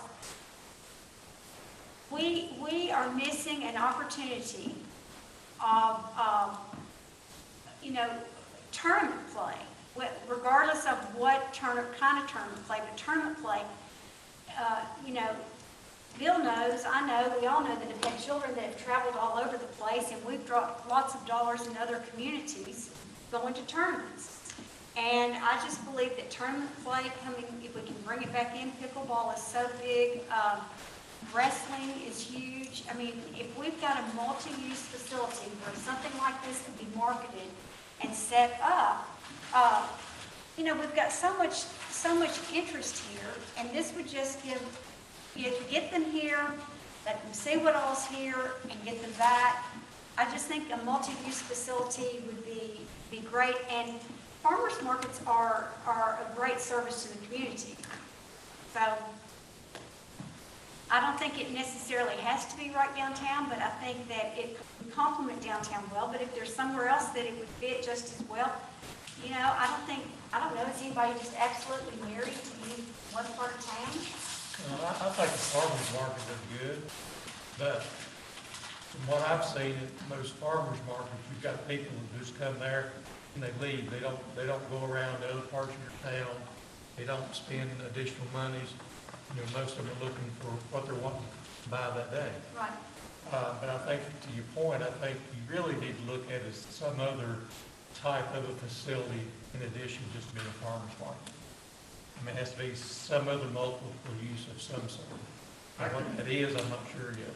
I can contact each one and go over what I've got. I mean, I think you'll like it, kind of hybrid. It's not in what is our downtown footprint. It's right on the edge. It's best of both worlds. I can certainly reach out and go over. I think that would be fine. You know, we got $21 million worth of projects up there, and we all know we can't afford to be on all fronts. And I guess you know, we want to make you all aware of the needs. We will continue to refine revenue projections, and we'll do that especially in light of funding the compression. And that will be the first piece that we resolve. And then as we get that developed, we will begin to look at items on this. The public works garage, I mean, that's, you know, that debt can be funded by the water and sewer funds, but huge piece of that. And so I really don't see that on our next year horizon. I really don't see, and again, I'm a public safety guy, I see those things more on our next year horizon. And what we'll look at, and again, when we give you a capital improvement plan, it will look at different projects over a 5-year period, but it will be based on rough estimates of what our revenue stream will support. And that will continue to be refined. And then ultimately, when we bring you a budget in April, it will have a hard goals and objectives in terms of what we're funding on the capital side for fiscal 2022. I think it's good to have absolutely, Terry, and that's a conversation that needs to be had, and especially if you take that property money away. There's only so many opportunities there. So the pool, to Margaret's point, even if the health conditions are such we can't open, we don't know that the physical plant itself will allow us to. We do know absolute certainty that the best years of that pool are behind it. Everything has a life, and this is nearing, if not, it's probably past the end of its useful life, in all honesty. But then you have to have the discussion of where do we put it with that. So, I think unless you all direct me differently, obviously the Bluff City Highway, that's got to go because that's TDOT grant sensitive. We've got to move forward with those. Then we'll focus our efforts on those meeting those public safety needs moving forward. So, and we'll go from there.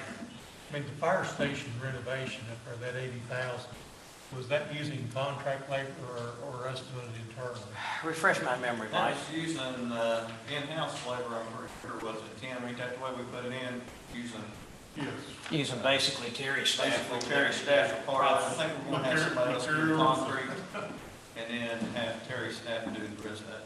Materials and equipment. So I get the 80,000 to put toward on my project? If that's the way we've done most of our capital projects, that your labor's calculated in that 80,000 as a total project cost. one of the three, aquatic, farmers market, trails and greenways. I think at some point, I'm all 100% public safety, but I think at some point, we need to put something out there to the community that's quality of life. I just think at some point in time, we as a council need to put something out there that's quality of life, that people, I mean, they enjoy public safety and being safe and all of that, but I think we need to put something out there.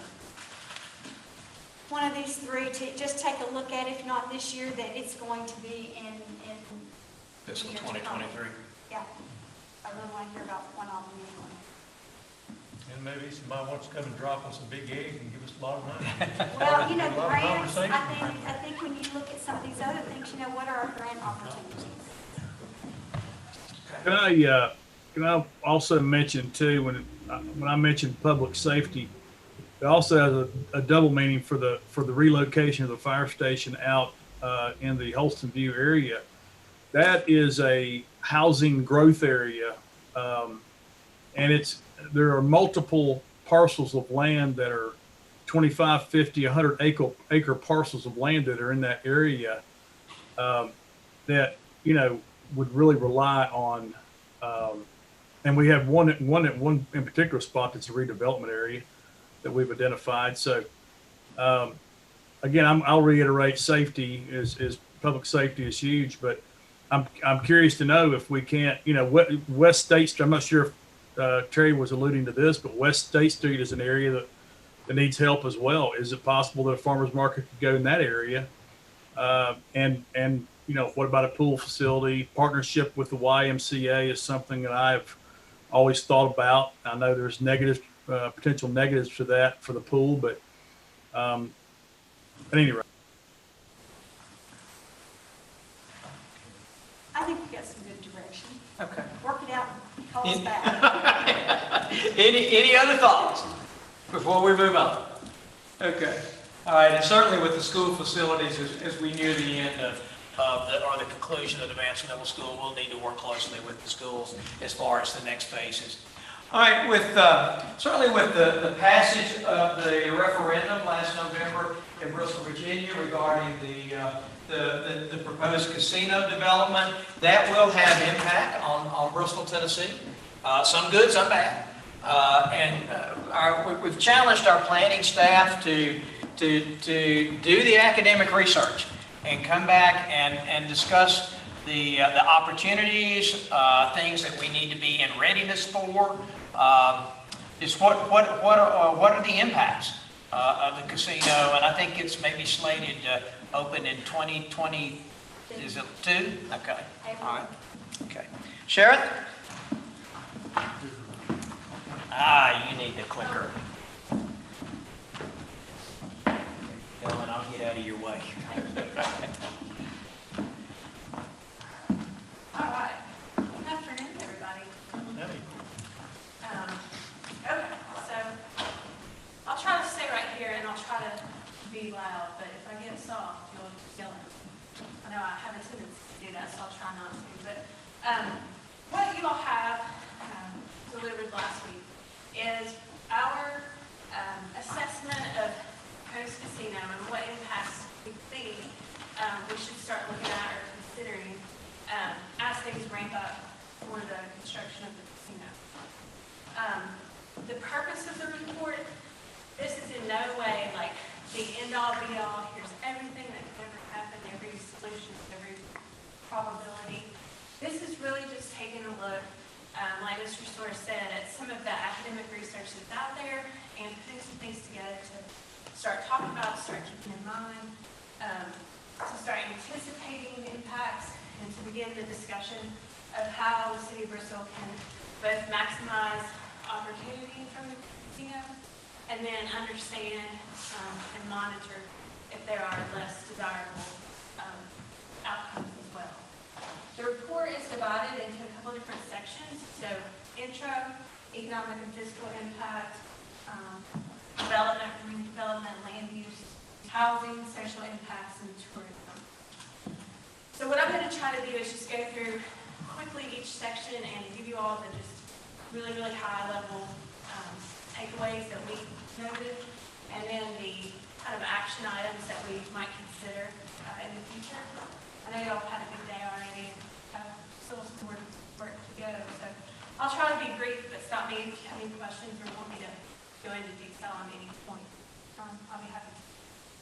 So I'll start with the economic and fiscal impact section, and want to note, one of our primary sources to this report is the JLARC report, or JLARC studies, what we kind of called it throughout the document.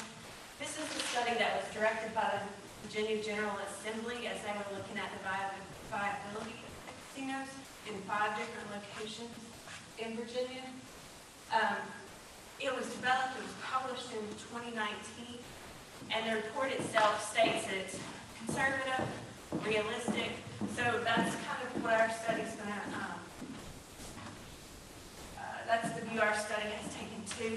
I know in the news, the developers of the casino have disagreed with some of the studies, saying they were too conservative, which I completely understand that. But the report was done at a time when the Hard Rock had not been identified as a partner.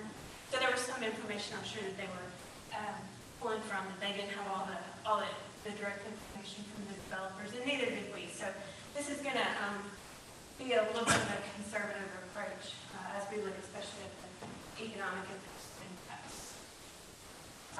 So the key takeaways from this JLAC report is that casinos in Virginia will generate about $260 million annually in state gaming taxes.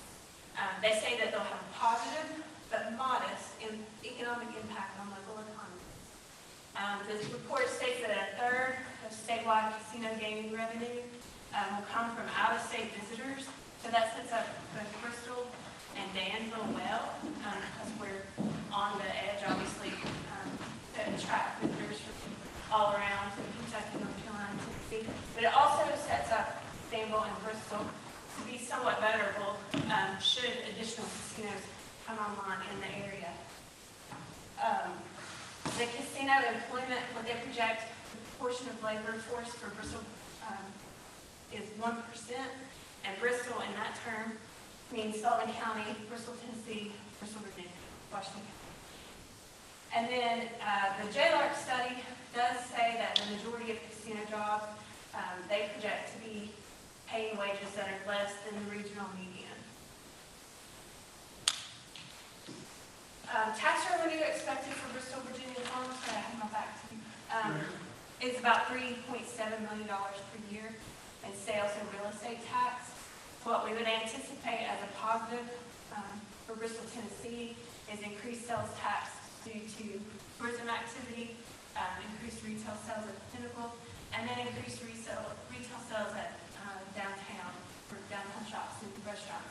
And really the exciting thing is that any kind of investment on either side of State Street and West State Street would be very positive to both cities' economies. The casino is anticipated to generate up to about 2,000 direct jobs, and the JLARC study states that the median income in 2025 is going to be about over $33,000.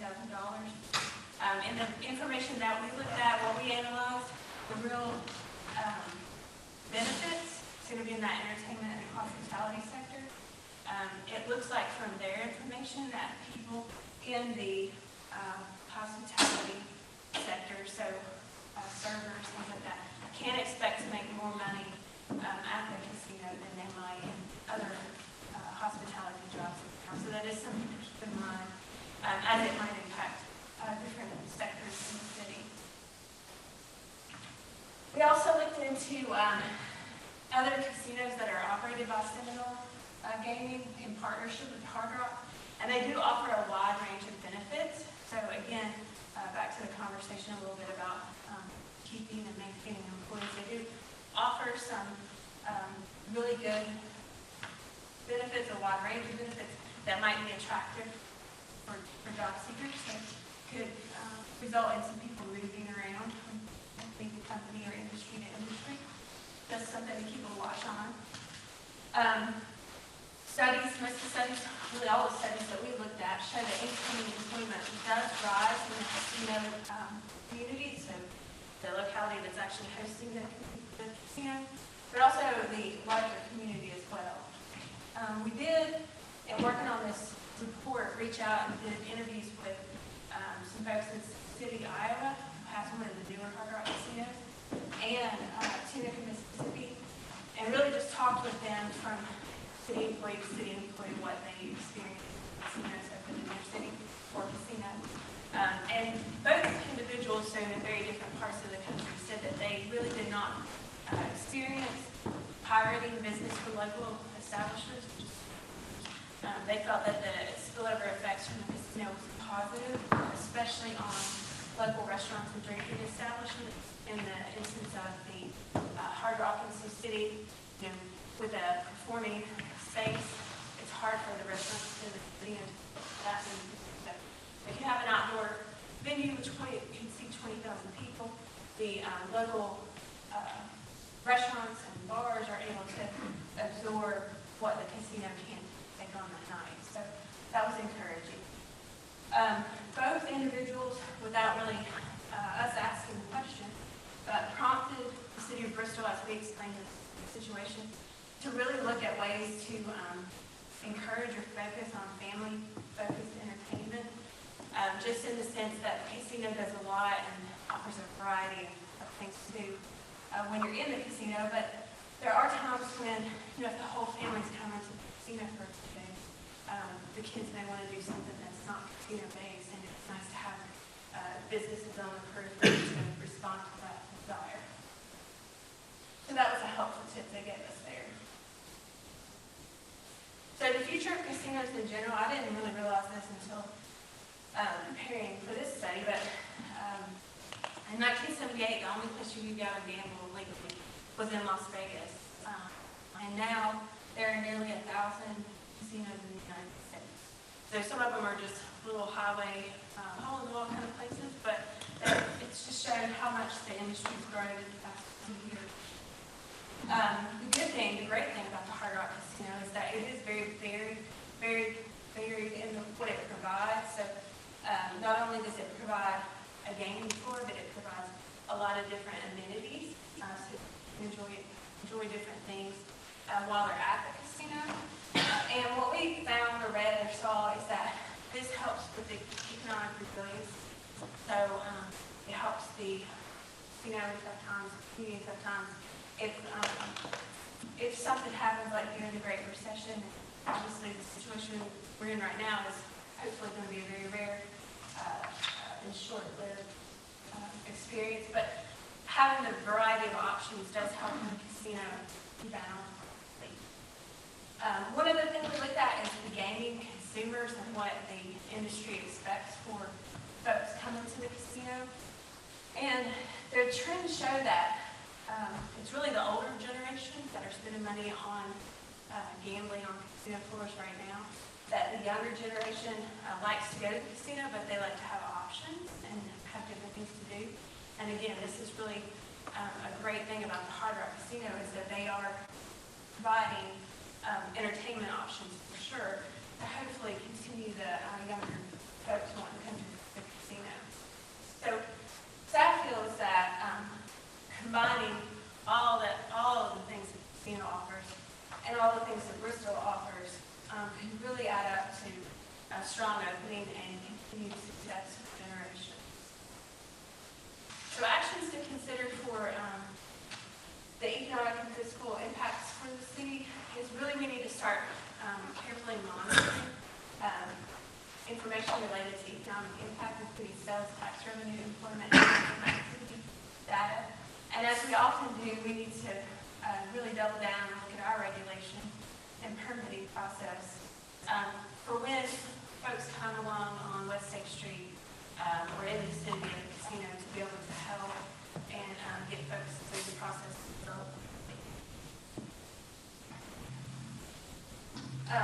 This is the second chapter, so it's development, redevelopment, and land use. And I'll try to go this one, but the casino location is critically important to the community.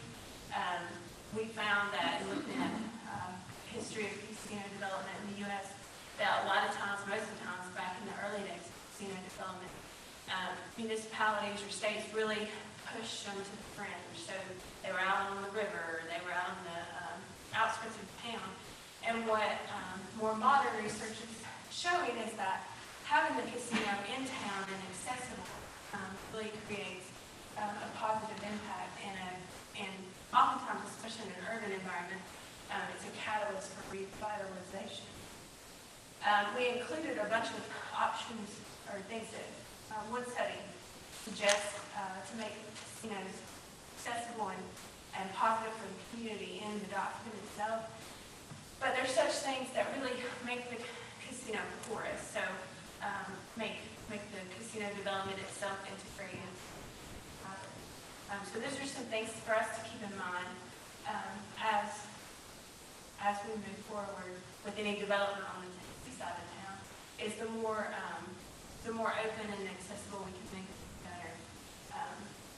So you have to. One of the things we learned from this study is a lot of people use the sports venue in the downtown as a really exciting entertainment spot, and they're often successful, but sometimes open or alive only a weekend or two out of the month. With your casino, you could possibly be generating, hundreds, thousands of people daily into this entertainment. So, it's really a positive thing that the casino is a part of town with the mall location rather than somewhere out on the outskirts. So the West State Street corridor, we've looked at this quite a bit in the past couple of years, but it's about 4.5 miles from downtown Pinnacle. And the staff assessment this is really the prime space for development and redevelopment on the Tennessee side of town. So we've looked at it in our West State Street report and study a couple years ago. We said that West State is really the critical link between downtown and the hospital and the Pinnacle. And now there's just another piece on this West State Street corridor with the casino coming to town. There is some vacant land on West State Street, but as you drive, especially the connection between where you would, at the light of Highway 126, it does get topographically challenging once you go past that point. There is some vacant land and hopefully some folks that will take advantage of redeveloping some of those parcels. Corridor is known either B2E or B3, and that's something we really want to take some careful looks at to audit those regulations to make sure that they're performing as well as can be and giving the development community what they need to develop on that corridor. I'll just real quickly go over, we looked at both the City of Bristol, Virginia and Bristol, Tennessee's comprehensive plan, and both of them talk a lot about Gate City Highway and West State Street as real areas of opportunity, but areas that need some reinvestment. Both plans, ours and Virginia's, talk about the need for streetscape, landscape improvements, some gateway signage, wayfinding signage, to look at parcel consolidations, develop larger parcels, look at urban design elements such as decorative lighting. So those are common through both comprehensive plans. And then the downtown Bristol development strategy, which relates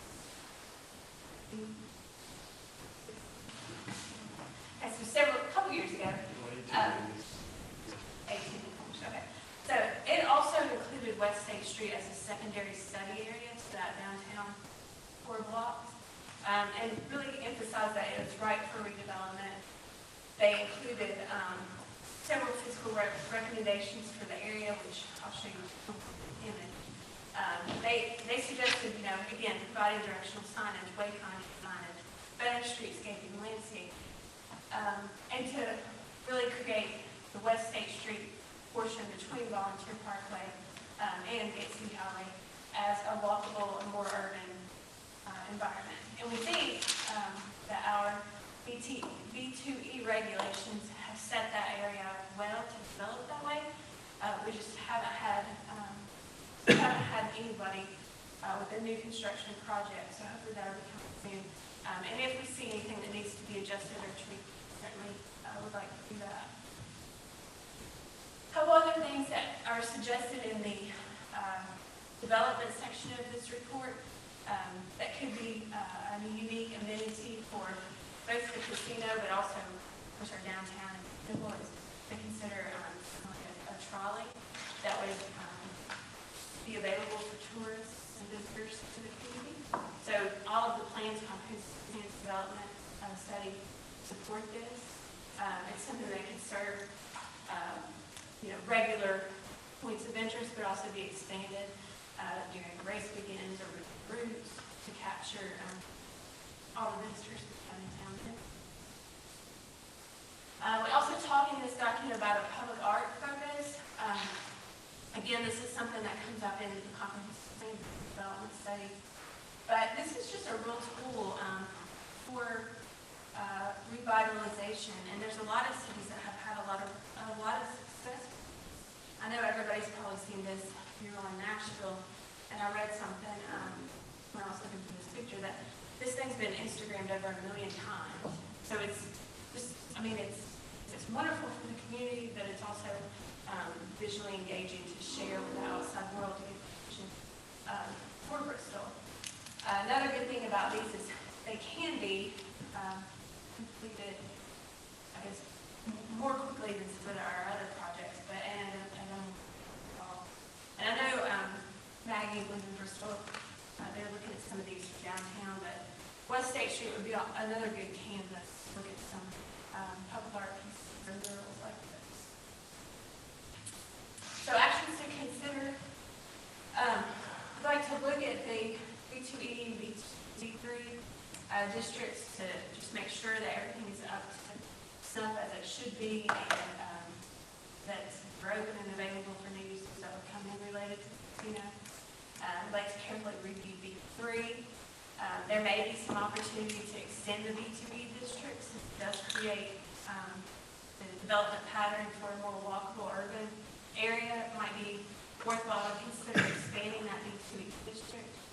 Number 3, consider pursue some streetscape improvements along West State Street.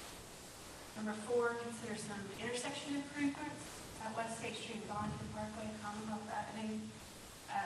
That's not hard, it's not the most pleasant place to cross the street. So look at some options to make that a better experience in crossing the street. Item number 5 is examine some opportunities for shared parking in the West State Street corridor. Number 6 is evaluate the shuttle or trolley idea. Number 7, consider a public art committee task force to study how we can look for ways to implement and encourage public art in the school. I'm going to move on to housing. Talk about housing a lot here in the past years with the housing study and then the update to the housing study earlier this year. Everything we read in terms of housing and casinos, it's very, very site specific and very unique to the community that side of the casino project. We anticipate that a majority of the workers for the casino will be looking for more affordable housing options. And we think that they'll probably be looking for rentals versus home ownership. But that's something we need to watch and monitor as the casino develops and as the basis of the casino develops.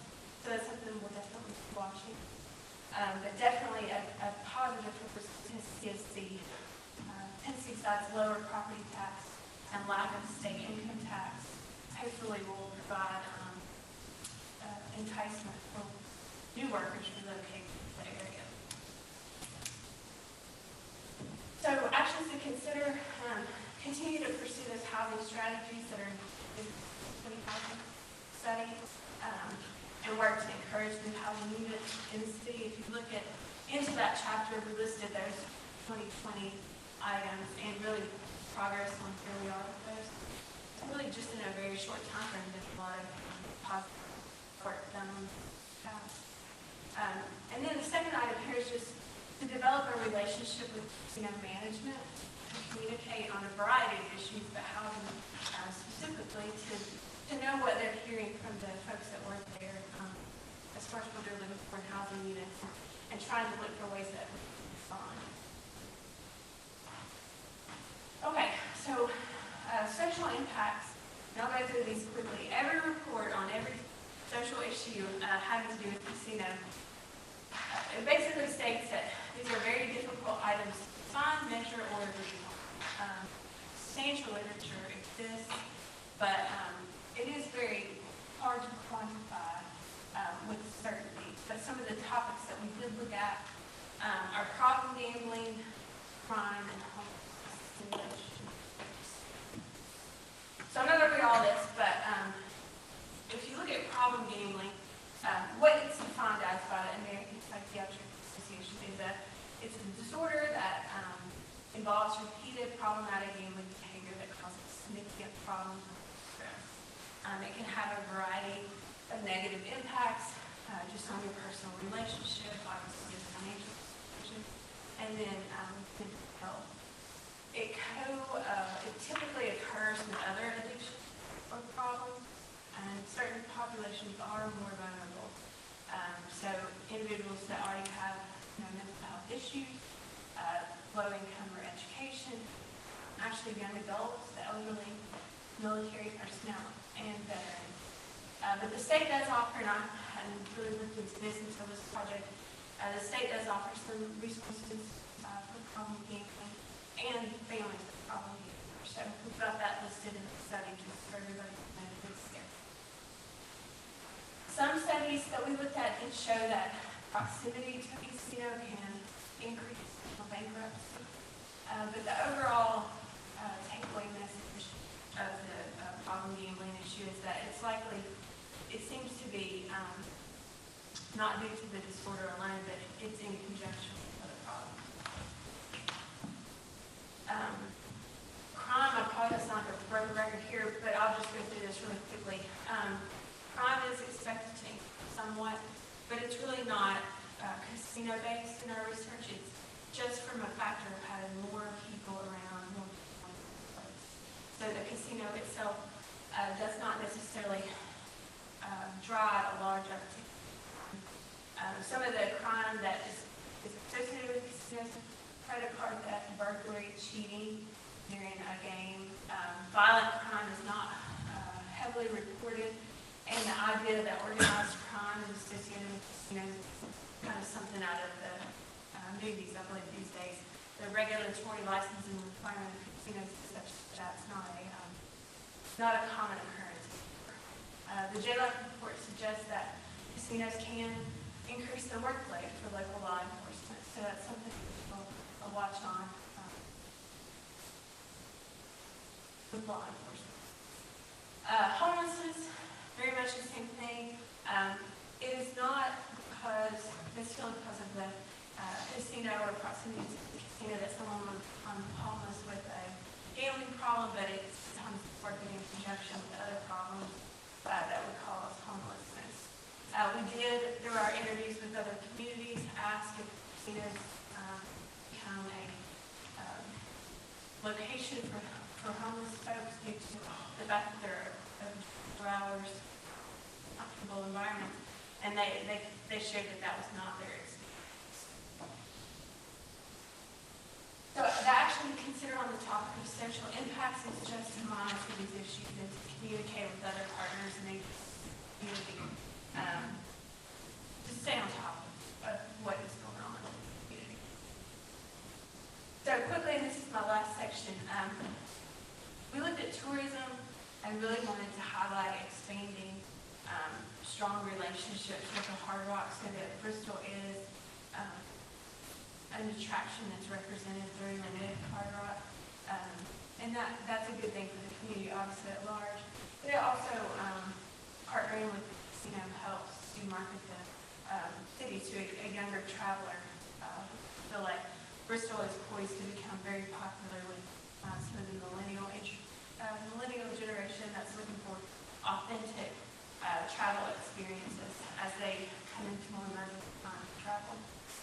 We looked into some research on short-term rentals. We do have some short-term rentals if you go on Airbnb or Vrbo right now, that you can find some in Bristol, Tennessee. But the takeaway here is that the short-term rental model can be very financially beneficial for property owners and entrepreneurs. Also, there are some tax revenues that the city can see if short-term rentals become a popular amenity in regular. And this kind of goes along with what some of the earlier conversation was this morning, but really there's need to create a broad tourism initiative with the casino. It can boost collective marketing and help to look at missing tourism markets like the significantly growing millennial generation.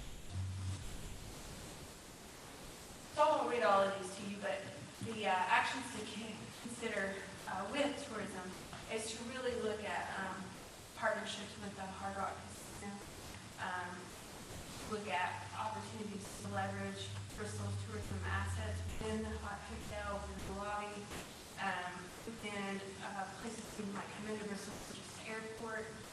We talked about publishing some sort of monthly or quarterly document as a guide to local attraction, and then to work hard on digital and social media advertising to promote Bristol tourism assets. I know that was a lot and that was quick, but I know you all probably get very tired, but we have to answer any questions or go back to any particular slide or another and kind of talk through briefly. We'll slow down. With regards to housing needs, potentially say it's 2,000 jobs, assuming that 1,000 of those jobs were people coming in from the outside. I'm sure it's safe to say that between Bristol, Tennessee and Bristol, Virginia, we can't accommodate that right now.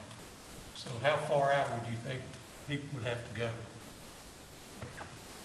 Well, I think that, our housing work outside of the casino has, before we even took a hard look at that, has shown that, that everything we have is kind of at its limit, very, trending towards a wait list, or on a wait list. So I think that it says that there's probably some opportunity for folks to come in and fill that gap. I know just in the past year, and we'll talk about this later this afternoon, but we've had some special use applications through projects, and I would imagine this will become more of a trend as more people come into town. I do think, in what I've read, that the casino, obviously, it's a very large project phase, so it's probably not going to hit, when they first open up, that all of these units play. But I think it's something that we're going to have to keep a watch on from a regulatory perspective to just make sure that we're providing the ability to build what we will sell or rent to the folks coming into the area. It's potentially a great opportunity to have, or a great problem to have. Absolutely. The need of people wanting to come to the area, in addition with the other programs we've got going on. And the housing work that we've done just in general, I think, sets us up well to respond to certain dire casino activity. Our goal would be to have them all here, we don't want to move anywhere else. And two, fast-growing communities, we have many in Tennessee. One in particular is Williamson County, the south of Nashville. And one of the problems that they've run into is not just the housing situation, because as people come in and are looking to the housing market, along with that are all of the affiliated services. And so now you've got an issue of schools and how quickly will our schools fill, and do we have the revenues to keep up with that? And I would suggest that our planning department look at what Williamson County has done, where they had that quick emerging growth in the housing market, and they put in some stopgaps to cover, to collect revenues to build those schools as new residents came in. new homes were being built. There were caveats to those builds that automatically slide the revenues to go into the school funds to build the schools. So Called that, impact fees. correct, I was trying to say it myself, but yeah, your impact fees. And I think it's real important. I think we have to take a very positive attitude. We want to provide the housing needs that present themselves, but at the same time, we don't want to disenfranchise our educational system. So I think it'll be very important for us to look at those impact fees and to see just exactly what that will mean to our housing market. Should we find ourselves in that position where there's rapid growth, rapid residency, rapid development, and no funding for schools? That would leave us very much flat-footed, and we have a very good school system, and we want to maintain that standard of education. Mr. Sorrell, what do you think about that? Well, it is unusual to talk about impact fees in East Tennessee, where we've been begging people to invest and move to, and for long before you all had your conversation. I mean, I can remember impact fees being discussed back in graduate school 180 years ago. But it's different in East Tennessee. Impact fees, that's very appropriate in that greater Nashville area where, like you said, growth has just outpaced the ability of the infrastructure to keep up with it. I think it's a conversation. I think it's important to know and understand what models are out there. I think we're a long way from having a serious conversation about implementing them. I think for educational purposes, I am by no means advocating. What I am suggesting is that we understand that if we, and it would be a great thing, but if we experience this inordinate growth at such a rate that our schools could be negatively impacted, that we understand what our options are. That's all I'm saying. I'm not suggesting that. Sure. But it's a great study. You did a great, whoever did this did a great job. We have such an outstanding planning staff. They are absolutely awesome. A big team in this room. But yeah, it was a good team. You guys have thought about things we typically don't want to even think about. It's a great job. Well, and I'm going to guess we'll still think about the same thing now that we're very attuned to this issue. There's a lot of exciting things that are out there. Whoever thought we'd have a casino 180 years ago when we were in graduate school? I just wish I still had my Hard Rock Bristol was a joke t-shirt 20 years ago. As quick as we get past COVID, I'm still working on getting that autonomous shuttle over here for presentation. Don't forget. You must think about that, Dad. That I think we've got some potential partners for getting that done.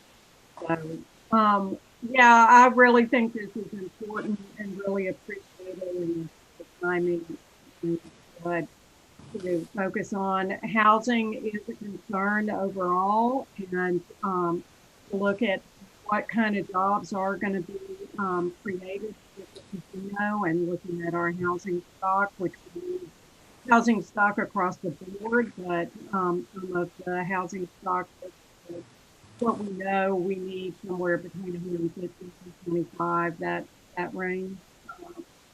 There's more of, as well as apartments and condos. Gotten some up recently. So, and I think the tourism part of it speaks to our figuring out how we can do some planning and figure out this. It's good timing. Thank you, Sheriff. Appreciate it. Okay, Mayor, next on our agenda, and it depends on whether you want to go to a break or go straight into the next item. You might need a break. Restroom, not. Okay, let's roll on into our next item then. And this is not something that we're particularly proposing for this coming fiscal year. But I think as we go back to conversations that we had earlier today, and especially if we end up in situations where we have significant reductions in our tax base based on appealed assessments, we're going to have to rethink a lot of what we do and how we provide services and how we either charge for those services. We're either going to have additional revenue or we're going to have to reduce expenditures if some of the property tax appeals that we discussed earlier go forward. So one of the things that we've talked about internally and previous councils have talked about internally is the growth of special events within our community. And this is everything from minor street closures for block parties or welcome back to school events or trunk or treat, those type things, to 5K road races, to large events such as race events or border bash events, festivals, those types of things. So David Metzger has put together some historical perspective as to where events, how events have changed in the last 7 or 8, 9 years, the growth of those events in our community, how other communities are managing those types of events, and what we might be in store for to contemplate. Again, this is not a recommendation of anything to be done for this fiscal year, but I fear if we do see a reduction in property taxes, we're going to have to rethink how we do a lot of things. So, David, if you want to walk us through this event presentation, and then respond to any questions. Thank you very much. Let's see if I can figure this thing out. There we go. One of the things that is a central theme to discussing special events and the history of them in Bristol is probably summed up in the word proliferation. And that's on several fronts, if you want to look at it that way. You look at this particular chart on the screen, which is the same chart as what shows on the first page of the memorandum. It talks about the growth of special events, and in this, I'm only talking about both Bristol, Tennessee and Bristol, Virginia, because so many of the events are either occurring in both states or something is going on in one state that's affecting what's happening in the other state. In many ways, they're intertwined. In a lot of ways, it's very impossible to say, here's how many is in Tennessee and here's how many is in Virginia, because it just doesn't work that way. But if you look at this particular chart, our total number of special events in 2011 was 59. You get up to 2019, in this case, in discussing special events, I'm going to be pretty much talking about the current year being 2019 because coronavirus pretty much destroyed almost all of the special events in 2020, with just a few exceptions like the changes in the race weekend. We were able to get in our Martin Luther King celebrations at the first of the year, but really, special events were just gearing up about the time the coronavirus came along and put the crunch on all kinds of things. So if you look at 2011, we had 59 special events, and I have broken down in this chart between those that are downtown, those that are near downtown, and in the balance of the city. And you can have one event that's in several locations, like a 5K run, or impacts of race traffic operations along the entire corridor of Volunteer Parkway, that kind of good stuff. From 2011 to 2016, we saw the number of special events almost double, up to 112. In 2019, we were at 156 events. So we're looking at close to tripling the number of special events. Now, what do we consider special events? They can go from the extraordinarily complicated, like race weekends or rhythm and roots, family race night, to the big mega events, to some special events that we track, but we don't have to do anything, like the Push Downtown Film Festival. We track that as a special event, even though municipally we don't have to do anything, but we track it to make sure that while they're doing something inside the Paramount, we're not scheduling something else going on in the middle of State Street in front of the Paramount, to make sure we don't have cross interference between them. And then you have also included in here that we track as special events is construction in the downtown area. Because once you get outside of downtown, when you have construction on buildings and renovations and all that kind of good stuff, it's a whole different ballgame than if you're trying to do something downtown. You got to close State Street at 4 a.m. so you can put a crane in there and lift an HVAC unit on top of the building, or you have to close a sidewalk so that you can renovate the facade of a building and still allow pedestrian flow to occur under, while still meeting all your ADA considerations and that kind of thing. So when we look at construction projects on buildings and such downtown, we lump them into the special events, and we administer the same way as we do with a lot of special events. So you have one type of proliferation among what's going on here, which is just in the number of events. A second type of proliferation that we've seen over the years is in the complexity. And what I mean by that is looking at the techniques that we use, the standards we have to meet, the techniques that we have to implement have changed tremendously over the years. When I started many, many years ago, we would do a closure on downtown State Street. We might have a couple of sawhorses set up, put up a couple of police officers at the key intersections, and they would have to direct traffic for 6 or 8 hours or however long the event was.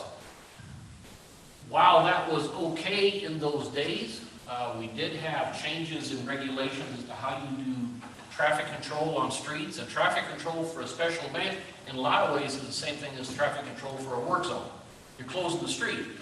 You close the street with the same technique, whether you're digging up a manhole or whether you're having block parking. You still use the same techniques. As those continue to evolve, and there's going to be a whole new set of federal regulations supposed to come out this year on traffic control. First revision has come in 11 years. It's probably going to have a lot more complexities to it, but the techniques have to change. We also look at more techniques of getting away from using our entire police force to direct traffic at intersections if we can use it with devices like barricades and cones and signs and all that kind of good stuff that traffic engineers love to play with. That we can use those not only from a cost standpoint and a labor standpoint, but from a safety standpoint. You know, all of us can readily agree that having a police officer working traffic in the middle of an intersection, and, you know, at 10 o'clock at night in the pouring rain and with people who may or may not pay attention to what they're doing from the driving is an inherently dangerous situation. And so over the years, we have modified our techniques, we continue to modify our techniques to try to make things not only as safe as possible for the people who are working out there, but also allows us to take the resource allocation of our manpower and spread it out over a larger area. For instance, when we do a lot of stuff with our race weekends in some of our locations, in the old days, if you had a large intersection like Highway 421 and Highway 394, where you had multiple lanes in each direction, and you might have 3 or 4 police officers out there doing the manual direction of traffic. Nowadays, it's one police officer on the corner, and he's got a little push button, and he's running the traffic signal. Not only is it the fact that he's in a safer spot, but he's not standing in the middle of the street. It only takes one of them instead of 4, so we can put the other 3 somewhere else. So we have to look at the proliferation of the complexity of what goes on. The other part of that is the techniques that have come up in the past 6 or 7 years, what we internally call hard armoring. In other jurisdictions that some people call positive protection, there's a number of key phrases that people use in different jurisdictions for that. But what that involves is that in the old days, if you just put up a barricade across the street, that was all well and good. It was a visual barrier to block the street, to try to provide some type of protection for the people who either participating in that special event or are just watching a special event. Okay? We've all seen over the past few years where such techniques, while they're great for traffic control, when it comes to public safety, are a dismal failure. When you look at what happened in Damascus with Trail Days in 2013, where we had a gentleman who hit the gas instead of the brake and his car went careening into the parade and hurt a bunch of people, you know, or it can be inadvertent, it can be deliberate. Look what happened in Charlottesville a couple years ago when you get into public demonstrations and this kind of thing. Part of the municipality's responsibility to having a special event is to try to provide as safe an event as possible.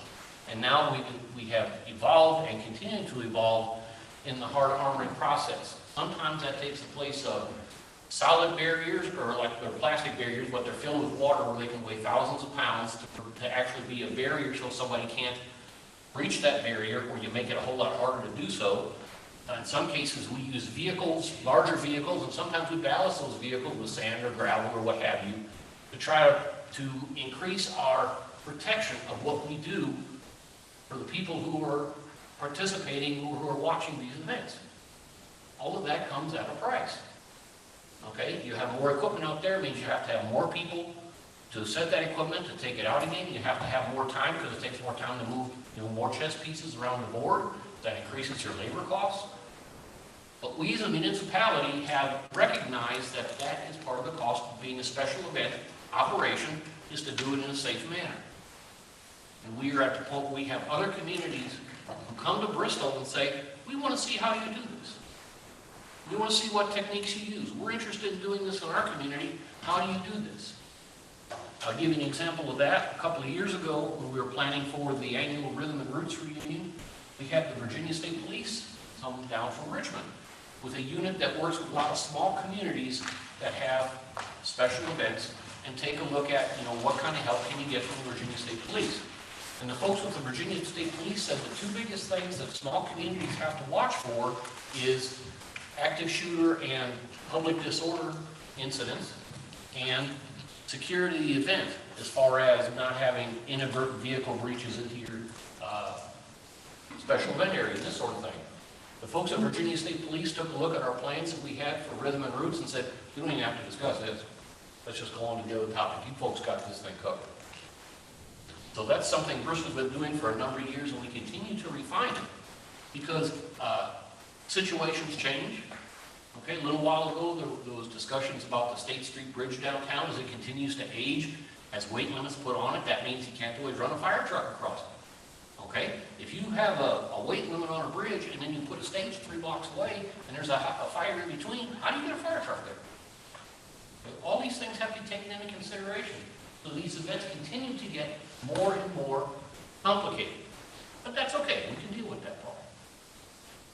But the third part of the proliferation to get into this with special events, when you have more special events and each one gets more complex, is you get to higher and higher costs that go along with that. Part of that is inherent in the special event, like the hard armoring. Part of that is how you design your special event, because you always have a balance between you want it to be as efficient, safe, and convenient as possible, but at the same time, you don't want to spend $100,000 if $10,000 will do. Okay? So we have to look at all these kind of things in that perspective. One of the other ways that we can look at these is a sliding scale, if you want to call it that. And a sliding scale of these events is you have a number of events that are very small, that the municipal operation for is likewise very small. Okay. When we have auctions at Lady Equipment Company, we put out one no parking sign on the highway in front of there so somebody doesn't pull up with a semi-truck with 3 tractors on it and block the sight distance for everybody else going in and out of there. Very small event, takes one sign, very good. At the other extreme, you have things like race weekends where thousands of traffic control devices, people from several different city departments, and also from other municipalities and this sort of thing, that all have to work together to make this thing kind of work. And so you have this sliding scale of small events that apply to a small audience, huge events that apply to a large audience, like race weekends, like Christmas parade, like Rhythm and Roots, this kind of thing. In between there, you have other events where you might have higher costs, but not necessarily a community-wide audience or a community-wide population of people who may participate in them. The one section in this report that talked about that, we looked at, was how we do our 5K run. We do right now, on 2019, pre-COVID, we did 7 5K runs here in Bristol, Tennessee. Some of these were partially in Virginia as well, and some were entirely in Tennessee. And engineers love classification things, so I classified them into 3 groups.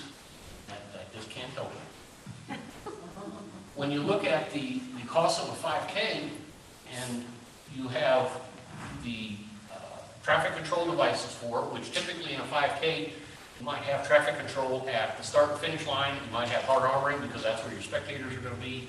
You're going to have police officers at certain points along the route where the runners are crossing major intersections and that kind of thing. But you won't necessarily hard armor the whole route. It's 3.2 miles. It's just not practical to do it. And so when you look at how the different 5Ks that we have, how complex they are. And in some cases, they might only have a small slice in Tennessee and the rest is in Virginia and vice versa. So looking at this particular chart here, which also shows up in this report, these are broken down. What we have in 5Ks is in what we have had for a number of years, what we call the small 5Ks. In the small 5K category, we have the Power of Play in April, which is held out at the hospital. And we only have a couple of blocks of Medical Park Boulevard at Block 4, the rest of it's on private property, so we don't have to deal with that one. We have the Summer's End event in September, which is a full 5K downtown, but the vast majority of that route is in Virginia. So for Virginia, it's not a small 5K. In Tennessee, we don't have to have that much. We also have the Turkey Trot 5K, typically in November. We classify that as a small one because most of that is now run in the Fairmount area, where you don't have to have police officers working a whole bunch of intersections. You mainly have to have static signage. You have a little bit of traffic control around the YWCA, your start-finish line.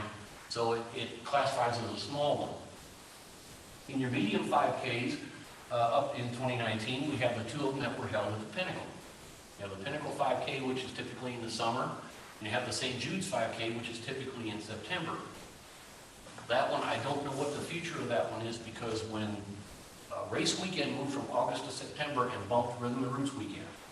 The Rhythm and Roots moved up a week. That bumped the weekend that St. Jude's normally would have had a 5K. In 2020, they never contacted us to find out what they could do, probably between not knowing what the schedule would be and seeing what coronavirus did, that planning something like that would probably have been an exercise of futility because of the way the pandemic went. So the ones that are held at the Pinnacle, where a big part of it is on Pinnacle Parkway, but you also have parts of it on the private property where we don't have to deal with the traffic control. And so you have a medium cost associated with that. Then you have your large 5Ks, the two of them that we have. Typically we have the Run for Phil 5K, which is a mechanism as a fundraiser for the ALS Foundation, which is in downtown, and it's a fairly complex route. And you also have the Rhythm and Roots Reunion 5K in September, which again is partially in Tennessee and partially in Virginia. In 2019, for the first time, they also had a 10K option, but instead of a separate route, we ran the same route twice. So a lot of the engineering and traffic control and that kind of thing didn't necessarily double, some of your labor costs did, because now you have police officers out there working longer. Your public works folks have to be around longer to pick up barricades and move cones and all that kind of good stuff. So in last year, I asked the different departments if they could give me a representative cost, knowing that each one of these is unique, for a small, a medium, and a large 5K. And you can see from this chart here, excuse me, for the small 5Ks, our typical cost is a little over $1,000.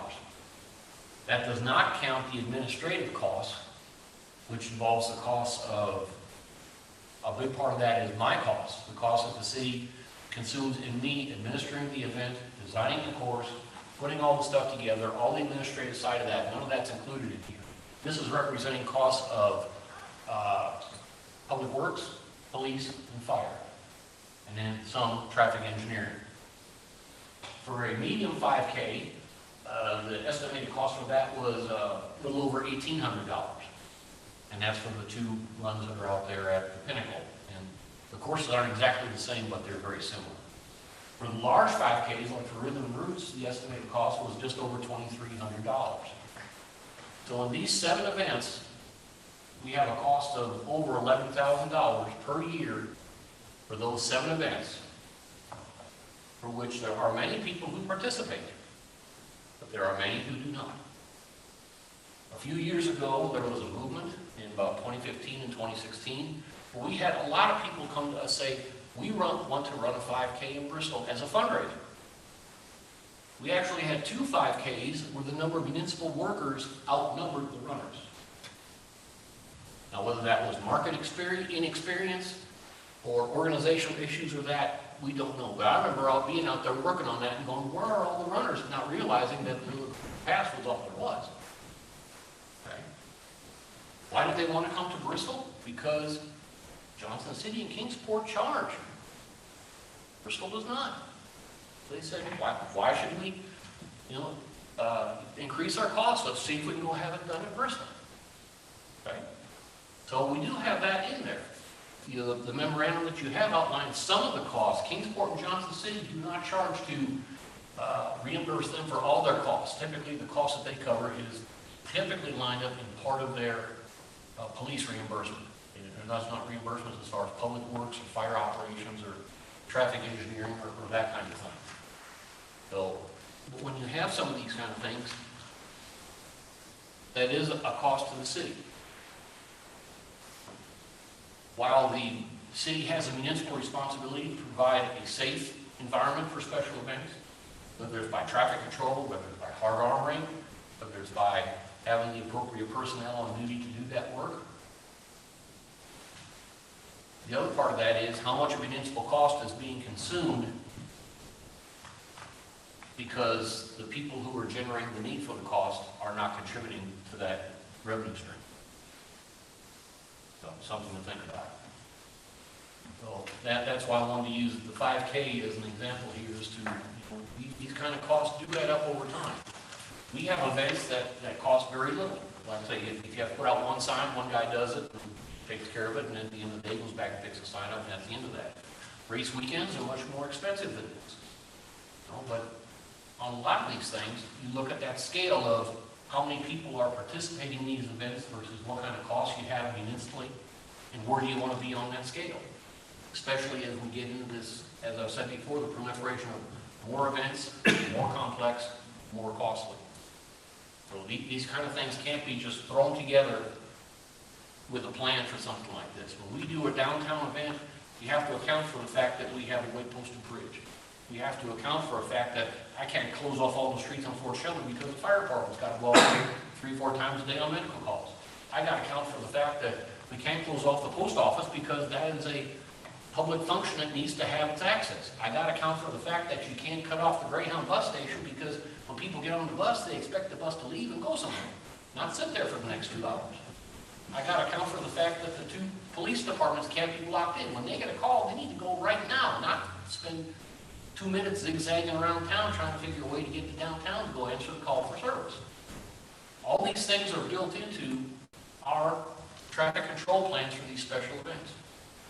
When we expanded Rhythm and Roots a couple of years ago to include the closure of Martin Luther King Boulevard, that was an extraordinarily difficult expansion to do because of dealing with weight-posted bridges and fire trucks and trains. We can't control what trains do. When we try to design these events, we try to design them knowing that we have absolutely no control over what the railroad does. I have a video that I use in one of my classes of a 5K, or I'm sorry, it was a marathon actually in southern Indiana. That was a preliminary event for the Boston Marathon. And they talked to the railroad, no, we're not going to use that track on Saturday, no problem, no sweat. Well, sure enough, here comes, they're halfway through the running event, and here comes the train. Okay, and not only did the train cross the road, the train stopped on the road. Because the railroad, their trains need to do their thing. So while the train is stopped, we have runners going under the train, we have runners going between the cars on the train, we have runners going over the ladders and climbing on the locomotive and down the other side. We had runners running in front of the locomotive. And I hear video in the background going, these stupid railroad, blah, blah, blah. No, the person who was stupid was designing the course to cross the railroad. All these kind of things have to be taken into account when we do special events. And so, when you try to add all these things together, that's why sometimes we end up with such complicated traffic plans, complicated things, because while we have a special event, that doesn't allow the city to abrogate its basic function of, if you want to get from A to B, you got to be able to get there. You got to be able to get there safely. You got to be able to protect citizens. You got to be able to protect the property. Just because a special event is going on doesn't mean all those responsibilities. So, with that, I'll open the floor to any kind of questions and thoughts that you might have. Typically, how much notice does someone give you when they maybe planning an event? I've seen the whole spectrum. I have worked with people, like let's say that they wanted to have a street corner because they had a grand opening for a business, and their grand opening will be in August. They call me in February. They have to fill out forms. They have to provide insurance, that kind of thing. These people have never dealt with the process before, and they get it right on the first try. I have one particular group, I won't say who they are, but I've dealt with them for a number of years on an event, and every year it's like pulling teeth. You know, I send them the forms. A month later, I can't find them. Can you send me the forms? 3 weeks later, I can't find them. Can you send me the forms? Then they send me the forms back, and they're all wrong, and it's only the 10th time they've looked at it. So it runs the whole spectrum. When we issue a traffic plan that we issue is the permit for the organization to have their event. We don't issue that traffic plan until all the documents are in, all the insurance is covered, all the permissions are acquired. The problem is, if I have a closure on Saturday and I wait till Friday to issue the plan, well, I haven't given police any time to sign up any people who might want to work overtime. I haven't given public works any time to dig out the proper signs out of the sign bin. I haven't given the fire department time to figure out how they're going to deal with changes in traffic patterns. So there's a lot of times we issue traffic plans just to staff on a provisional basis so that we can make our preparations even though an applicant is organizationally lacking. So there have been times over the years, I mean, I've been doing this for over 30 years, where I have to give people ultimatums and say, if you don't have your insurance in here by Thursday at 2 o'clock, no event. It's just not going to happen. The closest that a group has come to that is 2 hours. Of missing a deadline where I'm saying, you haven't given us enough time to process this, and that's just too bad. So, we run the entire spectrum.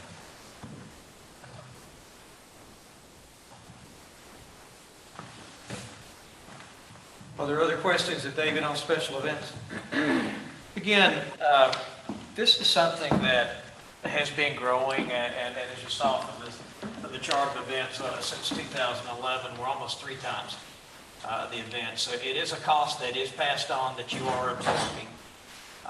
As time, again, there's no recommendation at this point, but as time moves forward, and if we have to reevaluate what we're doing based on a change in our revenue streams, then we're going to be forced, I believe, to rethink a lot of what we do and how we do it.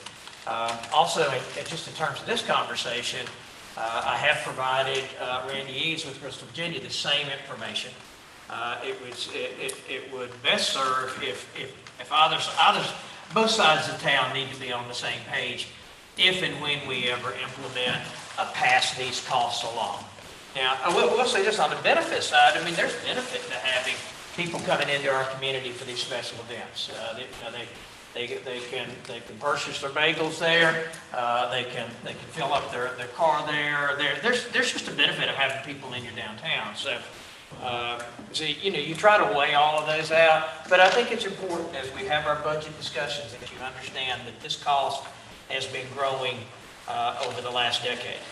And not only are the events increasing in number, but they're increasing in the sophistication of what we have to do to prepare for these events. So. Okay, thank you, David. Thank you very much. I think it would be nice to take a break. Okay, and I think what I may do, I know you all got a number of discussion items. We've got a couple of issues on the public library and the school system. I think we could probably save that for another time. The Reader's Digest version is we'll look for the same cost of living adjustment to their operational costs that we have in years past, which based on the previous 12 months, we base this on the annualized rate ending in December. That's 1% increase for both entities, and we'll build that into our model. So on the agenda, I'm sorry? Do you have a slide that we need to see? I can show that slide real quick. I mean, we can flip through it. It's, but it just shows, where's the clicker?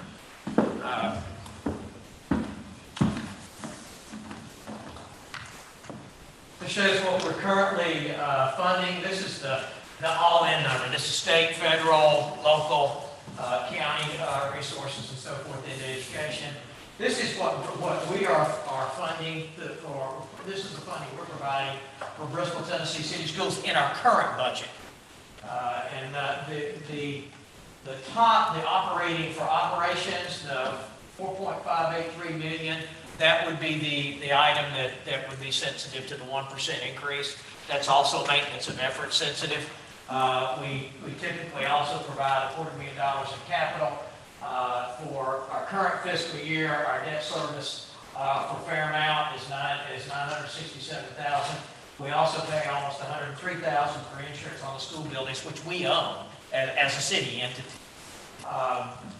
We contribute along with our IDB and the school board at 8,000 each for the AP exams.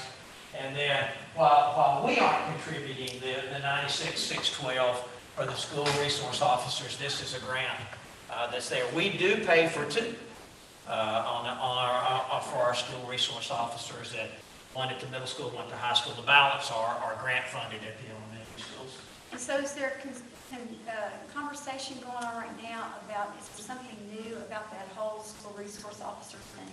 The MOU that you all passed last month, I mean, that's set sail. We're done. That is set sail. I think the school system actually, maybe even today, released, had a news media release that we have two now, that are two full-time officers that are committed and one part-time. And that's included 9612? Yes. That was what I was asking. Yeah, and if you recall or earlier this month, rather, you all approved the change in the EMA. All we did was basically redistribute between the full-time and the part-time. 84 cents of our 216 does go to school system, or 39% of our levy. Looking at the public library, we jointly fund the $747,000 for the main library. We're responsible for all of the $191,000 for Avoca Library. Of course, there's the Adult Learning Lab, and then there's building insurance is all part of the public library budget. Again, we've got a partner with that. We do, based on what is being paid for operations right now, Bristol, Tennessee is paying for 50.8%. Bristol, Virginia is paying for 49.2%.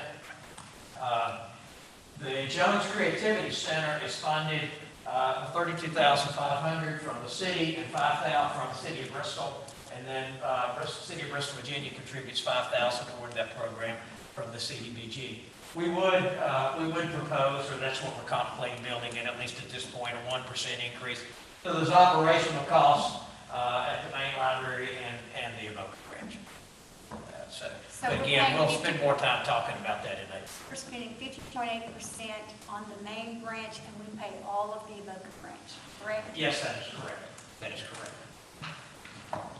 Okay, let's take that break and come back and start into the nonprofit funding.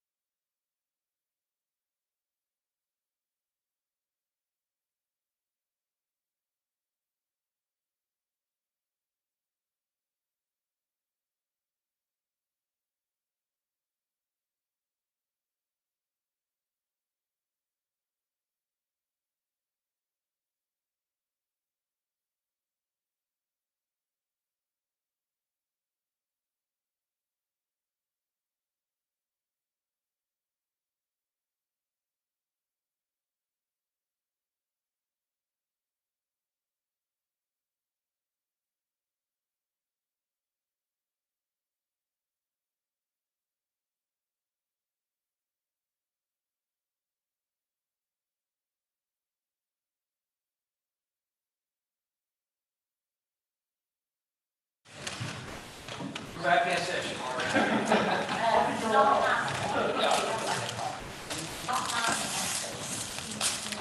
If I may, Bill, I'd like to,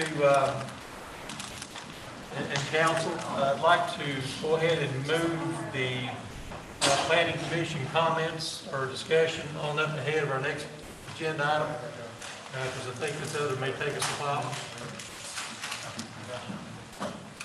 Yeah, that'll be fine, Mayor. And I think where are we over here? All right, Terry, can you go to the planning commission slides? I think we were both clicking at the same time. Terry's got it. Terry, we need to get to the slides. Well, there, I can continue eventually. It's a long way to get it. The sheriff's presentation on this.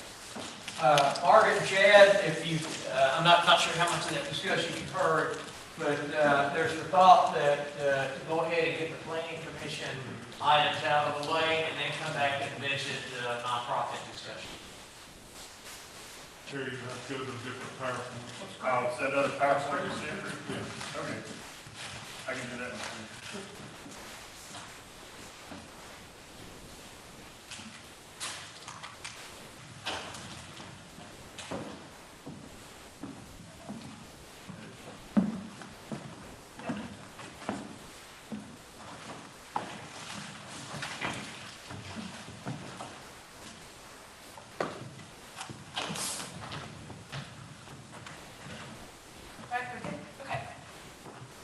Okay, so, the first of the two, planning commission related items on the agenda this afternoon, is a rezoning request for 362 Longville Highway. This request is, to go from the R1A, low density residential zone to R3, multifamily residential. And come on, supposed to be. You need the clicker? Sorry. I've gotten so used to Zoom and not doing it myself. I was like, why is the screen on? There you go, sure. Okay. Okay, so sorry about that. The applicant for this zoning request is Mark Corcoran. The owner is Dorothy Bullock Shaw. And the location again is 360 Longville Highway. This property is about 4.8 acres. So here is a map that shows the parcel outlined in red. Right up above the red parcel, you can see the intersection of West State Street and Bluffville Highway. So we're looking at this long narrow parcel outlined in red.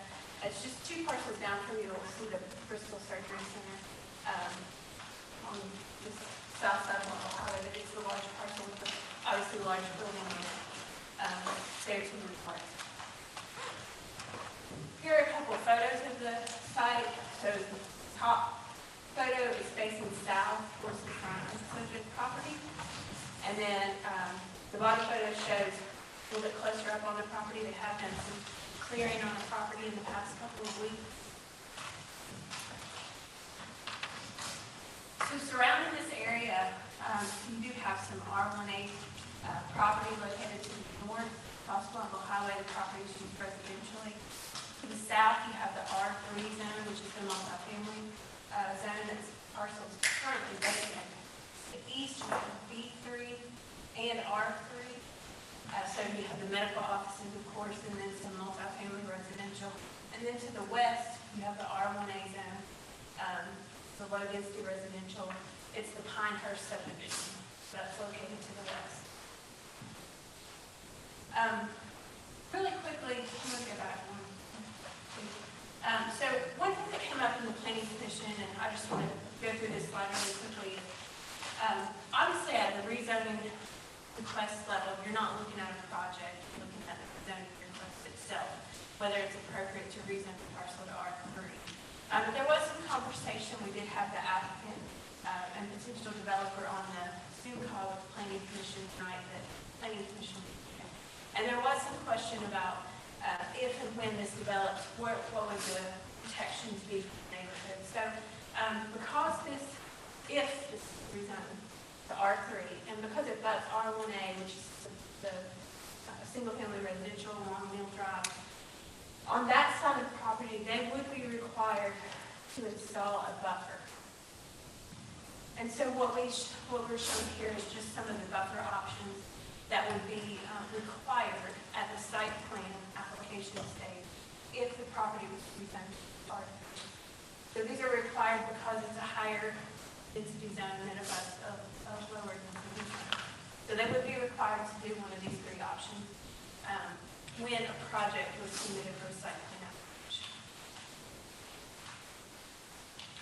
So R1A permitted uses, you have single-family homes that are permitted uses, cemeteries, general farming, parks, municipal, county, state, federal use, public libraries, and then the taking of borders or tourists.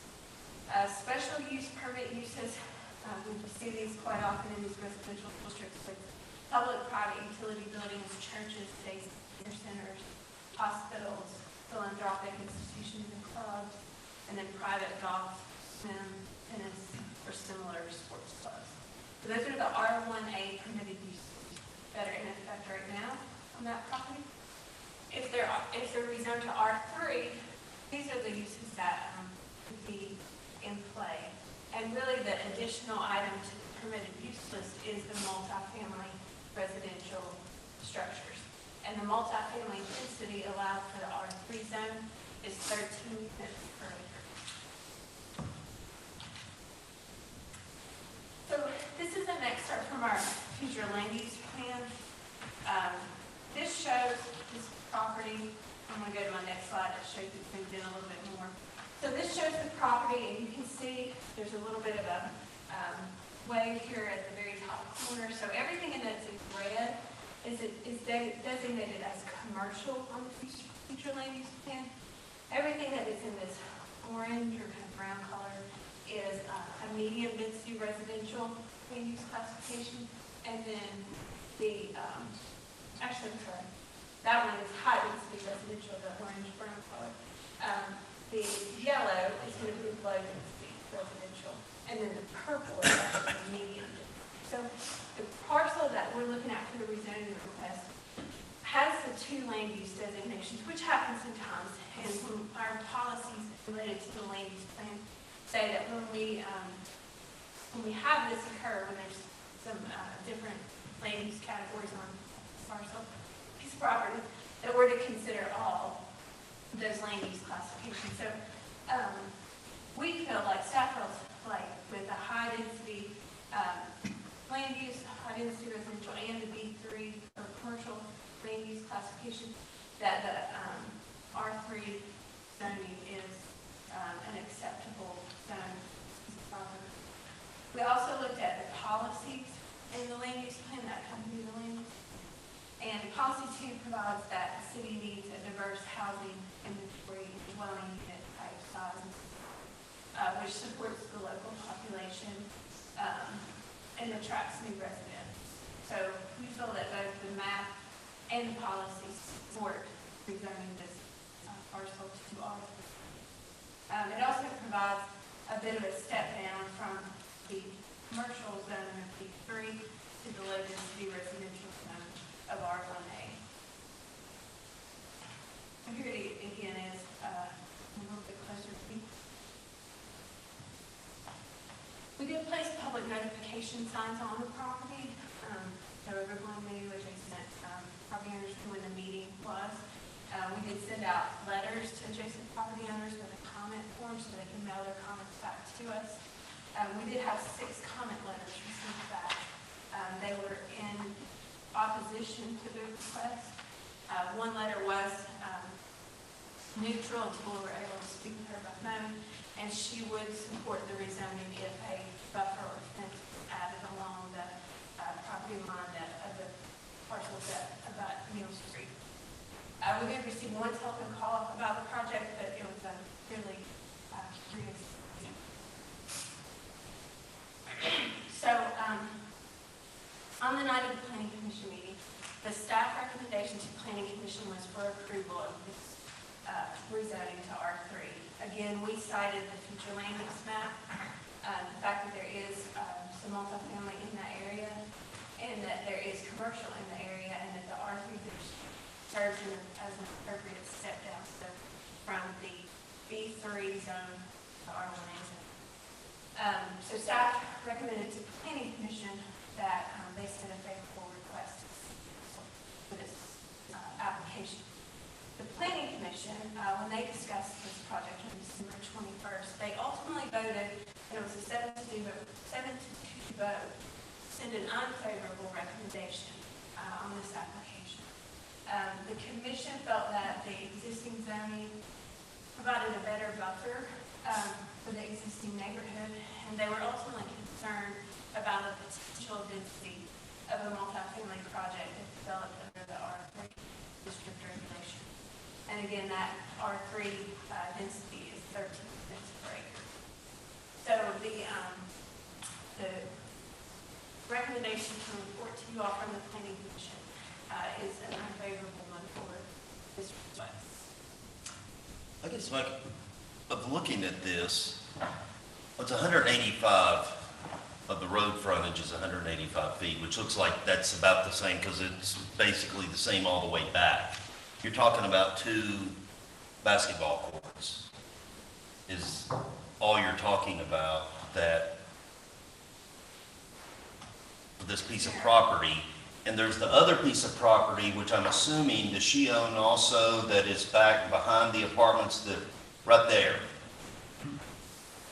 So during the meeting, the applicant was on the phone, and he had commented or addressed that he was in discussions to purchase it.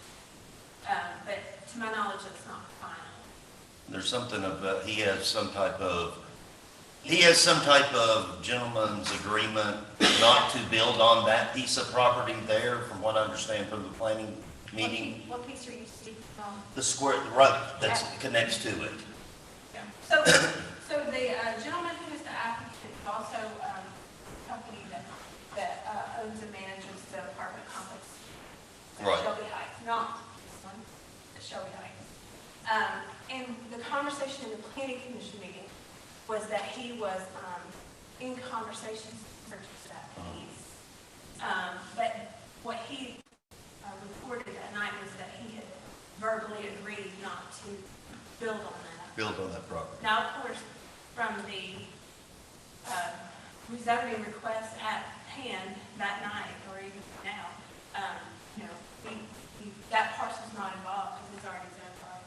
Right. But the conversation with the applicant was that there could be some desire to assemble those pieces together, but that his conversation with the current owner of that parcel, that he would not build on that. But obviously, we cannot enforce any kind of private agreement between two properties. I just think that piece of, I mean, from me, of what I have read and what I've seen as far as the planning commission,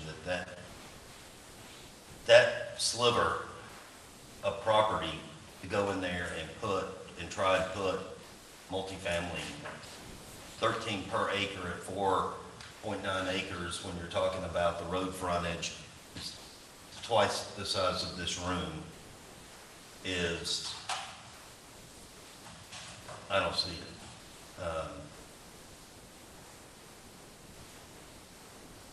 Because I'm sure that piece of property, looking at some of the photos, that it doesn't look like it's just a flat parcel of land that goes straight back. So that's the surgery center. Those are apartments behind that.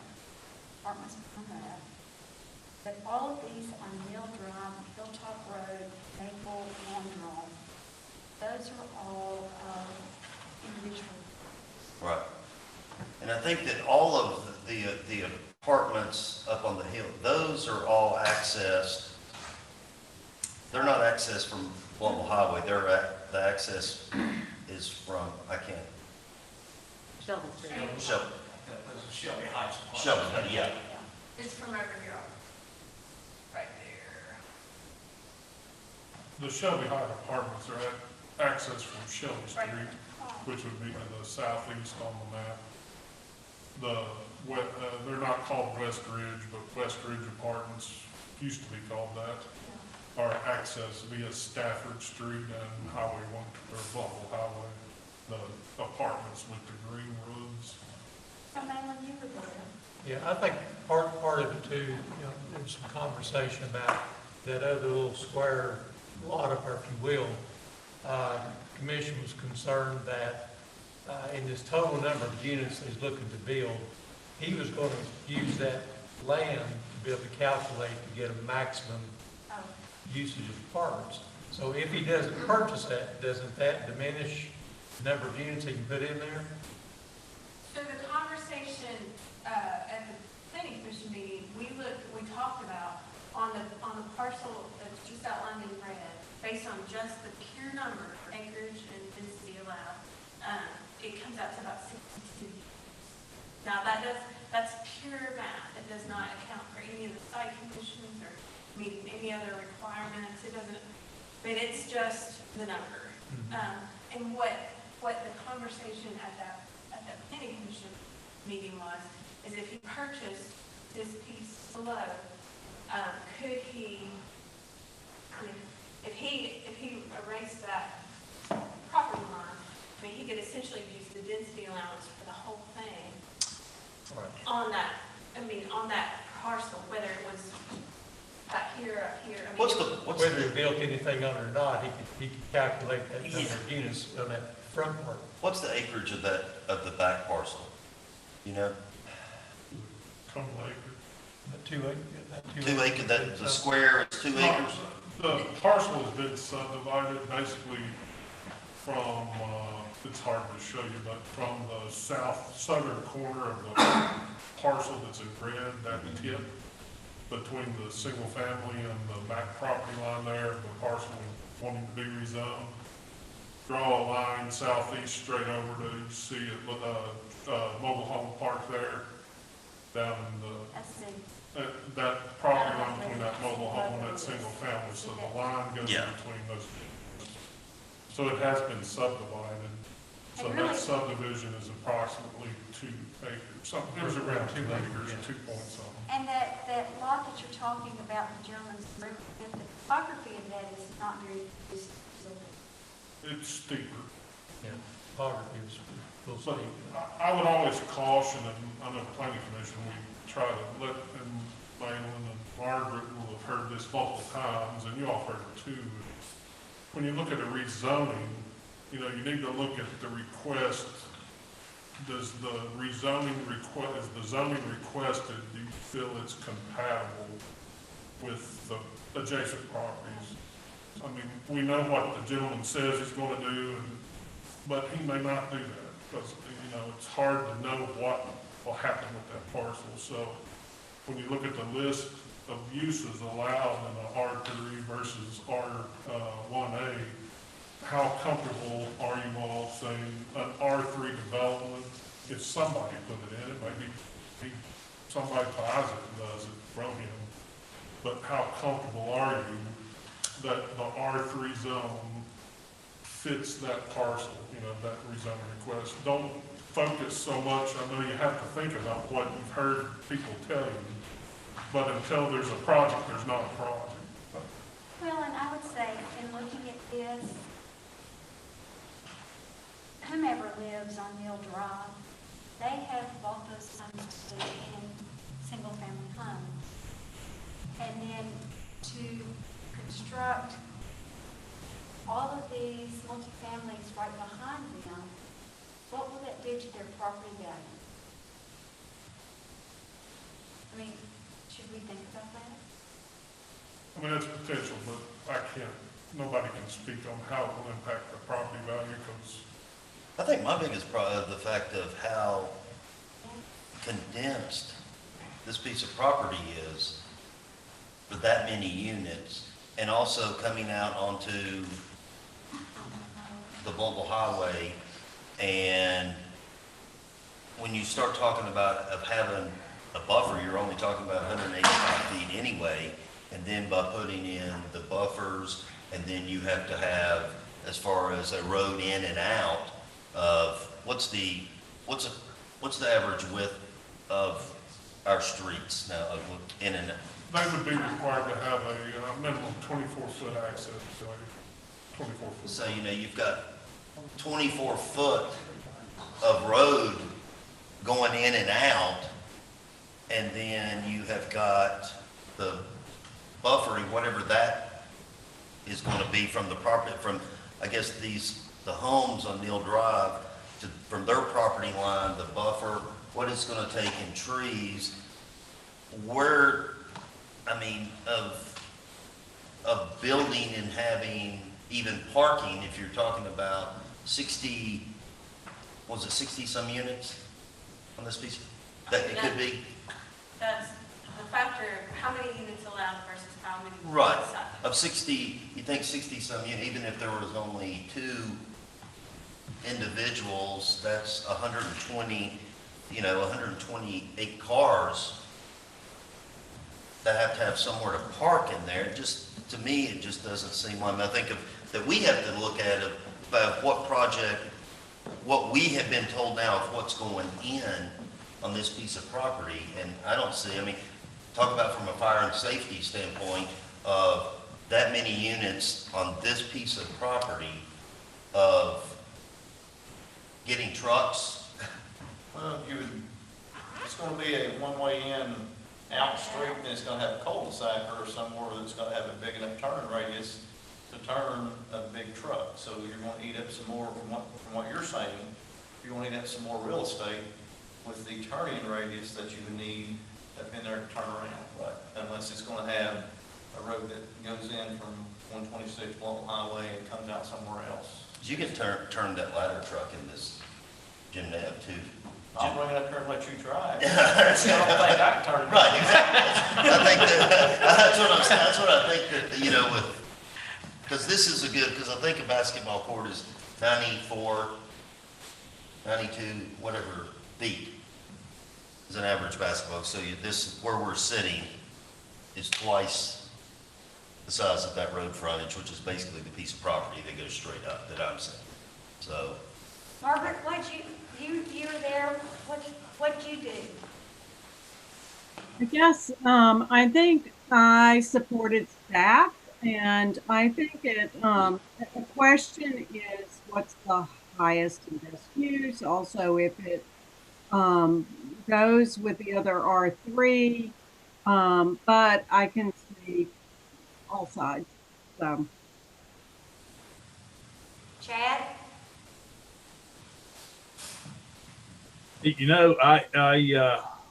I respect the staff's decision on this, but I also respect what the planning commission has said as well. And I'm kind of like Margaret. I see both sides of it. I would probably go with the planning commission's recommendation if I had to make a decision right now. At the night of the meeting, I voted against it. After that, I went out there and walked the property, go out there and looked at different angles and stuff. And where it gets real tight on some of the property lines is the houses on back where you have that little cul-de-sac on Neal. The other homes up through there, they have a pretty good buffer because their houses are closer to the street with big backyards. Not to say that's, decision making. So I didn't feel quite as bad after going out and looking and walking the property. But, there's still other factors to be considered. With indecision on our part right now, and really, should we send this back to the planning commission to revisit, or is there what they have said final, or? I think the process that is expected to be followed is that you have a request in front of you for rezoning. You have an unfavorable recommendation from the planning commission. So what we're to do as a staff is to present it to you for consideration on first reading at your February meeting, and then you can determine what you want to do with that. Right. Could you hear me, Chad? Yeah, I heard you. I think I'm kind of like Malin. I think I'd have to go out there and just kind of walk the property and, see what, and I understand Vince's limb as well. I kind of feel the same way. So But it does have to go through 2 readings, you said, so we could, assuming it passed on the first reading, it could be overturned on a second reading, correct? If it failed on first reading, then it would not move forward. If it's approved on first reading, then a public hearing and second reading would be scheduled in March. And yeah, and it could be voted down certainly on second reading. And I guess with planning, when you looked at this, you're looking at it just strictly from you're not looking at the project that is going into this piece of property. You're just looking at of what is surrounding and what the other properties. That's correct. So you're not, I mean, as far as what I'm talking about, where I look like at this piece of property, of this project for rezoning, you're not taking any of that into consideration of what the project is of when planning looks at this, correct? That's correct, because the truth of the matter is, and we don't know. I mean, like Tim was saying, the property might be rezoned and then sold. It might sit out there. I mean, we don't know what happens. We just happen to have a particular person on the line of planning commission that night that was available to give some general parameters of the project. And now I can't say and don't know that he's done all of the site work or design work to see what's truly possible out there. We were just providing the planning commission when we were saying, as that's the max based on this size parcel. But he doesn't own the property. He does not own it, to my knowledge. Yeah. Is he? Our understanding is there's Zoning.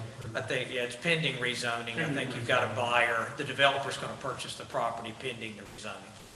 And when we bring you all a recommendation, or when we take it to the planning commission, we're looking at factors like the general characters, what's surrounding it, what's Julian's plan, and what do those policies say, not what we think somebody might do with it. I mean, And I think we're back to- until he puts pen to paper, I don't know that, and he may have sketched it out, but we haven't seen that. Right. Obviously, the density might not be able to put all that on that lot based on the size of it. You just don't know until they turn something in. But if it was rezoned,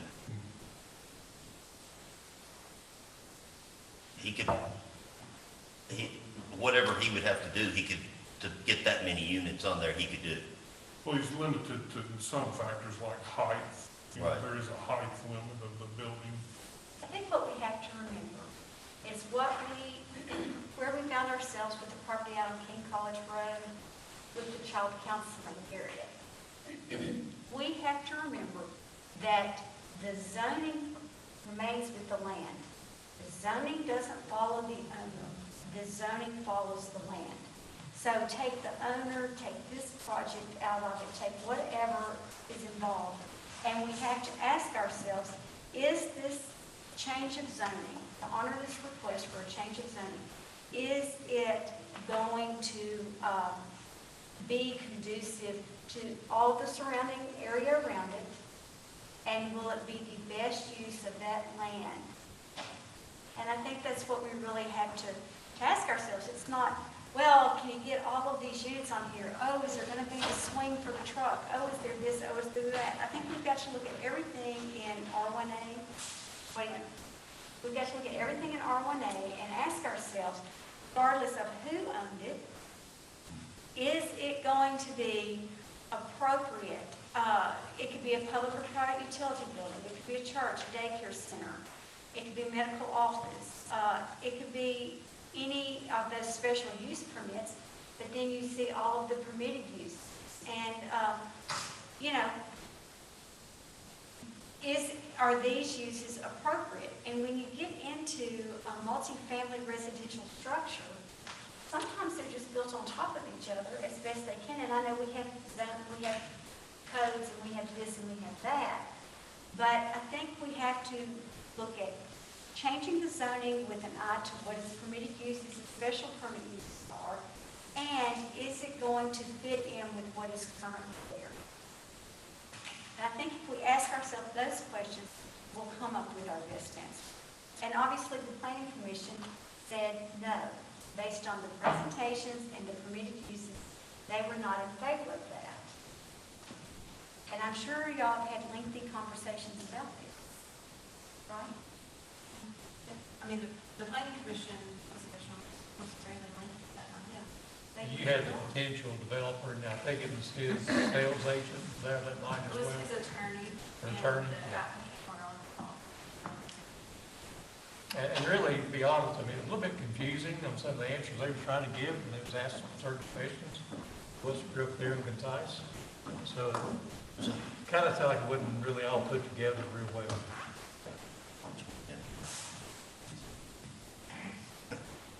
Yeah, I mean, there's another piece of property right next to it. It's probably as equally as in size as for sale as well. So if he has a desire to, do something, I guess he could acquire that other property and just It's one thing when they his road come and to, his roundabout. it's one thing when they come to us and request a change in zoning and have a plan or a project. Something else where it's just kind of, very obscure. So the planning commission is looking at, Lee, kind of that issue of trying to help developers to be able to not spend tons of money before they know whether they would be able to move forward or not. The planning commission is looking specifically at special use permits. But I think what's happening here is probably pretty common, that the land is purchased pending the rezoning, and that the buyer may not be putting a lot of money into the plan until they know that it's a possibility. So I think that's not that unusual on that part. And there's one other thing I'll add, that there was some conversation, the possibility of him building a connector road over to the Shelby Heights to where he would have in and out for both developments, which that could help or hurt, traffic flow and get in and out and stuff. Well, I think this is all coming. We spent time today talking about the casino, we talked about infrastructure, we talked about all these different things. These are all coming, and so do the roads that we have, Shelby Heights, is it comfortable for it to handle this amount of traffic? Bumpville Highway, is it going to be comfortable? What are we thinking along these lines? Where are the most amenable places for this type of growth? And I know y'all have done a great job. But this is going to become more and more a part of our conversation. And we want to get it right as best we can. Any other questions with Sheriff? Sheriff, you want to run through the proposed changes then to the B3? Sure. So the other item we have is some potential changes to the redistrict. And this came out of the housing study action with some of the B3 PD residential densities to think about increasing this density. And the planning commission started talking about this in the fall for a few months. And voted to go ahead and send this to you all during their December meeting. So what this does is this impacts the B3 zone, or the general business zone, which is what we have on a lot of the commercial corridors now. It impacts single-family and two-family development by reducing the required lot size. It reduces the setbacks just a bit, and it increases the maximum building coverage on each lot. And I'm going to show you a chart here that you can see that side by side of what's changing. I'll show that in just one more slide. From a multifamily perspective, currently in the B3 zone, multifamily projects are approved through the special use permit process by the planning commission. This change would make the multifamily use a by right permitted use, rather than a special use requirement. They would not, if you're doing a multifamily project in B3, you would no longer have to come to the planning commission for that approval. It increases the density to 35 units per acre. And then it also, less than 30 feet, if the structure is less than 30 feet in height, the setbacks for it are the same as single family. And if it's greater than 30 feet in height, they're required to have a 3-to-1 height side yard setback ratio. And this also increases the maximum building coverage just a bit to 45%. So I'll show you the changes so you can see kind of a little bit clearly what's changing. So this is the permitted use list in the B3 zone. So item HH includes the residential purpose, and it includes single-family and two-family residences. So what we're striking through on this number 1 is that construction expansion must be approved by the building inspector, cannot exceed R2 space requirements. So we're eliminating that by putting in the specific site requirements for single-family. And then the second item contains the multifamily residences use. It currently, in the ordinance now, says by special use permit only. So the proposal here is to strike that where it would be a permitted use. So this is the development chart that's in the back of chapter 4 of the zoning ordinance that gives all of the setback requirements, the lot space requirements, and the building area requirements for the B3 zone. So you can see what we're doing here. It's reducing, it's the minimum rear yard goes from 30 feet currently down to 2 feet, and the minimum side yard goes from 65 feet. We did put in a requirement because this will allow a smaller lot development, that if a project is developed, so multiple lots, and it abuts another zoning district, they would be required to match that zoning district's setback. So it would provide a little extra room for the adjacent zoning district if it was something like R2, RNA, something like that. So these are the changes. And this is a clean copy of what, if passed, the section would look. And then, like I said, the Planning Commission worked on this for several months, but in December, they reviewed it for the final time, and they voted, and it was a 9-0 vote, in a favorable recommendation.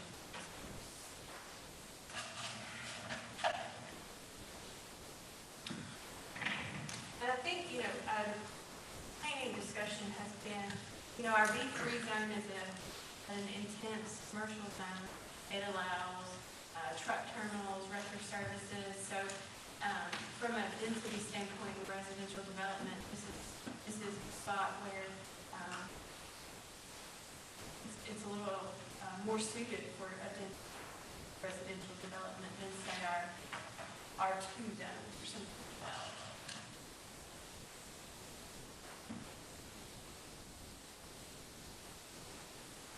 You may have any questions on that one, or like me to stand on part of it.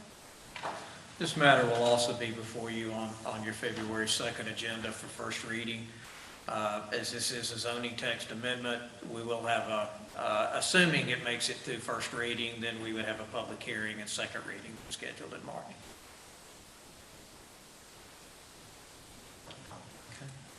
Thank you, Sheriff. Thank you. Yeah, Is this not a good? contentious. Okay. Terry, can we pop back up to the other? And the next item on our agenda, and what we may, it's 25 to 5 now.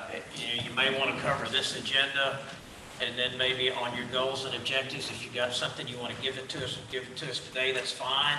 Or we can place that item on our March agenda, and it give you all a little bit more time to think through and digest. And I know I sent you all a lot of material electronically in advance of this meeting.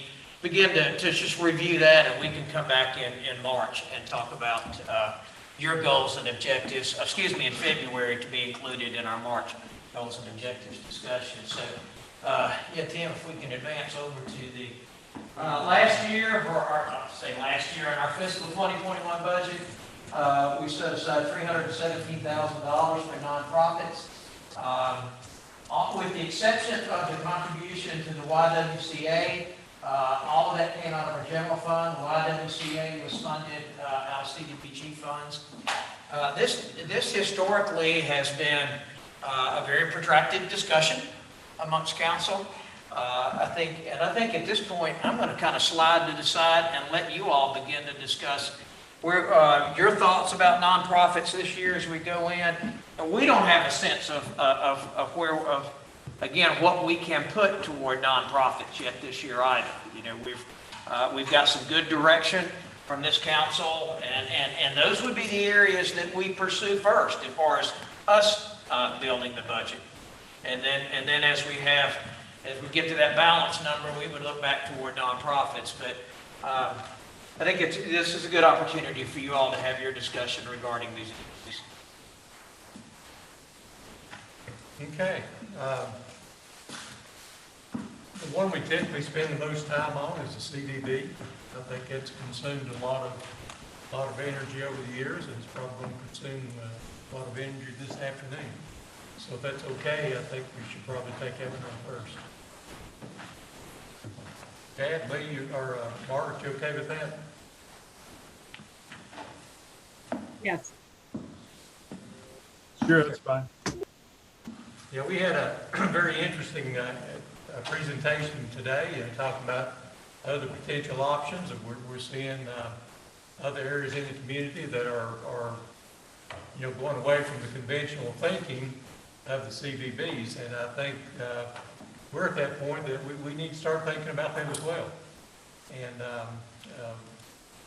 like I said, we've had a lot of hard conversations in the past, and it just seems like that anytime we try to suggest or try to improve what our monies and dollars are being spent for, it seems like we're always made out to be the bad guy. So with that, I'd like to open it up and get some input. My opinion that, a good portion of this money is used in tourism. And I really like the idea of a strategic plan guided by an outside entity that can kind of look at everything that we're doing, and that we walk through the process as diligently as we can with Bristol, Virginia, as well as the CVB. That's my standpoint on it. I'm not ready to make a decision on any amount of money allocated to any one of these entities right now. I think we need to go with a strategic plan. Now, having said that, if the city needs to have a budgeted amount of money to go towards, all of these agencies, I think that is something that we can probably discuss and talk about today. Yeah, I don't think it's a matter of money today, Chad. I think it's a matter of where do we want to go with our CDB. Mr. Soar and I had a meeting a few weeks ago with City Manager of Bristol, Virginia, as well as the Mayor of Bristol, Virginia. And quite honestly, the conversation didn't go very far. In fact, it didn't go anywhere about possible change or restructure of the CDB. Highly expected, to be honest. To that point, I think Mr. Wisnick gave us some really good information today about how CVBs are handled in many different areas. I think, though, that unfortunately, I don't think he had really had an opportunity to have all of the information or an understanding that this conversation has gone on for over 2 years. It has gone on, we have engaged, we have talked extensively with our city, whether it was through our city manager and mayor, whether it's been in conversations that we've had with individual council members. You know, there has been extensive conversation in regard to our relationship and to funding. And I know Mr. Sora has had quite a few of those conversations or has tried to. In regard to conversations with the chamber per se, all five of us know that we have had extensive conversations. We have had multiple phone conversations with the different members of the executive board from the chamber. We have met one-on-one with a former president and the CEO of the chamber, and I think we need to keep in mind that we recognize that a casino is coming. We recognize the tourism assets that we have to leverage, and we realize that it would be in our best interest to have an appropriately credentialed, experienced individual, very similar to the chamber took us to Greenville, and the woman that headed the CVB there, very talented, well-credentialed, great experience. And another opportunity, they pointed us towards Athens, Georgia, and the good work that they're doing in Athens, Georgia. Again, a standalone CVB, experienced director, credentialed, tourism specifically. Marketing is one thing, marketing tourism is something else. And we've had that discussion. We asked multiple times, different ones of us, in public settings as well as in private settings, phone conversations, actual meetings, how much would it cost to bring this credentialed individual to the table as the executive director of the CVB? We were never given an answer. We asked no less, multiple, 3, 4, 5, 10 times what it would cost to bring that individual here, because we at least understand tourism to the point that there's no one else in the region that has our cultural asset of being the birthplace of country music. We understand that while we live in a beautiful area, we consider ours to be especially beautiful with the South Holston Lake and the Holston River. We know that we have the fastest half mile on the face of the planet in Bristol Motor Speedway that now has the Jumbotron in it that's primed to do even other events. We know that we have a very quaint downtown that there's been a large investment made in. We know that we have the third largest municipal park in the state, but we also know that that municipal park is a natural wonder in and of itself because of the ecological and biodiversity assets that it holds. We know all of this, and because we know all of this, we have invested in tourism heavily. Now, there are some that look at the investment that we have made in tourism as just what we have contributed to the CVB/DMO. But just for a little background and context, in this past year, we have bought a stage at $110,000. We have had the mural renovated. We have provided for historic sign maintenance. We have paid the bond revenues for the Pinnacle, which is considered an exceptional retail tourism destination. We have underwritten the birthplace of country music, and I might say we have completely fulfilled our funding obligation to the BCM. We have provided $50,000 to Border Bash. We are providing a $30,000 grant to our restaurateurs. We have put up wayfinding and destination signage. We have contributed over $11,000 in special event in-kind destination. We provide all of the safety mechanisms and patrols officers for the events at Bristol Motor Speedway at no cost. We provide all of the in-kind contribution for Bristol Rhythm and Roots, along with much of the equipment, all of the maroon chairs. We have increased patrols downtown because of an increased number of tourists. We have put in blue boxes. We have worked on our landscaping, the landscaping up and down the parkway as well as downtown. And we are constantly upgrading the amenities at Stills Creek Park, just to name a few. So when we have someone that says, well, you're not really investing in tourism, we are close to $1 million of investment in tourism. It is incumbent on us at this juncture to have, you look around this room at our staff. Look around the room at our staff.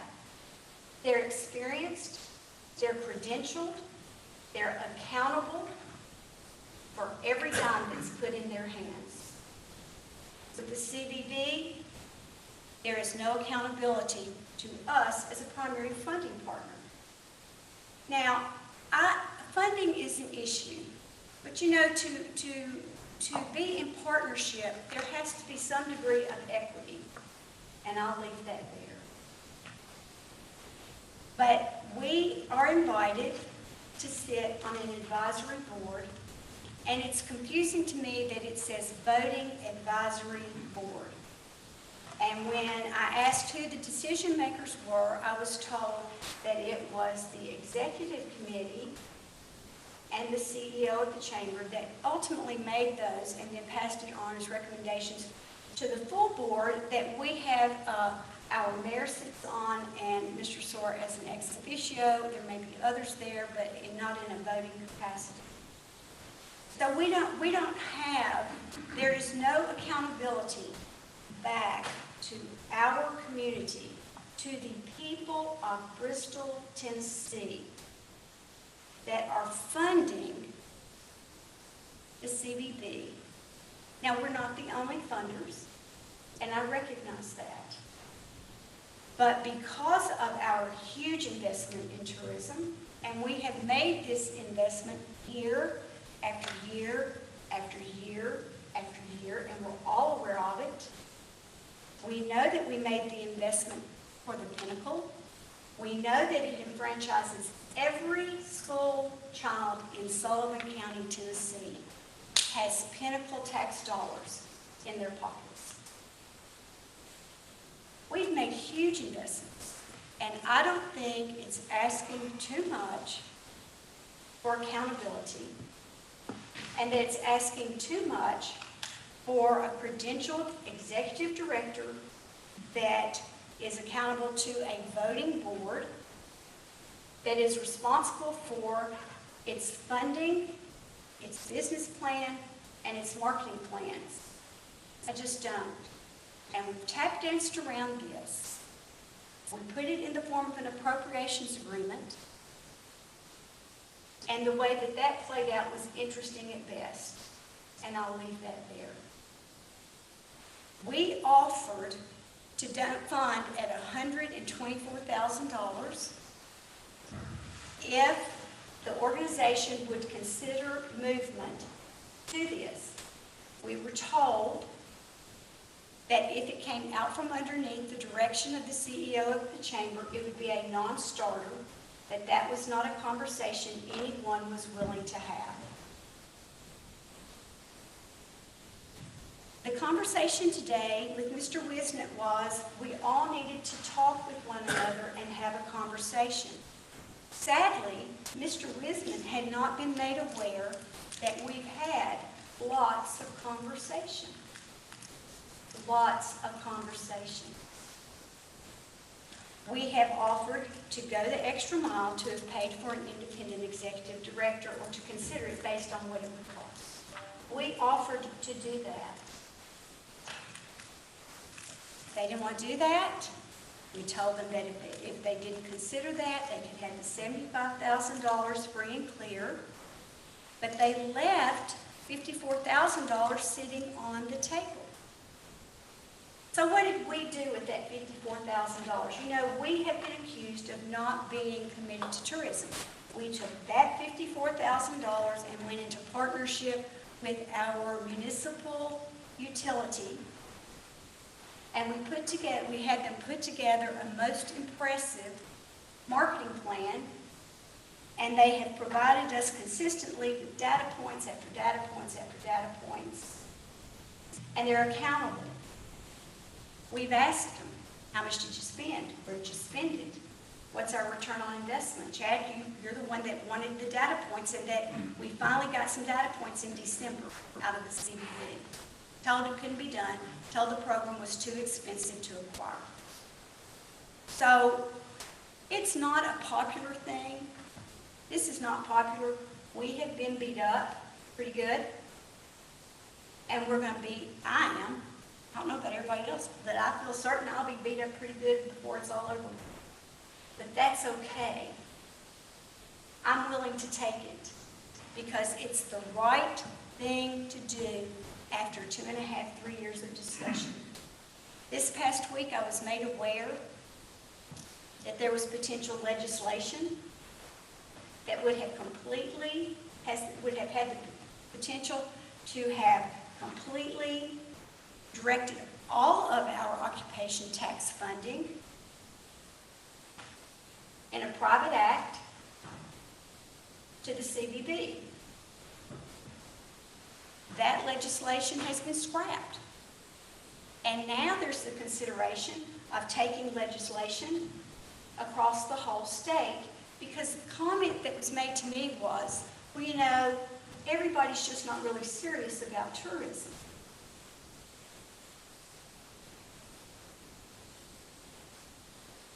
We've had the conversations. We want an optimal situation for growth and development in the realm of tourism. We've talked about it. I don't know what else to say other than I think it's time for us to take action. I mean, to Lee's point about the seriousness of tourism, I put together some numbers that goes back for roughly the past 8 years. And if you look at what we've done in donations to the CBB, and I consider the birthplace of country music, leaving Bristol downtown, that's all part of tourism. It's all marketing. You know, They are marketing. We have invested about $2.75 million in about 8 years, past 8 years and all that. So for someone to say we're not serious about it, you know, that's appalling. And I think we need to take some additional action to where the fact of even looking at dissolving and canceling what we've got right now and write a resolution to cancel the current agreement and go a different direction. Well, I'll say for me that this past week, the thing that concerns me, and when you're talking about it being in a partnership, that when I found out that I guess, and part of this was directed by the chamber, of going to the state and getting legislation requiring us to give this money. This is money that we give to these organizations. We're not required to give this money. We do. But with that legislation, and what concerns me is that that legislation could possibly pass. And if we are, I would assume at that point, wherever how you are set up, your DMO, whether it be independent, whether you're through government or through the chamber, that's where that money would be required to go. And I think that, you know, I don't really want to be in that position. And it's somewhat, I've been going back and forth with this for a long time. And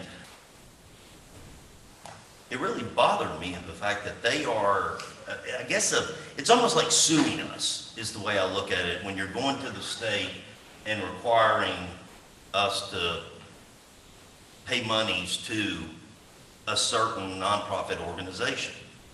I don't like it. I don't like the position it puts us in. And like I said, maybe it will not pass, but I think that for me this week of finding out about that, we need to protect ourselves and make sure that we are in the right position if this legislation does pass.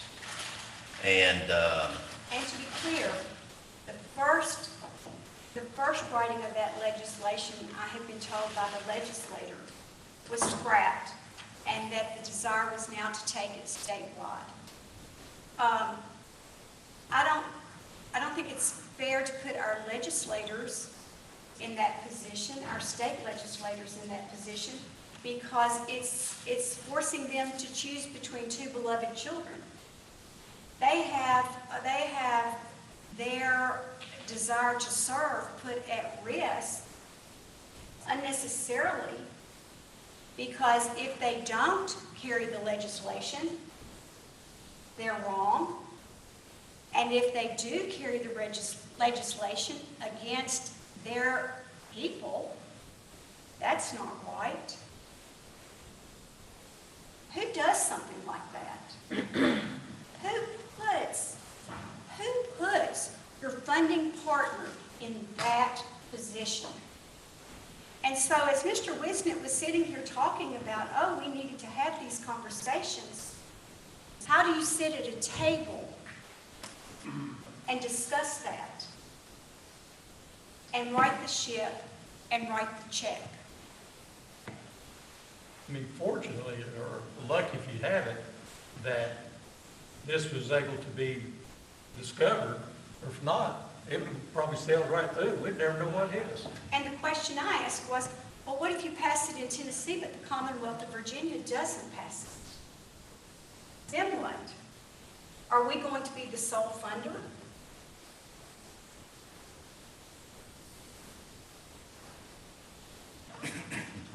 We have paragraph 10 in our appropriations agreement. Paragraph 10 says that either party may terminate this agreement at any time with or without cause upon at least 30 days written notice to the other party. In the event of such termination, Bristol Chamber shall reimburse the city for all sums advanced in excess of those expended on a pro rata basis. Any notice of termination shall be sent by first-class certified mail as follows: to the Bristol Chamber, the President, CEO, and from the city manager. Malin, go ahead. I mean, Vince, could you say something? no, I mean, I think if we would decide, I guess for me, that as much as it upset me this week, my thought would be, I mean, if we decided to sever the relationship, that we've already appropriated the funds, and the funds would be sent and would fulfill the obligation that, I mean, what we have promised. I agree with that. Yeah. I would agree that a resolution be drafted to sever the relationship effective 30 days from the receipt of the document of separation, but that we fulfill our financial obligation for FY21. Because that's who we are. We're honorable people. We're transparent people. We're honest people, and we fulfill our obligations. And even though the relationship may end or will end, it's important that we not leave this organization unfunded, because there are people that work there, and to give them time to regroup. But I have never experienced anything in the 7+ years that I've been doing this. I have never experienced anything like this, and am incredibly disappointed.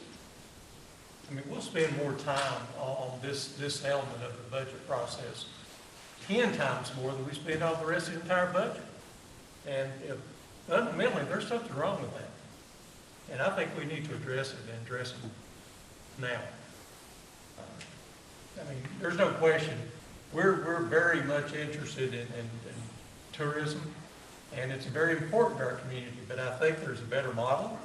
Obviously, others are making changes as well across the state of Tennessee, somewhere locally, and I think we can do a better job. So therefore, I agree with submitting a resolution. What say you, Chad and Margaret? So I guess, I mean, I would like us all to have the goal of marketing and enhancing our tourism and succeeding. I do believe that ultimately working together with West Virginia is critical, and I do believe strategic planning is a great way to figure out how to do that.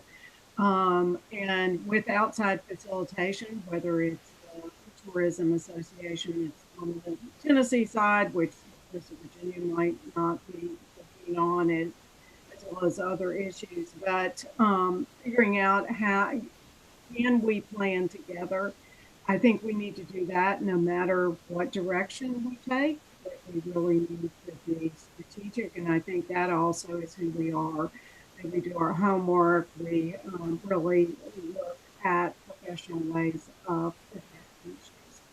So, Margaret, I support that. I Right. support leaving the door open for our sister to join us, because I do think that for us to put it together, to do it together with our sister is our best option. And so I would think that Mr. Sora would reach back out to their city manager, and if this is the direction that we're going to go, to reach back out to our sister to see if they would like to join us. and for parties to agree on a facilitator that everybody feels is a good facilitator of a process. To be quite honest, the gentleman that gave us a presentation today, I think he's good, will do a great job, but quite honestly, I'm concerned that the results may be skewed. They received his organization received a phone call from our CEO, chamber CEO, and someone from the track prior to talking with our city manager this past week to affirm the situation. And he made it known that they had called in to talk about tourism and the CVB prior to his presenting to us. He represents both of those parties. And so I don't believe that it would be without bias. I'll state again that I do think that we need to start in the direction of a strategic plan facilitated by an outside entity. I don't care who it is. So I think that's something we can put up for discussion. You know, and I do agree with Margaret that we want to bring our Virginia partners in there, but I see nothing wrong with bringing also our current, at least board members that are on our current Discover Bristol CVB board. I think they will have, in my opinion, I think they would have input. Now, maybe you leave the Chamber of Commerce out of this, if that's what you're insinuating, because you want to go in a different direction. I don't agree with that. I think they should be brought into the mix so we get all sides of the story. But I do believe that a strategic plan going forward must be formulated. What we had suggested, Chad, I'm sure you remember, is that we would have the tourism that we encouraged and invited our tourism representatives, our hoteliers, our restaurateurs, our retail representatives, our outdoor living representatives. We want all of those that represent both Virginia and Tennessee at the table, and we want them to have a vote.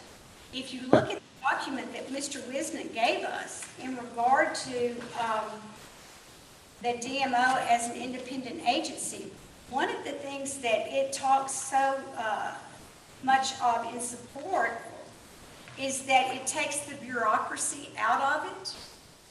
And whoever thought a government would be trying to take the bureaucracy out of something?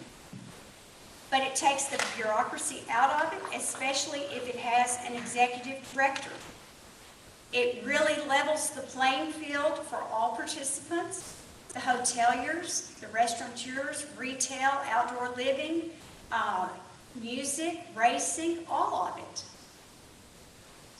And, you know, we had him come today, and as he told Mr. Sora, it's my understanding that he was coming simply to present our options.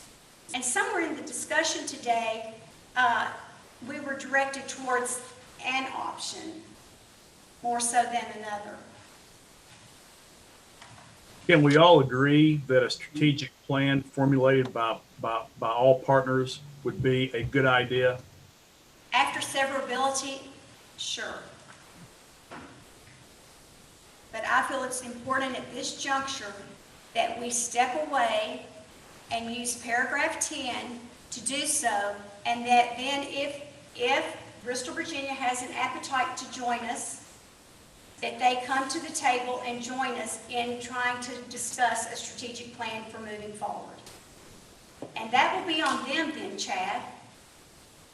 But I believe that at this point, based on most recent past behaviors, it's best to part. So a clarification, even if we did severability resolution, if we went through, and strategic planning has a lot of components, I think we talked about somebody coming in, et cetera, and focus groups, input different ways. We've seen that with some of our business plan, so that you get all kinds of input, not necessarily people who come to direct. Anyway, if we are open, then I think we need to be willing to say that we'll consider all options. We think for us that the option that's been there isn't the one that's worked. But I think it's important that we do keep open minds or whatever. And I would assume that if we come back with something that's planning, well, we know what hasn't worked. right. So to move forward, perhaps to explore something that would work. But I think that it's our sister's option. You know, I don't think that we have asked for our sister to join us, and it's still going to be at our sister's option. Malin, Vince, what do y'all think? What do you want to do? I think you have to take that first step, and that first step is severability. Well, I'm sitting here and I'm thinking about this of, I think we do need to go, we need to look at other options, I guess, of if we're going to continue to fund of, I guess I would just rather, maybe we could put a resolution that we're coming up 2022, we will not And we'll be dealt with from now until July 1st. participating. And, you know, it's, I guess, of using paragraph 10, yes, I think that, I mean, considering what we found out this last week, we could use that, but, I mean, we've got from February till Well, July. it would give us time, it would give us time in-house to put together a marketing plan. We have a marketing plan that we're using. If we're going to sever, if we're going to step away, we need to step away. If we wait till June or July, what we went through all last summer with this, we're going to continue. That's going to, you thought your phone rang last year? It's just, you know, I get it. I see both sides. I know exactly where you're coming from. So I I was think just, if we go ahead and make that decision, then we can immediately start working on what we want to do going forward. If not, you know, we're going to be pretending we go to these, because we're going to be expected to go to the meetings up until July or June, whenever. And so we're going to be pretending during that whole time, but yet, right now, what we're talking about, they already know about it. I'm sure that someone's been watching or someone's told somebody something. Well, my biggest concern is this, this legislation of, Yeah. and I think it should be a concern to everyone on council For a lot of reasons. for a lot of reasons. And, if we step out now, that legislation does not have the potential to impact. impact, that's my concern, that if we stay, that legislation passes, it could affect us. If we leave, then we have choices. I'm afraid that if we stay and the legislation passes, we may not have choices. So that's my biggest concern. I don't know if, I mean, So if staff puts together a resolution of severability effective 30 days out from this coming Tuesday night, then we can explore our options, get in touch, work with our sister, and determine how we move forward.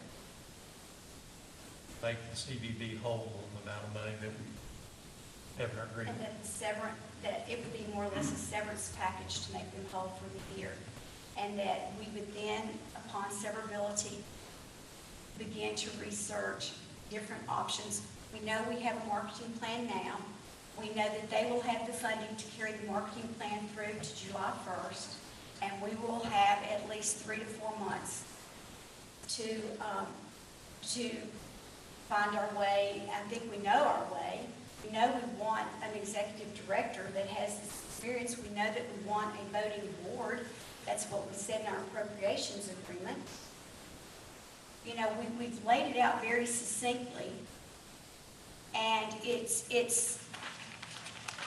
you know, we want to be all in with tourism, and especially with the casino coming, with the track, with music. We've got so many assets.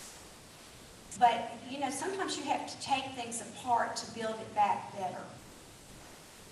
And I think that's what I'm asking today, is that we take this apart, we come back together, we invite Bristol, Virginia back to the table with us, and we figure this out. And we're all held accountable.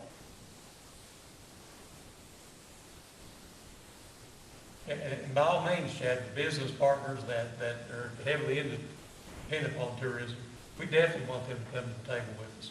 And so they Be have part a of it. vote.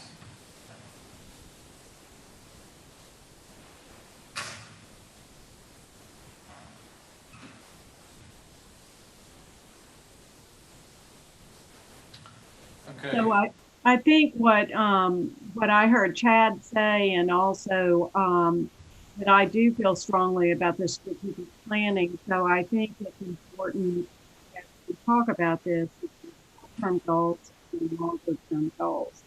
So just being careful how many, being sure that we do some of the things we need to do, but do not far ahead of going through a process that we really make sure we're following best practices. And by all means, we can do that once we go ahead and take this first step we need to take.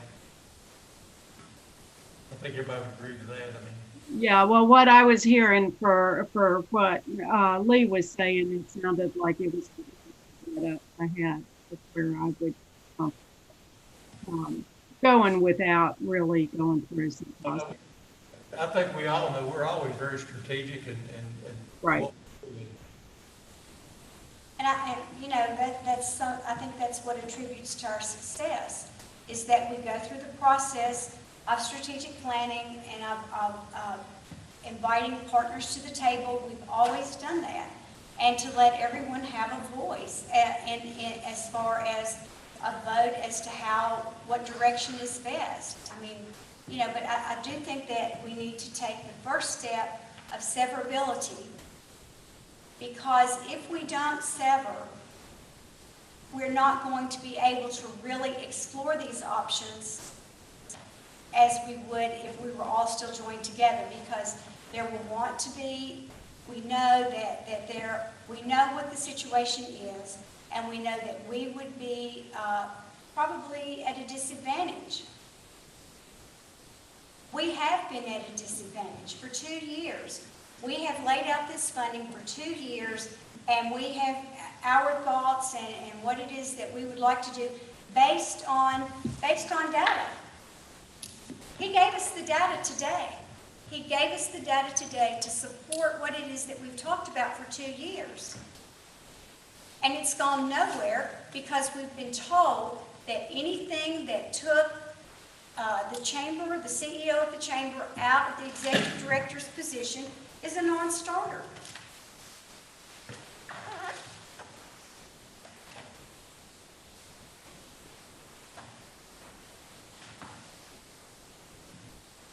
So, you've mentioned paragraph 10.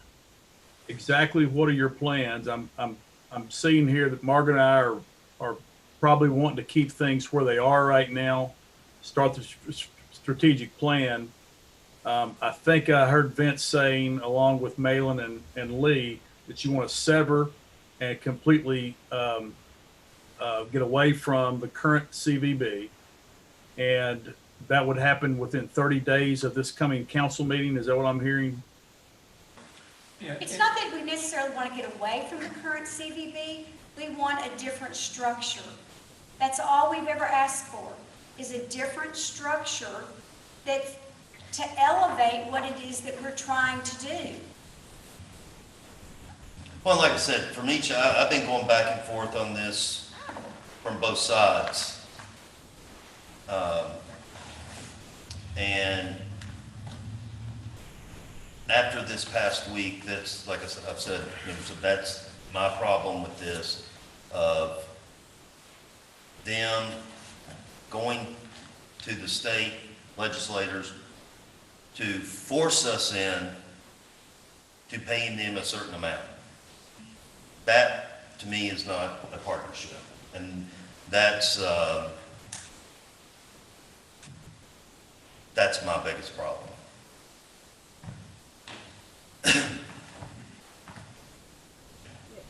I probably would not have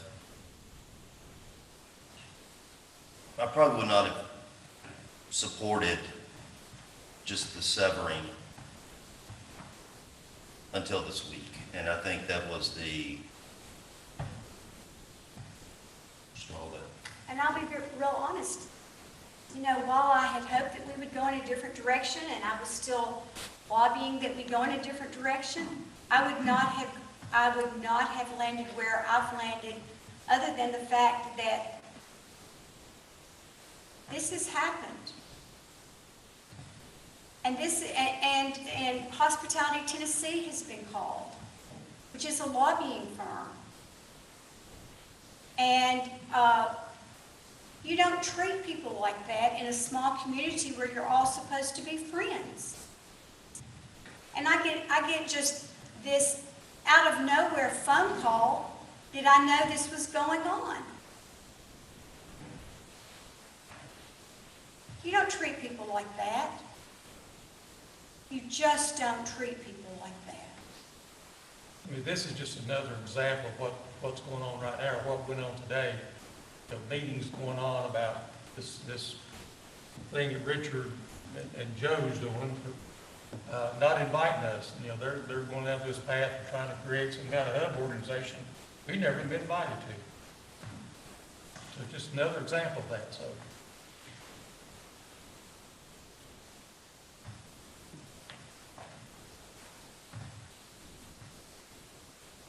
So I think my concern was that we do look at strategic planning. And I do like that, that the funding remains in place for the rest of this year. So that part of it I do like, and I can, so I'm good with that part of it to leave it in place. Also, I think that probably before this discussion, even people were pretty, probably were anticipating that our relationship would change. That would be my guess. I agree with that, Margaret. I would ask that with the documentation to be sent is the understanding that the fourth quarter payment would be made in tandem with the letter delivered and the date being March 1st, so that, or whatever the 30 days out would be, so that they know that they have been made whole up front. And on a different note, Chad, to your point about trying to do something about the camping and our hoteliers and this, that, and the other, our occupancy taxes have been lower this year because of COVID, and I would like for us to all consider a resolution to do an occupancy tax holiday to allow our hoteliers to be able to keep those revenues during this light booking season, and for the campgrounds and the track to have those that occupancy tax money as a gesture of goodwill, just as we've done with the hoteliers. It should come out to be about the same amount for a period of time until we get into around the corner of COVID. So there are two resolutions I would assume to be considered. From a process standpoint, the occupancy tax would need to be handled by ordinance since it's established by ordinance. So we would make an indefinite holiday until, we don't know when the COVID's going to end. So we would do a suspension of the collection of the occupancy tax. We could do that by, we would need to do that first reading at our February 2nd meeting. If you want to expedite it, we could have a call meeting at any time. I think, was it 7 days between first and second readings, I think, Danielle, as required by statute. So we could have a called meeting, and we could do that by Zoom within 70 days to expedite the suspension of the occupancy tax. No public hearing is required. And so whatever y'all think about that. I could support that, but I would prefer to have an ending date, like whether that's the end of June with our fiscal year, or go ahead and let it go through the summer if we felt it. But I would prefer an ending date that we could renew rather than just an open-ended. That's what I would prefer. This fiscal year, and then we can open back up and reevaluate. Just give us some feedback while we're in the drafting mode. I agree with having an ending date. I would probably agree with Margaret's suggestion of ending it on our fiscal year of June 30. Yeah, I think that's a great. I mean, I like it. I like it a lot. I think it's a great. Just like what we were doing for the restaurants. We're putting goodwill steps towards them to do everything we can to help.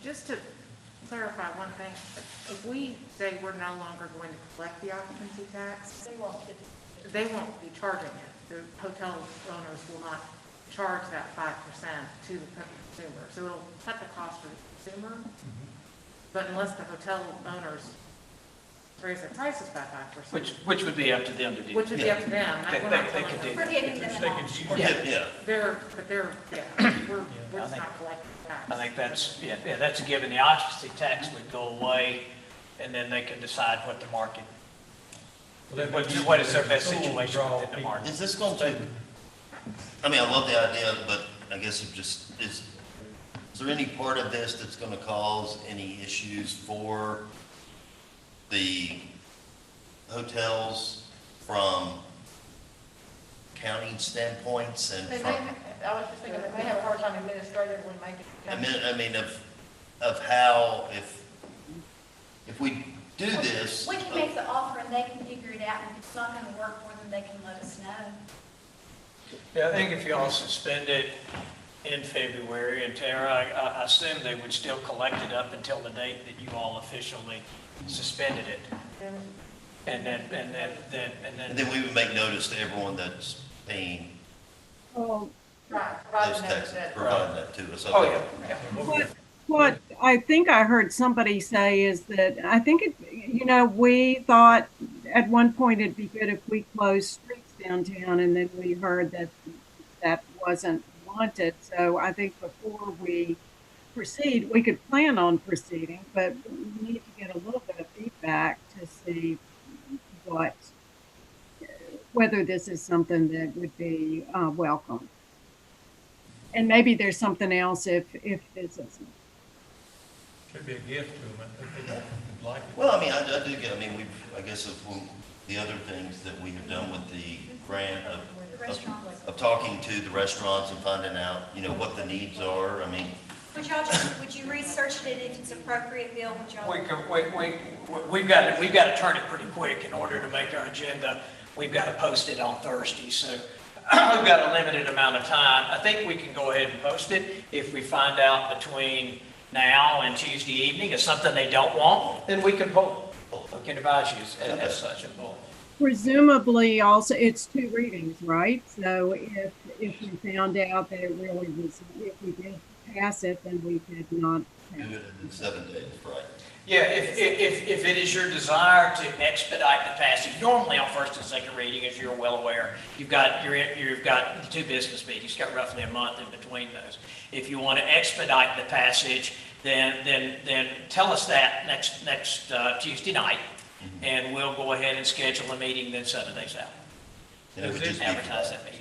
Does it impact Sullivan County in any way in doing this?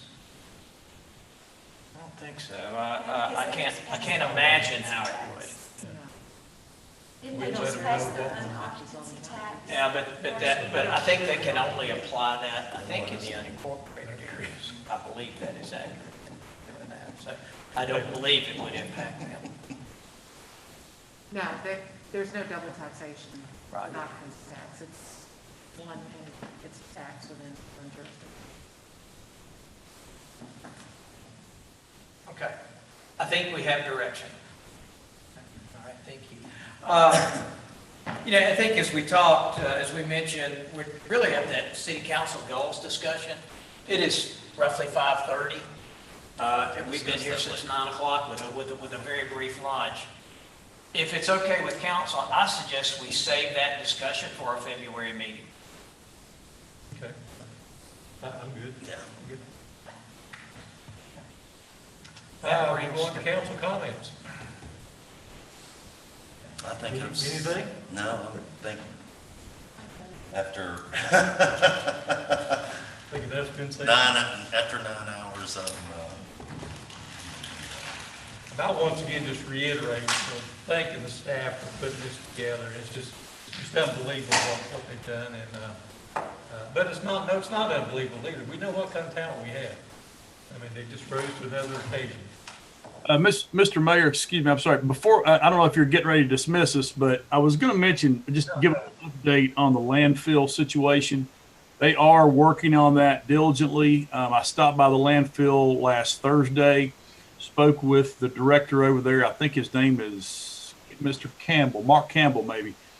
And they are addressing it as fast as they possibly can. And it sounds like they have quite a few extensive, after they go through this first phase, quite a few more extensive things that they're going to be doing to help control water and that kind of stuff. Also, we had talked about, are we going to be able to get an update at our city council meeting next week about how the restaurant grants have gone? We can certainly ask. I know that from what I was told earlier today, and John, I mean, you can brief them on where they are, or Terry if you want, or Tom. Yeah, I went in front of the Economic Vitality Committee today with recommendations, and I think there were 7 or 8, in total $27,000 for recommended funding. Several had applied. Most of them were downtown, but there were others that were other parts of town, and they had pretty solid plans to use. Good.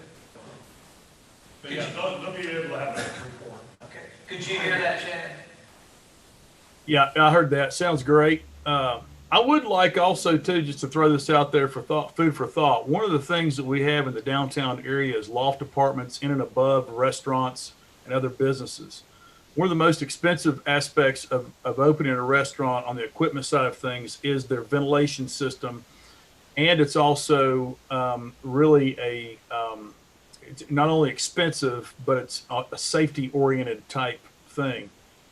In general, it's about $15,000 in most cases to set up a ventilation system, which is the most expensive piece of equipment in a restaurant, in their kitchen area of a restaurant. The newer models have fire suppression, and I just want to throw that out there. My original thought was if we had some money left over from this, that we might could use it towards those type of systems for new restaurants and upgrading of our current restaurants if so needed. So I just want to throw that out there just for us to think about. And those halon systems are definitely expensive. Anything else? With that, we're adjourned.